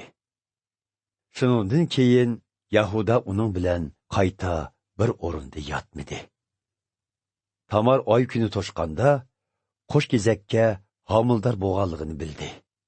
Uning to'lg'iga tutib, bir bolaning bir qo'li chiqdi. Tug'ut onasi u qo'lni tutib, uningga qizil yip bog'lab qo'yib, "Bu avval tug'ilg'ini", dedi. Lekin bola qo'lni tatib akirib ketib, yana biri avval tug'ildi. Shunga tug'ut onasi: "Sen talishib, qandoqmi qerindishingning oldida chiqib olding?" deb bolaning ismini Faras, talishib chiqqan, deb qo'ydi. Kaynidan qizil yip bog'lab qo'yilg'ini tug'ildi. Uning qo'liga qip-qizil yip bog'langan bo'g'ashqa, uningga Zarah, qip-qizil deb ism qo'ydi. 39-bob. İsmoil qabiski savdogarlar Yusufni Misrga akilib, Misr podshoyining bir amaldori Yasovullah boshlig'i Potfarga sotgan edi. Parvardigor Yusufga yor bo'lib, uning hamma ishlarini o'ng qildi. U Misrlik xo'jayinning uyida turdi. Potfar Parvardigorning Yusufga yor bo'lib, uning hamma ishlarini o'ng qilganligini bayqidi. Potfar uningdan rozi bo'lib, uni shaxsiy yordamchi qilib, oila ishlari va butun ta'alluqotini boshqarishga tayinladi. Shu vaqtdan boshlab Parvardigor Potfarning butun oilasiga, mol chorvalarga va tirikchilikga baxt ato qildi. Potfar hammani Yusufning boshqarishiga topshirib, o'zining yemak ichmagidan boshqa hech ish bilan kori bo'lmaydigan bo'ldi. Yusuf kelishgan, chiroyli yigit edi. Uzun o'tmay, uningga xo'jayinning ayolining ko'zi tushib kelib, uningga: "Kel, men bilan bir o'rinda yot", dedi. Yusuf rad qilib: "O'ylab ko'ring, xo'jayinim barliq ta'alluqotini mening boshqarishimga topshirdi. Men bo'g'ashqa, u butun oila ishlariga bosh qotirmaydi. Bu oilada men uningga o'xshash huquqliq. Sizdan boshqa hammani menga topshirdi. Siz uning ayoli tutsangiz, men qandoqmi bundaq axloqsiz ishni qilib, Xudoning oldida gunohkor bo'lay, dedi. Potifarning ayoli har kuni shirin so'zlar bilan Yusufni o'ziga tortsa-mu, Yusuf uning bilan bir o'rinda yotmoq tugul, uning bilan bir yerda o'tirishni-mu rad qilib keldi. Bir kuni Yusuf o'z ishi bilan uyga kirdi. U chaqda uyda boshqa xizmatchilar yo'q edi. Potifarning ayoli Yusufning to'niga ichilib elib, "Kelgin, bir o'rinda yotayli", dedi. Biroq Yusuf kechib, tashqariga chiqib ketdi. To'ni bo'lsa, ayolning qo'lida qoldi. U Yusufning to'nini tashlab kechib chiqib ketganini ko'rib, chuqon silib, uy xizmatchilarini chaqirib ularga, "Qaranglar, erim akagan Ibroniy qul bizga haqorat keltirdi. U mening hujramga kirib, nomusimni tegmoqchi bo'lgan edi. Men ovozimning boricha vaqirdim. U meni vaqirganimni anglab, to'nini ilishqimi ulguramay, kechib chiqib ketdi", dedi. U Yusufning to'nini bermay, erining kelishini kutdi. Eri kelganda uningga mundoq dedi: "Siz akagan yilqi Ibroniy qul mening hujramga kirib, menga haqorat keltirdi. Men vaqirgan edim, u to'nni ilishqimi ulguramay, kechib chiqib ketdi."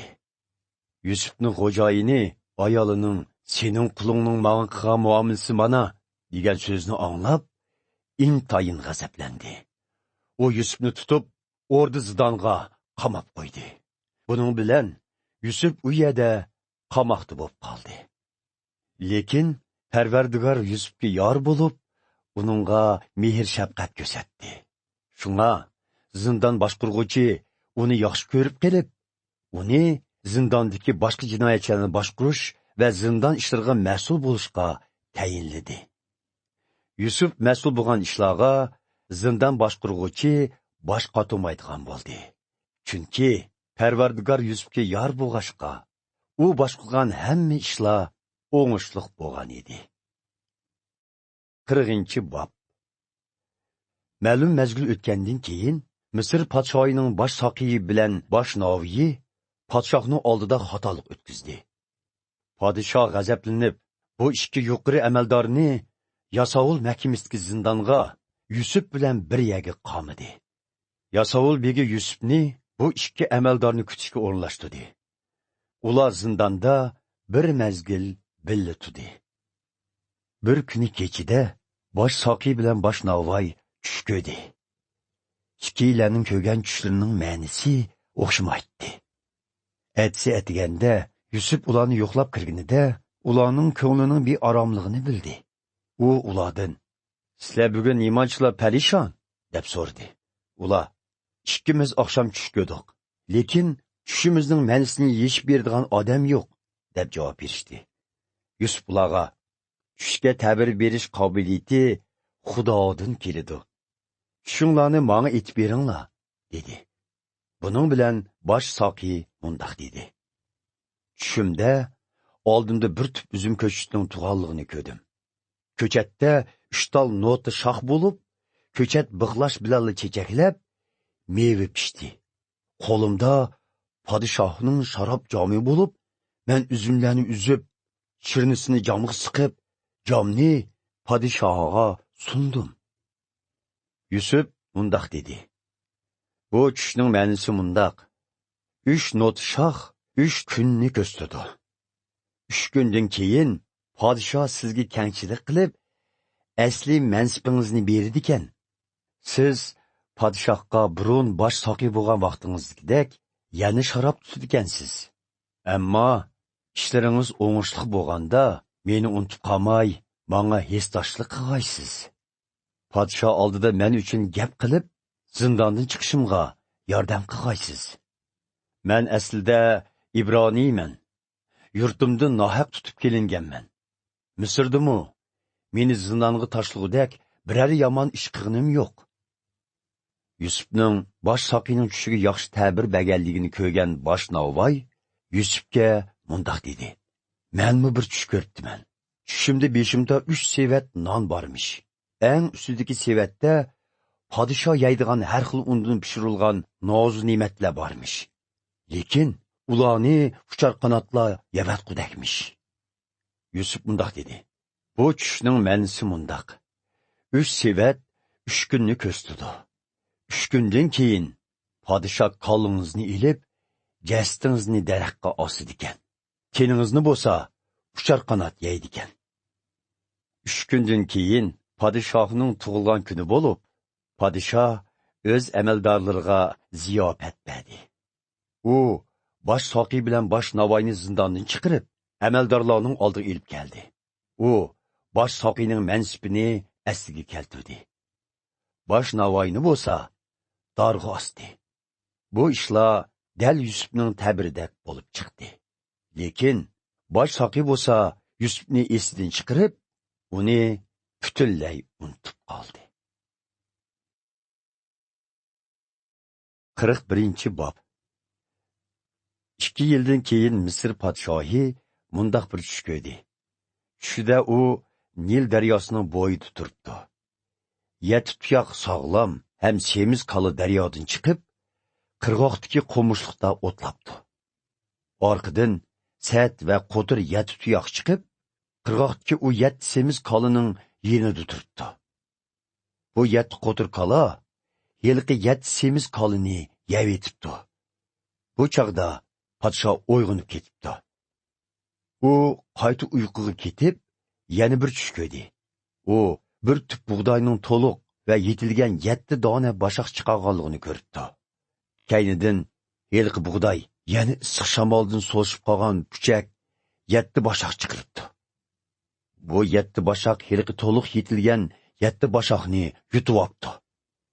Podshoh uyg'onsa, bu tushi ekan. Tong otganda podshoh beorom bo'lib, odam avatib, Misrdagi bütün ta'birchilar bilan donishmandlarni chaqirtib, tushlarini ularga aytib berdi. Lekin uning tushlariga hech kim ta'bir bermadi.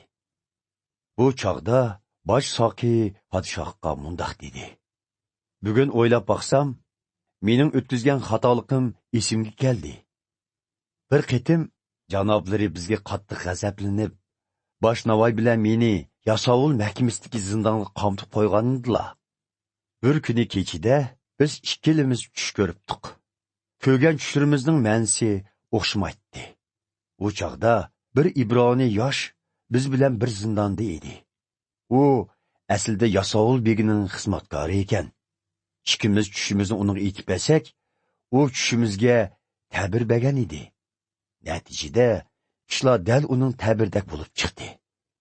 Janoblari mening mansibimni asliga keltirib, bosh navoiyni darg'a osdilar. Podshoh Yusufni chaqirib kelishga odam avatdi. Ular darhol berib, uni zindondan chiqarib, soch soqollarini tushirtib, kiyimlarini yangushlab podshohning oldiga elib keldi. Podshoh uningga: "Men bir tush ko'rgan edim. Tushimga hech kim ta'bir bera olmadi. Biroq anglashimcha, sen ta'bir berayotgansan", dedi. Yusuf: "Janoblari, men shaxsan o'zim tushga ta'bir bera olmayman. Lekin Xudo o'zlariga yaxshi ta'bir berdi", deb javob berdi. Podshoh mundoq dedi: "Tushimda men Nil daryosining bo'yida turibdimishman. 7 tuyoq sog'lom ham semiz qola daryodan chiqib, qirg'oqdagi qo'mishliqda o'tlayotdi. Orqadan yana 7 tuyoq sat qo'tir va ovoq qola daryodan chiqdi. Men burun Misrda bundoq qo'rqinchli qola ko'rib boqmagan edim. Bu qo'tir qolalar yiliqi semiz qolalarni yevatdi. Lekin yanala burunqidek sat ediki, semiz qolalarni yevatgandek turmaydi. Bu chog'da men uyg'onib ketdim. Kaynidan yana bir tush ko'rdim. Tushimda bir tup buğday, 7 dona to'liq va yetilgan bashaq chiqadi. Kaynidan yana 7 dona issiq shamoldan so'lishib ketgan ojiz va puchak bashaq chiqadi. Bu donsiz bashaqlar yiliqi to'liq yetilgan bashaqlarni yutib. Men bu tushni ta'birchilarga aytib bergan edim. Lekin hech kim ta'bir bera olmadi." Yusuf podshohga mundoq dedi: Bu ikki tushning ma'nosi birdir. Xudo o'zi qilmoqchi bo'lgan ishlarni janoblarga oldin bildiribdi. 7 semiz qala 7 yilni ko'rsatdi. To'liq yetilgan 7 boshaqmi 7 yilni ko'rsatdi. Bu ikki tushning ma'nosi o'xshash. Kayndan chiqqan 7 qo'tir qoli bilan issiq shamoldan so'zib ketgan 7 kuchak boshaq bo'lsa, 7 qahatchilik yilni ko'rsatdi. Demak, Peyqir heli o'zligi deganimdek, Xudo o'zi qilmoqchi bo'lgan ishlarni janoblarga oldin ko'rsatibdi. Butkul Misrda misli ko'rilmagan 7 bayashotchilik yil bo'ladi.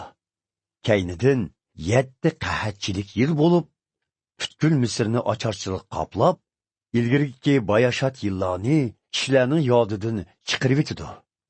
Ocharchilik opti shunda qattiq bo'ladi-ki, kishilar burunqi bayashot yillarni unutib ketadi. Janoblarning o'xshash ikki tush ko'rishlari Xudoning bu ishlarni pat orda jazman amalga oshiradiganligini bildirdi. Shuning uchun janoblarning davlatni idora qilishga aql farosatlik va yiroqni ko'ralaydigan bir kishini qo'yishlarini ham amaldorlarni tanlab 7 bayashotchilik yillarida butun mamlakatdagi dehqonchilik mahsulotlarining 5dan birini yig'ib elishlarini, shundaqla ularga kelgusidagi bayashotchilik yillarida har xil oshliqni to'plab, har qaysi shaharlarda oshliq saqlash huquqini berishlarini va oshliq iqtisod qilish to'g'risida amr tushirish taklifini beraman.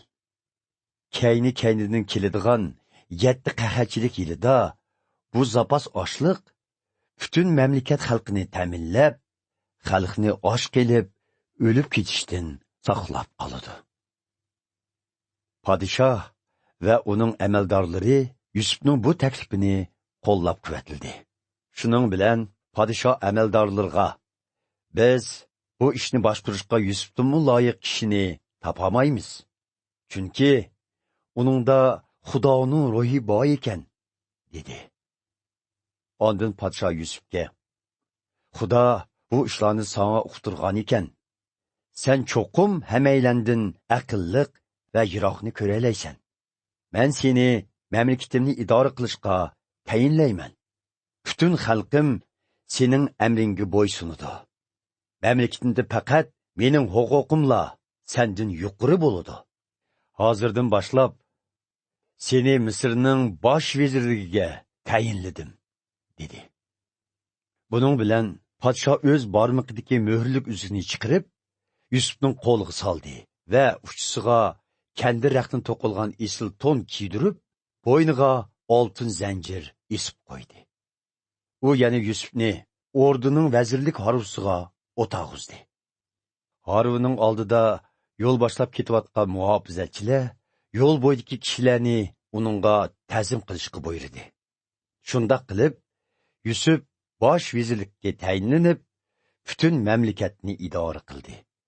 Podshoh Yusufga: Men bo'lsam podshoh, lekin Misrda sening ruxsatingsiz har qanday odamning midir-sidir qilishiga ruxsat yo'q, dedi. Podshoh Yusufga Misrcha Zafanat Paniha deb ism qo'ydi va uningga 10 shahrining ruhoniysi Potiferning qizi Asenatni xotinlikqa elib berdi. Yusuf Misr podshohining xizmatini qilishga boshlagan vaqtida 30 yoshda edi. U podshoh ordusidan chiqib, Misrning har qaysi joylarini ko'zdan kechirdi. 7 bayashotchilik yili mazgilida dehqonchilik mahsulotidan mo'l hosil elindi. Yusuf oshliqni to'plab, har qaysi shaharlarda zapas oshliq markazi qurib, atrofdagi joylardan yig'ib elingan oshliqni jug'ladi. Yig'ilgan oshliqning ko'pligi dengiz soyildagi qumdak haddi hisobsiz bo'lg'ashqa, uni hisoblash mumkin emas edi. Qahatchilik yillari yetib kelishdan ilgari Yusufning ayoli, ya'ni 10 shahrining ruhoniysi Potiferning qizi Asenat uningga 2 o'g'il tug'ib berdi. Yusuf: Xudo butun dardimni va otamning oilasini ko'nglimdan ko'tirivetdi, deb tunji o'g'ilga Manasse, unutildirgan deb ism qo'ydi. U ikkinchi o'g'liga Xudo meni azob oqibatlik yerda farzandga erishtirdi deb Efroim, ro'noq tepish deb ism qo'ydi. Misrliklar bahramon bo'lgan 7 boyashat yil oyoqlashdi. Yusuf oldin aytgandek 7 qahatchilik yil orqa-orqadan keldi. Atrofdagi hamma davlatlardimi ocharchilik yuz bergan edi. Lekin Misrning hamma yerida ochliq tepilatdi. Misrliklar ocharchilikda qolay deganda, ular podshohga yolvorib, ochliq talab qildi. Podshoh ularga Yusufning yeniga berishni va hamma ishda uning o'rnlashtirishiga bo'ysunishni buyurdi. Ocharchilik bag'on siri ig'ilishib, Misrning hamma yerini qoplashga boshladi. Shunga Yusuf butkul ochliq omborlarini ichib, zapas ochiqlarni Misrliklarga setib berdi. Atrofdagi davlatlardagi kishilarmi kelishib, Yusufdan ochliq setib oldi. Chunki hamma yerda ocharchilik bo'lib, ahvol intayin ig'ir edi.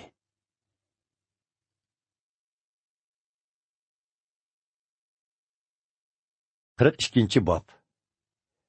Qanon zeminidimi ocharchilik bo'lgan edi.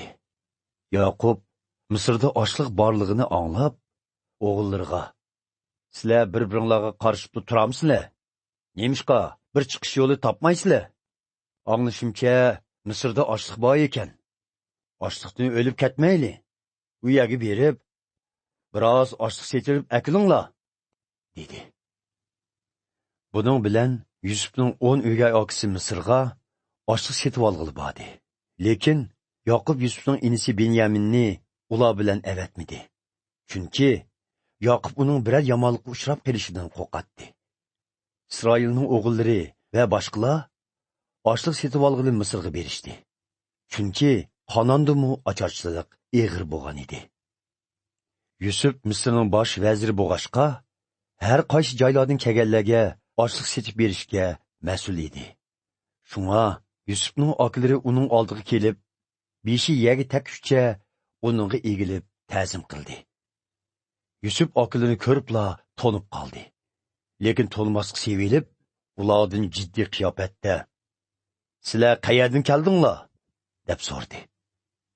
"Biz Xonondan ochliq setib olg'ili keldik," deb javob berishdi ular.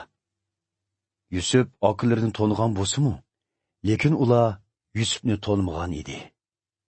U oklari to'g'risidagi kichik vaqtida ko'rgan tushlarini esiga elib, maqsadli holda ularga: "Sizlar josus, mamlakatimizning ojiz yerlarini chorlig'ili keldinglar," dedi. Ular: "Yo'q, janoblari, kaminlari ochliq setib olg'ili keldi. Biz oqfuqlar rostchil odamlarmiz. Kaminlari hargiz josus emas," deb javob qaytarishdi. Yusuf ularga: "Yo'q, sizlar mamlakatimizning ojiz yerlarini chorlig'ili keldinglar," deb chingtirib oldi. Ular: "Ey janoblari, kaminlari aslida bir otidan 12 qarindosh edik. Otimiz Xononda turdi. Eng kichik inimiz uning yanında qoldi. Yana bir inimiz bo'lsa, o'lib ketgan," dedi. Yusuf yana chingtirib: "Yo'q, men hozir aytgandek, sizlar rostli josus. Sizlarning samimiy yoki samimiy emasliginglarni sinash uchun podshohning nomi bilan qasam qilamanki, kichik ininglar bu yerga kelmaguncha sizlarni hargiz qo'yib etmayman. Sizlardan biringlar berib, uni elib kelinglar. Gapinglar isbotlanguncha qolganlaringlar bu yerda zindonda tursizlar. Ininglarni akamsanglar, hammanglar cho'qim josus bo'lib hisoblansizlar," dedi. Shuning bilan ularni zindonga qamab 3 kun tutib turdi. 3-chi kuni Yusuf ularga: "Men Xudoga ixlosman odamman. Agar sizlar mening shartimni qabul qilsanglar, bir qo'shiq qilinglardan kechiman. O'zinglarning samimiy odam ekanliginglarni isbotlash uchun bir odaminglarni zindonda go'rga qo'yib, qolganinglar qaytib, olgan ochliqlarni oilanglardagi ocharchilikda qolganlarga yetkazib beringlar. Ondan kichik ininglarni bu yerga ep kelinglar. Shundoq qilgandilar. So'zinglarning rostligi isbotlanadi-da, o'limdan omon qolasizlar, dedi. Ular bu shartni qabul qilib, o'zaro burun biz inimizga ziyonkashlik qilg'ashqa, endi uning qisosiga qoldik. Biz uning azobini ko'rib turib, yolvursimi sen qilmagan edik. Shunga bu bala qazoga yo'liqdik, deyishdi. Ruben ularga, men sizlarga bu balaga tegmayli desam, sizlar anglamadinglar. Endi shu qon qarzini to'laydigan bo'ldik, dedi. Yusuf ularning so'zini tushundi. Akılları bo'lsa buni bilmaydi. Chunki Yusuf ular bilan tarjimon orqali so'zlashgan edi. Yusuf o'zini chatga ilib, yig'lab tashildi. Ondan qaytib kirib, Shimonni ayirib, ularning oldida uni bog'latdi. Yusuf xizmatchilariga, akılların tağarlarga oshliq to'ldirib, oshliqqa to'lgan pullarini tağarlarga silib qo'yishni va ularga yo'lliq oziq-tulik tayyorlab berishni buyurdi. Hamma tayyorlik bitgandan keyin ular og'in oshliqni eshaklarga ortib, yo'lga ravon bo'ldi. Qo'nalg'i joyga borganda, ulardan biri eshaklarga yem berish uchun tog'irni ichib, o'z pulining tog'arda turganligini ko'rdi-da, qarindoshlarga, ular pulimni qaytarib yetibdi. Mana tog'arni ichida turdi, dedi. Ular hang-tang bo'lib, qo'rqqan holda o'zaro, bu Xudoning bizga qilgan nima ishidir, deyishdi. Ular Qanonga qaytib kelib, otasi Yoqubni oldiga kirib, o'tgan ishlarni bir-birlab so'zlab berdi. Ular mundoq dedi. Misrning bosh vaziri bizga qattiq gap qilib, bizni ularning do'ltini charg'ili kelgan deb aybladi. Biz uningga, biz josus emasmiz, biz samimiy odamlar. Bir otidan jami 12 qarindosh edik. Bir inimiz o'lib ketdi. Eng kichik inimiz Qanonda otimizga hamroh bo'lib qoldi degan edik. Biroq u sizlarning samimiy yoki samimiy emasinglarni sinayman. Bir odaminglarni qamoqda tutib turaman. Qolganlaringlar qaytib, olgan oshliqlarni ocharishda qolgan oilanglarga yetkazib beringlar. Ondan kichik ininglarni mening yenimga elib kelinglar. Shunda qilsanglar, sizlarning josus emas, balki samimiy odam ekaninglarga ishonib, qarindoshlaringlarni qaytarib beraman. Bu yerda turib kelib, o'qar qilsanglarmi bo'ladi, dedi.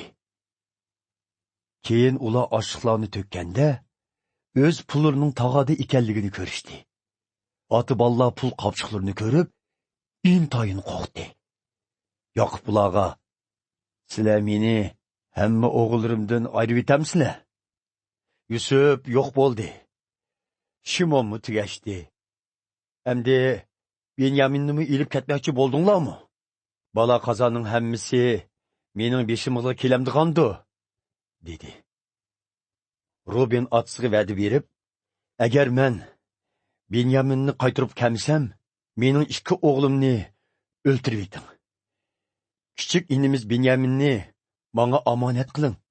Men uni cho'qim qaytarib kelaman, dedi.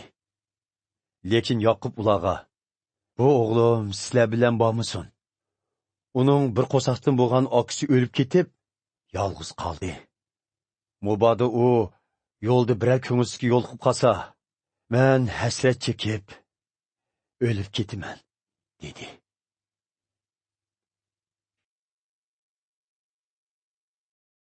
Qirq 3-chi bob. Qanondagi ocharchilik borgan siri ig'irlashdi. Yoqubning oilasidagilar Misrdan ep kelingan oshliqni yeb bo'lgandan keyin Yoqub o'g'illariga, sizlar yana biroz oshliq setib kelinglar, dedi. Yahuda otasiga, biroq u odam bizga kichik ininglarni ep kelmaguncha yuzimga qarg'ichi bo'lmanglar degan. Agar siz kichik inimizni biz bilan birga avatsangiz, borimiz. Bo'lmasa, bormaymiz. Chunki u kishi bizga kichik ininglarni ep kelmaguncha yuzimga qarg'ichi bo'lmanglar degan, dedi. İsrail ularga, sizlar nemishqa meni bunda qiynaysizlar? Nima uchun u kishiga uyda yana bir inimiz bor deb aytdinglar, dedi. Ular mundaq javob qaytardi. U kishi bizni va oilamizning ahvolini ko'chlab surishtirib, otanglar hayotmi? Yana boshqa xiyonatchilar bormi? deb so'radi.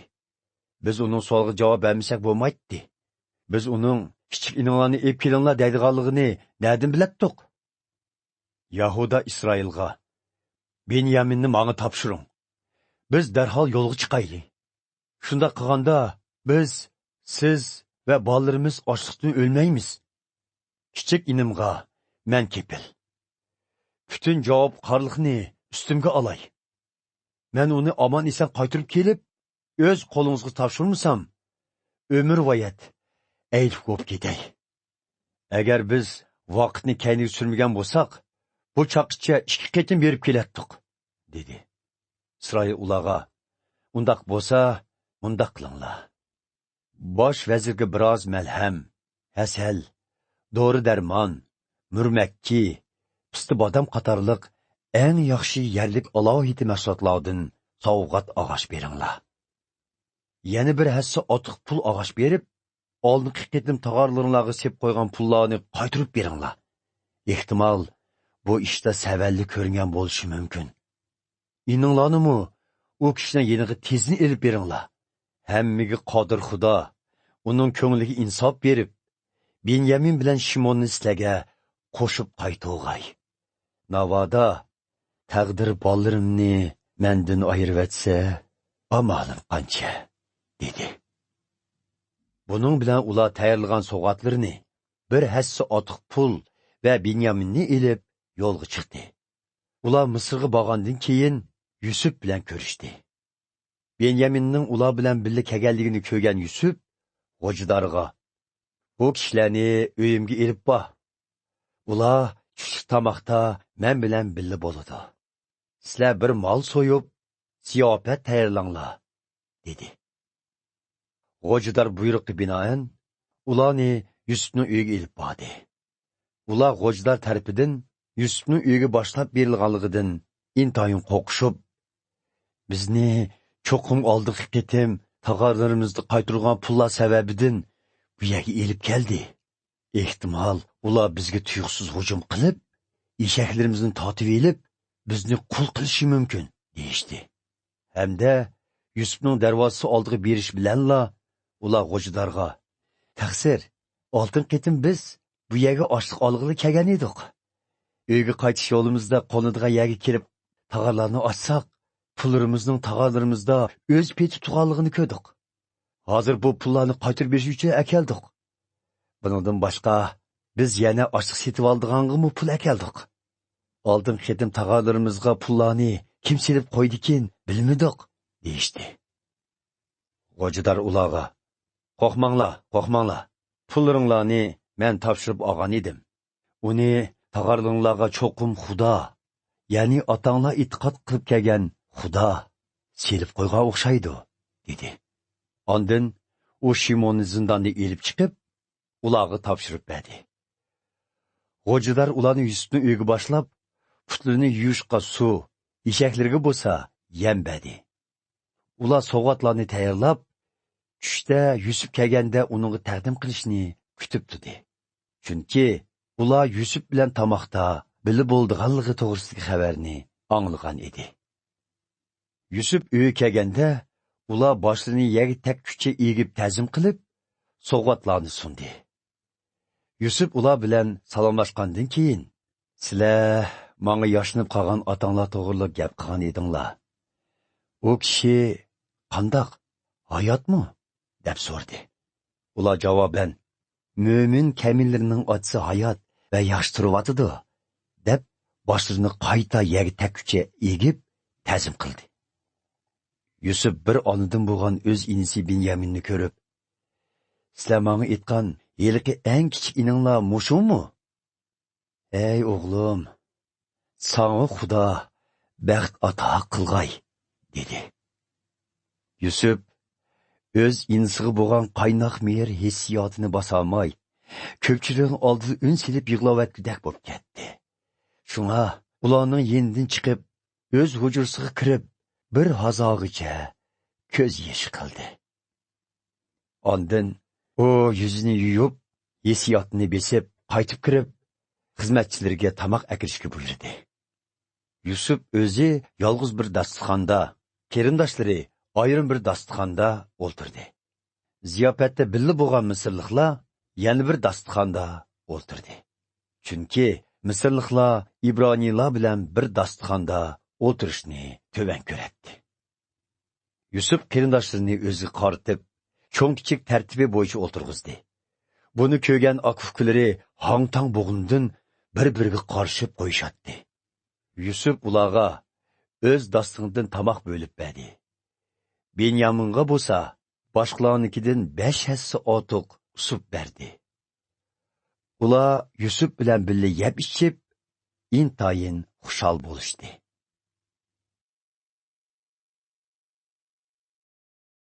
44-bob.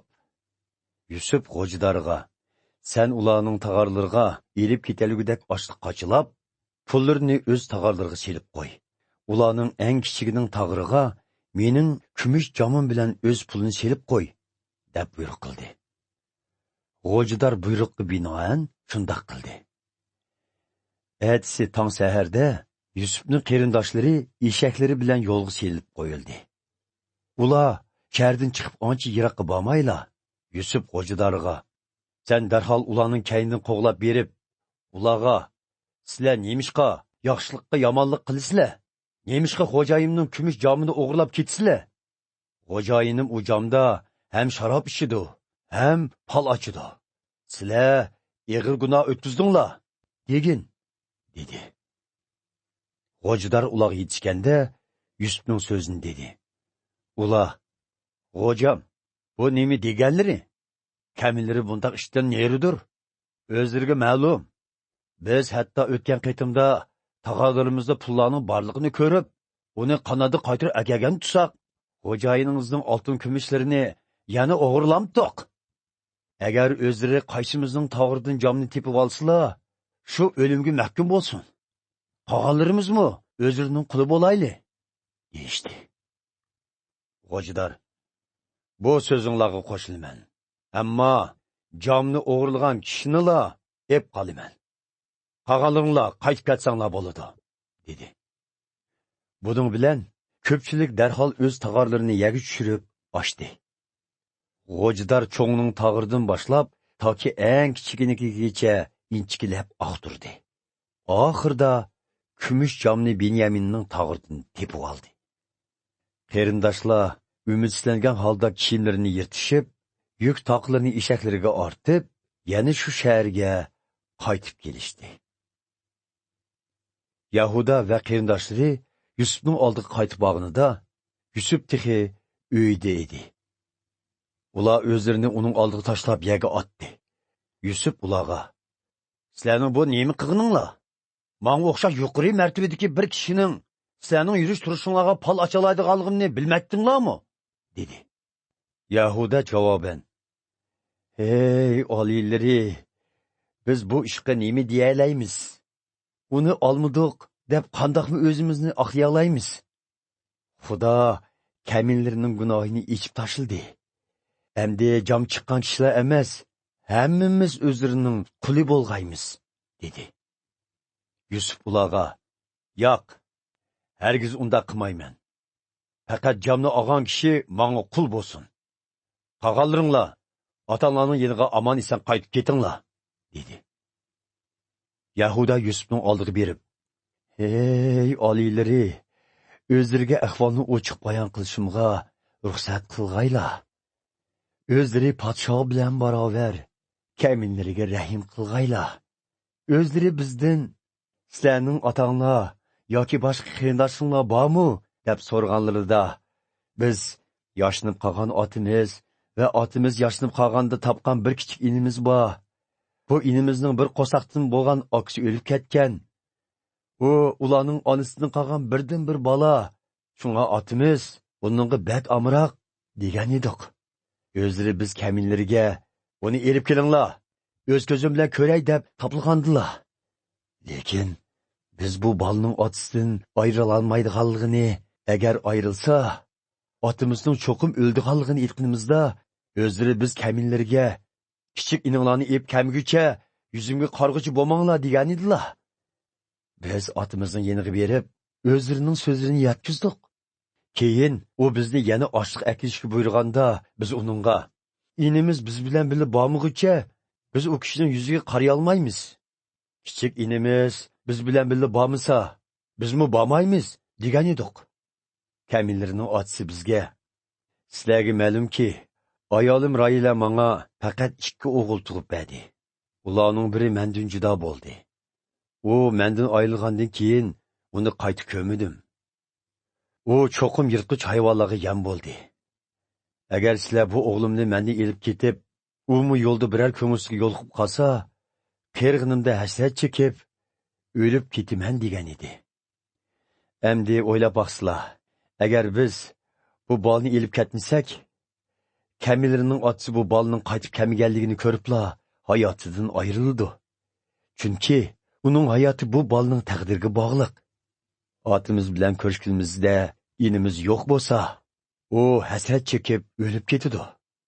Uning o'lishiga biz sababchi bo'lgan bo'lamiz. Kamillari otamga kepillik berib, agar bolni qaytirib kelmasam, umr voyat aytib bo'lib ketay degan edim. Shunga, ey oliylari, bu bola uchun kamillari qilib, o'zlariga qul bo'lsin. U bola bo'lsa, akillar bilan birga qaytib ketsin. Agar bu bola men bilan birga ketmasa, men otamning yuziga qanday qaray olayman? Men otamning bundoq balo qazoga uchrashiga chidab tura olmayman, dedi.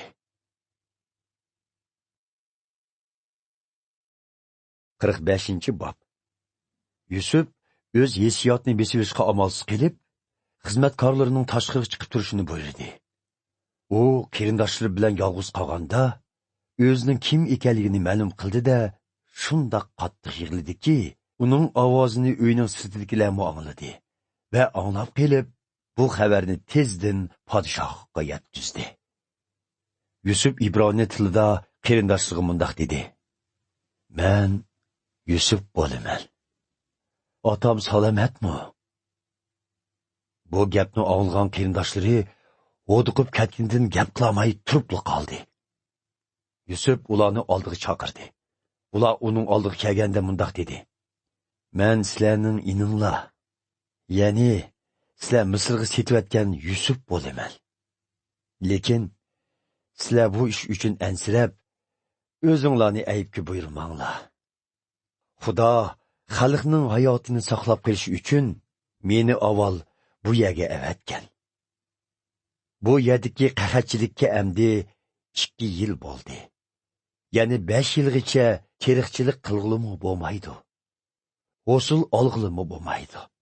Shunga sizlarning naslinglarni saqlab qolish ham hayotinglarni qutqizib qolish uchun Xudo cho'ng mo'jiza ko'rsatib, meni bu yerga avval avatdi. Demak, meni bu yerga ep kelgan sizlar emas, balki Xudodir. U meni podshohning bosh maslahatchisi va Misrning bosh vaziriga o'tag'izib, butun mamlakatni idora qilishga muyassar qildi. Sizlar otamning yeniga tezdan berib uningga: "O'g'lingiz Yusuf, Xudo meni butun Misr davlatining bosh vaziri qilib tikladi. Siz endi kechikmay bu yerga tezdan yetib keling. O'g'il qizlaringiz, navirlaringiz, qo'y qollaringiz va boshqa butun taluqotingizni akilib, Go'shan viloyati atrofida menga yaqin o'tiring. Sizning butun oila va mol-varolaringiz bilan ochliqdan mushkul ahvolga tushib qolmasligingiz uchun men sizni boqaman. Chunki qahatchilik yana 5 yil davomlashdi dedi, danglar," dedi. Yusuf yana: "Mana, mening kim ekanligimni sizlar hammanglar o'z ko'zinglar bilan ko'rdinglar. Benyamin, senmi ko'rding?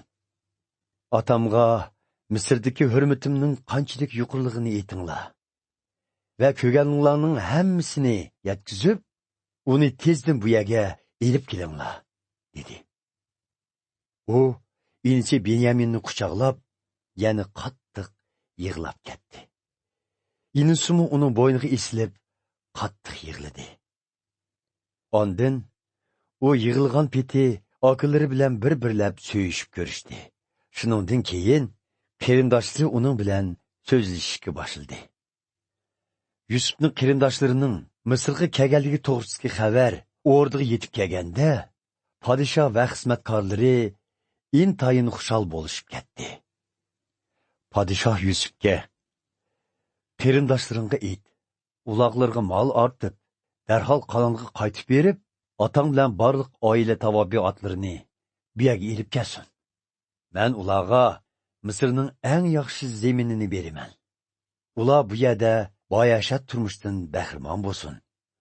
Ularga yana shuni aytib qo'y. Ular otangni va xotin, bola joqlarini elib kelish uchun Misrdan harva og'ash kelsin. Ular u yerdagi ta'luqotini o'ylamasin. Chunki Misr zaminining eng yaxshi narsalari ularning bo'ladi", dedi. İsrailning o'g'illari bu so'zga binoan ish qildi. Yusuf podshoning amri bo'yicha ularga harva va yo'lga yetarlik oziq tayyorlab berdi. U yana har bir oqsiga bir qurdan yangi kiyim sovg'at qildi. Benyaminga bo'lsa 5 qur kiyim bilan 300 kumush tanga berdi. U otasiga 10 hangi eshakka Misrning eng yaxshi mahsulotlarini, yana 10 modi eshakka otasining Misrga kelish yo'lda iste'mol qilishiga oshliq, non va boshqa yemeklarni ortib berdi. U qarindoshini yo'lga selish oldida ularga yo'lda jidal majra chiqmasligini topildi. Ular Misrdan chiqib, Qanonga, otasining yeniga qaytib bordi. Ular otasiga: "Yusuf hayot ekan, Misrning bosh vaziri bo'pti", dedi. Yoqubning tallari jug'ildab ketdi. U ularning so'ziga ishonmadi. Lekin u ulardan Yusufning aytib bergan so'zlarini anglab, hamda Yusufning o'zini elib kelishga avatgan haruvlarini ko'rib, hushiga keldi. U: "Bo'ldi. O'g'lim Yusufning hayot ekanligiga endi ishondim. Ko'zimning o'chig'ida berib uni ko'ray", dedi. 46-bob.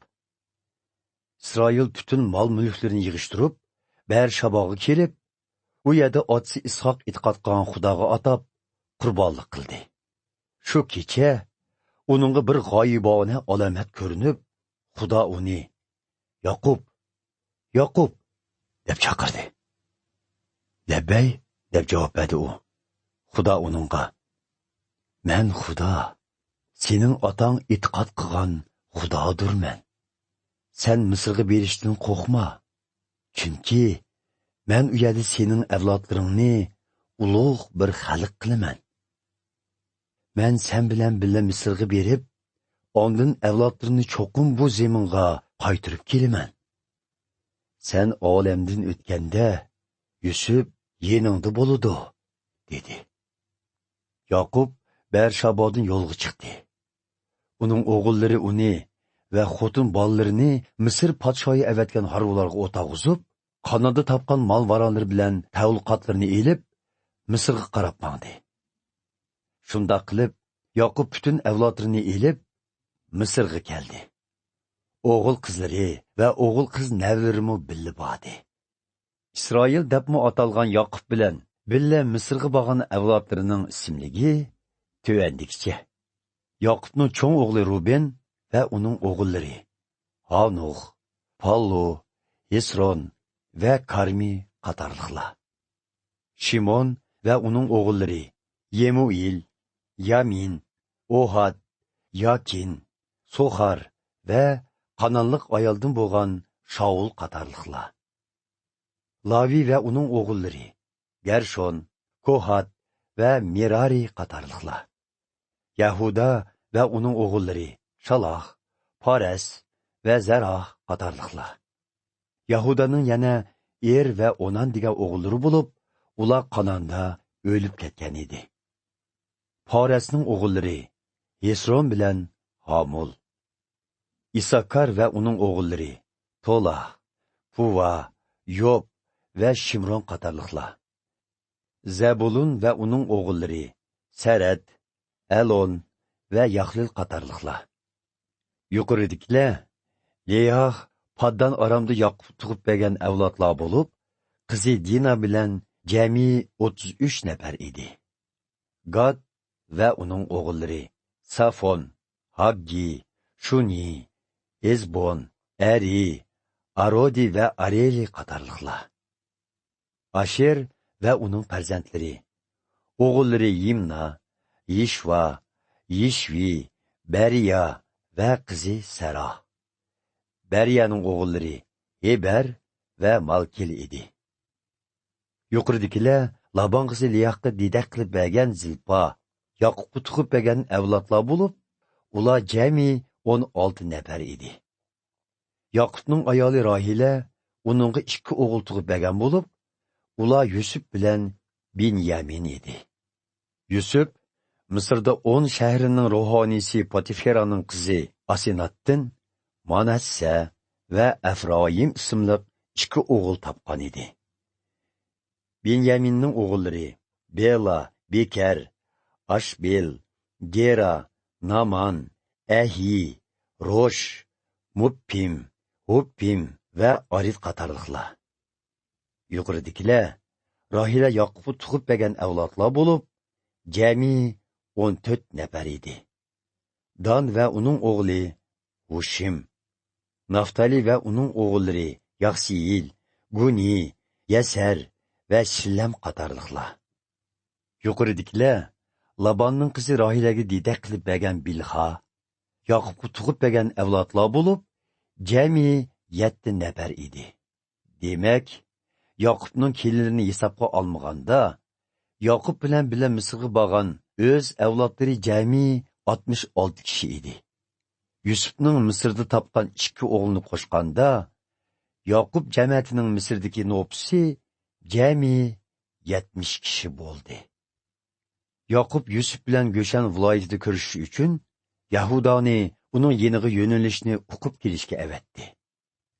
Yaqublar Go'shanga kelganida Yusuf vazirlik harvusida o'ltirib, otasining oldiga bordi. Ular didor ko'rish bilanla Yusuf otasini quchoqlab, uzungacha yig'ladi. Isroil Yusufga: "Men sening hayot ekanligingni o'z ko'zim bilan ko'rdim. Endi o'lib ketsammi, roziman", dedi. Ondan Yusuf qarindoshlari va cho'ng uydagilarga mundoq dedi: "Men podshohga sizlarning Qanondan bu yerga ko'chib kelganliginglarni ma'lum qilay. Uningga sizlarning chorvachi ekanliginglarni, mol-mulkinglarni elib kelganliginglarni aytay. Podshoh sizlar bilan ko'rishib, kasbinglarni so'rasa, uningga biz kichigimizdan tortib chorvachilik qilib kelgan. Ota bo'g'larimizmi chorvachi edi, denglar. Shuning bilan u sizlarni o'z xalqidan ayirib, Go'shanga o'rnashtirdi", dedi. Yusufning bundoq deyishdagi sabab Misrliklar mol boquvchilarni faqat ko'zga ilmaydi. 47-bob. Buning bilan Yusuf podshoh bilan ko'rishgili berib, uningga: "Otam bilan qarindoshlarim Qanondan qo'y-qola va butun mol-mulklarini elib bu yerga keldi. Hozircha ular Go'shanda turyotidi", dedi. Ondan keyin Yusuf 5 qarindoshini tanlab, podshoh bilan ko'rishishga elib keldi. Podshoh Yusufning qarindoshlaridan: "Sizlar qaysi kasb bilan shug'ullansizlar?" deb so'radi. Ular javoban: "Janoblari, kaminlari ota-bobolarimizga o'xshash mol beqish bilanla tirikchilik qilamiz. Qanonda qahatchilik ig'ir bo'lg'achqa mol boqadigan o'tloqmi yo'q. Shu sababdan biz bu yerga ko'chib keldik. Janoblaridan kaminlarining Go'shan viloyatida turishiga ijozat berishlarini so'raymiz", dedi. Podshoh Yusufga: "Otang bilan qarindoshlaring bu yerga kelibdi. Misrning zemini ularning oldida turibdi. O'zlari mamlakatning eng yaxshi yerini tanlasin. Go'shanda tursimi bo'laverdi. Ularning orasida iqtidorli kishilar bo'lsa, mollarimni boshqarishga qo'ysangmi bo'ladi", dedi. Keyin Yusuf otasi Yaqubni o'rniga boshlab kelib, Misr podshohi bilan ko'rishtirdi. Yaqub podshohga baxt saodat tildi. Podshoh uningdan, qancha yoshga keldingiz, deb so'radi. Yaqub uningga, men bu dunyoda musofir bo'lib, 130 yil yashadim. Bu jafo mushaqqatli hayotimda texi oti bo'g'larimdek uzun umr ko'rmadim, deb javob berdi. Xo'shish oldida Yaqub yana podshohga baxt tilab, ondan chiqib ketdi. Yusuf podshohning amri bo'yicha otasi bilan qarindoshlarini Misrga o'rinlashtirdi. U Ramiz shahrining yenidan davlatning eng yaxshi yerini ularga zeminlikqa berdi. Hamda otasi, qarindoshlari va ularning uydagilarga nopusning soniga qarab oshliq yetkazib berdi. Ocharchilik intayin eg'ilishib ketganlikdan hamma yerda oshliq qolmagan edi.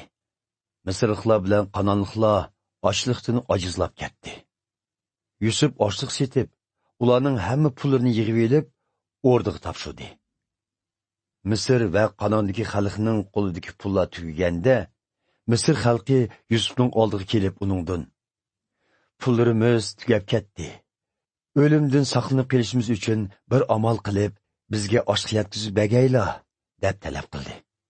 Yusuf ularga: "Agar pullaringlar tugab ketgan bo'lsa, melinglarni oshliqqa tegishinglar", dedi. Buning bilan ular mollarini Yusufning oldiga elib kelishdi. Yusuf ularning ot, eshak, qo'y, kala va o'chkilarga oshliq tegishib berdi. Shunda qilib, Yusuf ularning mol chorvalarining badiliga shu yili ularni oshliq bilan ta'minladi. Keyingi yili ular yana kelib: "Hey oliylari, haqiqiy ahvolni yushirmaymiz. Pullarimiz butunlay tugadi. Mollarimizmi o'zlariga o'tib ketdi. Hozir bizning tenimiz va yerimizdan boshqa hech narsamiz qolmadi. O'limdan saqlanib qolishimizga bir amal qilg'aylar. Yerlarimizning oq tashlanib qolmasligi uchun o'zimiz bilan yerimizni oshliqqa almashtirib bergaylar. Yerlarimiz podshohning bo'lsin. O'zimizmi podshohning quli bo'lib, uning dehqonchiligini qilayli. Hayot qilishimiz uchun yerlarni terishimizga urug'liq bergaylar", deb talab qildi. Shunda qilib, Yusuf podshoh uchun Misrning butun zeminini setib oldi. Ocharchilikning eg'irligidan Misrliklar yerlarini setishga majbur bo'ldi. Natijada butun yer zemin podshohga o'tib ketdi. Butun Misr xalqimi uning quli bo'lib qoldi.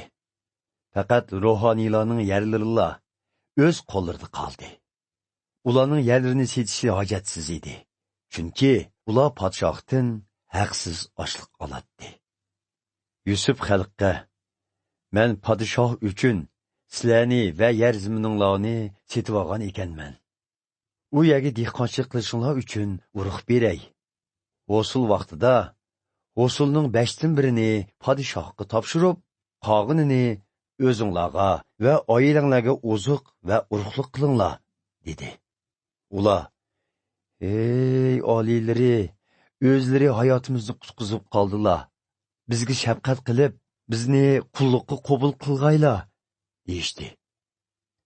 Shunga Yusuf Misrliklarga dehqonchilik mahsulotlari hosulining 5dan 1 qismini podshohga topshirish kerak degan qonunni tuzib berdi. Bu qonun bugungacha kuchga ega bo'lmoqda. Faqat ruhoniylarning yerlarilar podshohga o'tmadi. Isroillar Misrning Go'shan viloyatida o'ltiraqlashdi. Ular ro'zaq tepib, aholilari haslab ko'paydi. Yaqub Misrda 17 yil yashab, 147 yil umr ko'rdi. U o'lish oldida Yusufni chaqirtib kelib, uningga: "Agar sen mendan rozi bo'lsang, qo'lingni ikki yotamning ostiga qo'yib, menga g'amxo'rlik ko'rsatib, meni Misrga dafn qilmaslikqa qasam qilgin.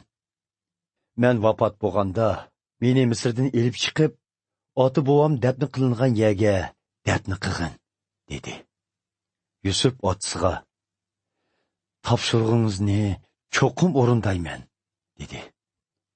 Isroil: "Undoq bo'lsa, menga qasam qilgin", dedi. Shuning bilan Yusuf qasam qildi.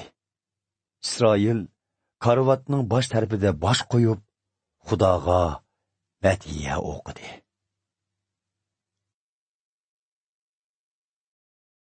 48-chi bob. Bir mezgildan keyin Yusufga otasining og'rib qolganligi to'g'risidagi xabar yetdi. Shunga Yusuf ikki o'g'li Manasse bilan Efroimni elib, otasining yeniga bordi. Yaqub o'g'li Yusufning kelganligini anglab, yotgan o'rnidan kuchining boricha kuchab turib, oron o'ltirdi. Yaqub Yusufga: "Hammaga qodir Xudo, Qanondagi Luz degan yerda menga ko'rinib, menga baxt ato qilgan edi. U menga: "Men sening avlodlaringni ko'paytib, ularni nurg'un millat qilaman va bu zaminni sening avlodlaringga mangu zaminlikka beraman" degan edi, dedi. Yaqub yana: "Hey Yusuf, men Misrga kelmasda, sen bu yerda ikki o'g'il tepibsan. Bu ikki o'g'il, ya'ni Efroim bilan Manasse, Ruben bilan Shimonga o'xshash mening o'g'illarim hisoblansin. Boshqa bola topsang, o'zingning bo'lsin. Ular kelgusida mirosxo'rlik qiladigan yer Efroim bilan Manassening zemini ichida bo'lsin. Bundaq qilishimdagi maqsad onun Rahilaning vajidindir. Men Paddan Aramdan qaytib kelganimda, onang Qanon rayonidagi Afratog'a boradigan yo'l bo'yida meni hasratda qoldirib vafot bo'ldi. Men uni shu yerda dafn qilgan edim", dedi. Afrata hozir Betlehem deb atiladi. İsrail Yusufning o'g'llarini ko'rib, "Bu bolalar kim?" deb so'radi. Yusuf: "Mening o'g'illarim. Men Misrga kelgandan keyin Xudo menga bergan bolalar", deb javob berdi. İsrail yana: "Ularni yenimga akel. Ularga duo qilay", dedi. İsrail qerib ketganligi uchun ko'zi to'lishib, yaxshi ko'rmaydi. Yusuf bolalarini uning oldiga elib keldi. İsrail ularni quchoqlab, so'yib qo'yib, Yusufga: "Asli seni qaytib ko'raman deb o'ylab boqmagan edim. Mana, endi Xudo menga sening o'g'illaringni ko'rsatdi", dedi. Yusuf İsrailning tizdagi ikki o'g'lini yerga tushirib, o'zi otasining oldida beshini yerga takkudak egib ta'zim qildi. Yusuf Efroimni İsrailning so'l yeniga, Manasseni o'ng yeniga turg'izdi. Lekin İsrail ikki qo'lni almashtirib, o'ng qo'lini kichik navrisi Efroimning beshiga, so'l qo'lini cho'ng navrisi Manassening beshiga qo'yib, Yusufga baxt tilab mundaq duo qildi: "Bo'g'larim İbrahim bilan Ishoq yaqin egashgan Xudo, bu ikki navramni baxtli qilg'ay. Meni bugungacha yetaklab kelgan Xudo, ularga baxt ato qilg'ay. Meni butun balo qazolardan qutqizgan farishta, ularga baxt ato qilg'ay. Mening nomim, ota bovam İbrahim bilan Ishoqning nomi bu bolalar orqali mangu davomlashqay. Ular nurg'un avlodliq bo'lib, yer yuzida gullab yashnag'ay." Yusuf otasining o'ng qo'lini Efroimning beshiga qo'yganini ko'rib, ko'nglida norozi bo'lgan edi. Shunga u otasining o'ng qo'lini Efroimning beshidan Manassening beshiga yo'tkab qo'ymoqchi bo'lib, otasiga: "Ata, bu ishingiz to'g'ri bo'lmadi. Cho'ngi bu. O'ng qo'lingizni uning beshiga qo'yg'aysiz", dedi. Otasi rad qilib: "Hey o'g'lim, bilma. Manassening avlodlarimi cho'ng xalq bo'ladi. Lekin inisi uningdan kuchlik bo'ladi. Inisining avlodlari ro'naq topgan ko'p xil xalqlarga aylanadi", dedi. U kuni İsrail ularga baxt tilab mundaq duo qildi: "Kelgusida İsrailning avlodlari kishilarga xayrli duo qilganda mundaq desin: Xudo sizlarni Efraim bilan Manassega o'xshash baxtli qilg'ay. Shunda qilib, Yaqub Efraimning uning aksi Manassadan yuqori o'ringa qo'ydi. Keyin İsrail Yusufga: "Mening olamdan o'tishimga oz qolganligini bilasan. Lekin Xudo jazman sizlarga yor bo'lib, sizlarni ota-bobonglarning zeminiga qaytirib ketdi. Men sana qarindoshlaringga qaraganda bir hassa otiq zemin beraman. U yani men Amorlarning qo'lidan qilich va o'qyoyim bilan tortib olgan edim," dedi. 49-bob. Yaqub o'g'lini oldiga chaqirib, ularga mundaq dedi: "Hammanglar oldimga kelinglar. Sizlarga duch keladigan ishlarni aytib qo'yay. Ey o'g'illarim, hammanglar kelib quloq solinglar. Otanglar İsrailning so'zlarini ko'ngil qo'yib tingshanglar. Ey Ruben, sen tunji o'g'limsan. Sen kuch qudurtimsan. Cho'ng bo'lib topgan tunji o'g'limsan. O'g'illarim ichida eng g'ururligi va kuchligisan. Biroq sen kalkundek eqib, tutuq bermeding. Sen kichik xotinim bilan bir o'rinda yetib, ko'rpamni bulg'ashqa, endi katta kishi bo'lamaysan. Shimon bilan Lavi ittifoqdosh bo'lib, ularning qilishlari rahimsizlik qildi. Qo'shilmayman ularning yomon niyatiga, qatnashmayman ularning suiqasdlik planiga, chunki ular darg'azabda odam o'ltirib, buqlarning peyni xalqni kesdi. Yog'sin la'natlar ularning g'azibiga, shundoqla rahimsiz o'chmanligiga. Tarqitib yetarman, kechib yetarman ularni İsraillarning orsiga. Ey Yahuda, qarindoshlaring seni maqtar. Sen düşmanning gelini siqarsan. Qarindoshlaring sening oldingda bosh qo'yar. Yahuda düşmaniga yosh shirdak etiladi. Uni mag'lub qilib, qaytib keladi uvusiga. So'zlab yatsa uvusida, kimmi uningga tegishga jur'at qilar? Yahuda tutar podshohlik angushtrini, uning avlodlari yurgizar hokimiyatni. Keyin butkul el qo'shar to'hfa uningga, butkul xalq tazim qilar uningga. Haddi hisobsiz boy bo'lganligidan u, g'ajab qo'yshi qarimay taxining bog'lab qo'yar uni eng yaxshi uzumga. Kiyimlarini yuyar üzüm şarabida, isil tonini yuyar üzüm şerbetide, onun közleri müsellastin qara, tişleri süttün mü ak. Zebulun turar deniz boyida, u yer kemi portu bolar, zemini Sidon tarafga sozular. İsakkar goya küçlük işek bulup, eğilning içinde yatar. Körgende o demiliş ornunun yaxşılığını ve yerinin münbetliğini, ortib yükünün eğrini mürsüge, kul bolup, japolik işqa mecbur bolar. Dan İsrail qabiləsinin biri bolar. O öz xalqı adil hüküm kılar. O yılandek yol boylarında, zəhərlik yılandek çıqır yollarda, çıkıp atının tüyüqini, arkasıga yıqtar atlıqlarını. Ey Perverdigarım, qutquzuşunu kütməkdimen. Gad, qaraşçılarının hücumuğa uçurar, lekin o kendin hücum qilib, zərbi berer. Aşerinin zemini bəəyni, mol açlıq ambiri bulup, padişahlarını o təminlər, xas ləzzətlik tamaqları bilen. Naftali erkin ana keyiktir, o tuğar söyümlük bala keyikləni. Yusuf mevelik dərəxtir, o bulaqqa yıqındır.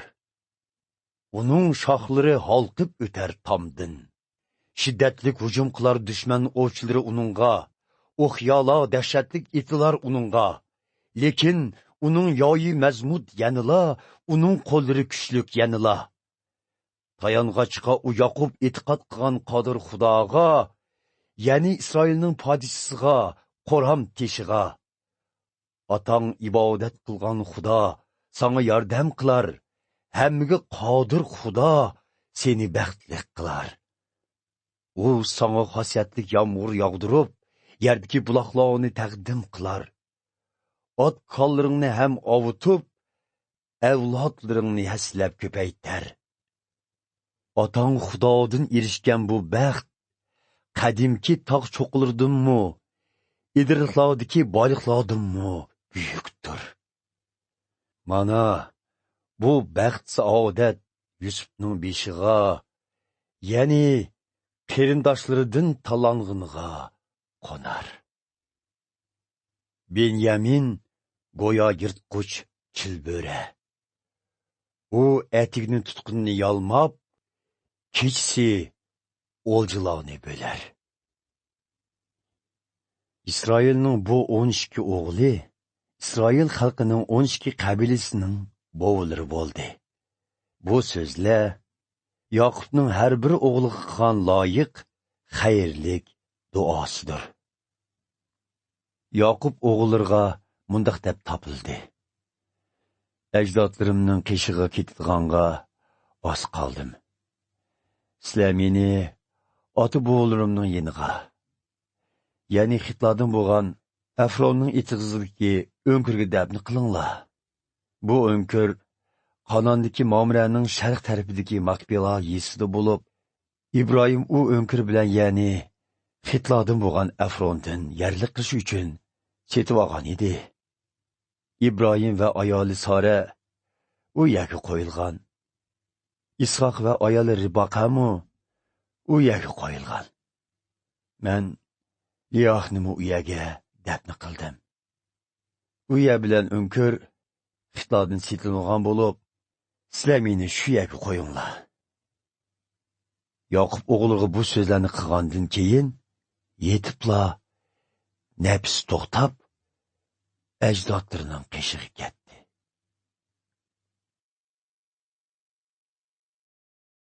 Elliginchi bob. Yusuf otasining jasadiga o'zini tashlab, hasrat bilan yig'lab, uning yuzini so'ydi. Keyin Yusuf qo'l ostidagi teplarga otasining jasadini mo'mlashni buyurdi. Ular odatlari bo'yicha 40 kun ichida jasadni chirishdan saqlash xizmatini tamomladi.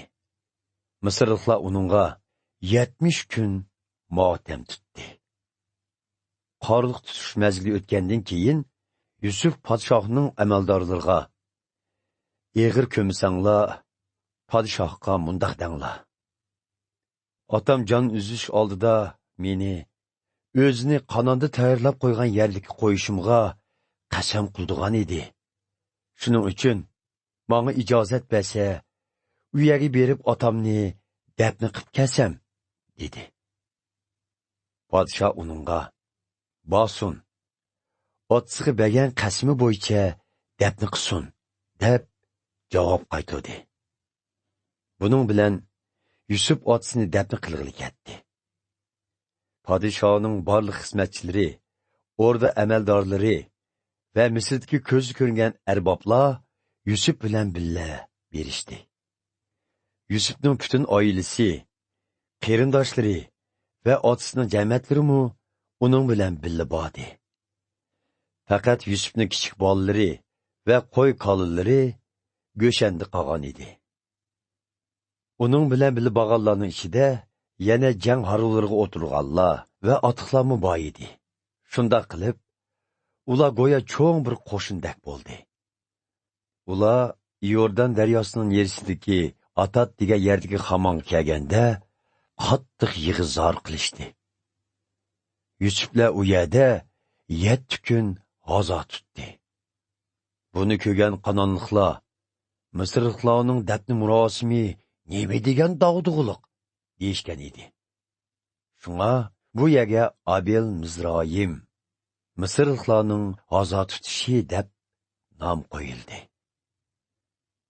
Shunda qilib, Yoqubning o'g'illari otasining topshirig'i bo'yicha uning jasadini Qanonga opirib, Mamrening sharqidagi maqbaraqdagi o'nkirga dafn qildi.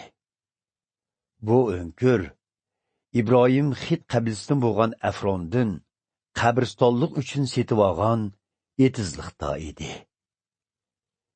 Yusuf otasini dafn qilib bo'lib, o'z qarindoshlari va dafn murosimiga qatnashgan barliq kishilar bilan birga Misrga qaytib keldi.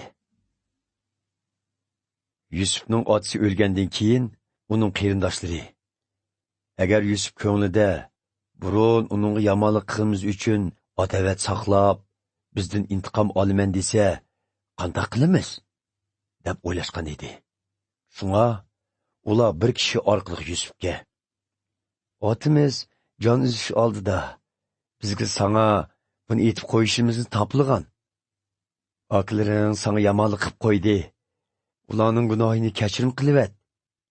Shuning uchun sendan bizning xatoligimizni kechirim qilishingni so'raymiz. Biz bo'lsak, otang ibodat qilgan Xudoning xizmatkorlari" deb so'z yetkazdi. Yusuf bu so'zni anglab yig'lab etdi. Ondan Yusufning qarindoshlari uning oldiga berib, beshi yerga tekich ta'zim qilib, mundoq dedi: "Biz sening quling bo'layli." Yusuf ularga: "Qo'rqmanglar. Men hukm qilib jazolaydigan Xudo emasman. Sizlar aslida menga jankashlik qilmoqchidinglar. Lekin Xudo nurg'un kishilarning hayotini saqlab qolish uchun yomon ishinglarni yaxshi ishga aylantirdi. Bugun mana shuncha nurg'un kishilar hayot qoldi. Sizlar qo'rqmanglar. Men cho'qim sizlarga-mu, farzandlaringlarga-mu g'amxo'rlik qilaman" dedi. Yusuf qarindoshlariga mehribonlik bilan tasalli berib, ularni xotirjam qildi. Yusuf va uning otasining urug' jamiyati Misrda o'ltiraqlashib qolgan edi. Yusuf 110 yoshida olamdan o'tdi. Uning umri shunchalik uzun bo'ldiki, u hatto o'g'li Avroyimning 3-avlodini ko'rishga muyassar bo'lgan. Yusuf mana sening o'g'li Makirning o'g'illarini o'z qo'yniga olgan. U qarindoshlariga: "Men olamdan o'tishga oz qoldim. Xudo cho'qim sizlarga ko'ngil bo'lib, sizlarni bu yerdan elib, İbrahimga, İshaqqa va Yoqubga va'da qilib bermoqchi bo'lgan zaminga boshlab bordi" dedi. Yusuf qarindoshlariga yana: "Xudo sizlarga g'amxo'rlik qilib, sizlarni u yerga elib ketgan vaqtda mening jasadimni birga elib ketishga mening oldimda qasam qilinglar" dedi. Yusuf 110 yoshida Misrda olamdan o'tdi. Ular uning jasadini chirishdan saqlash uchun mo'mlab sanduqqa selib qo'ydi.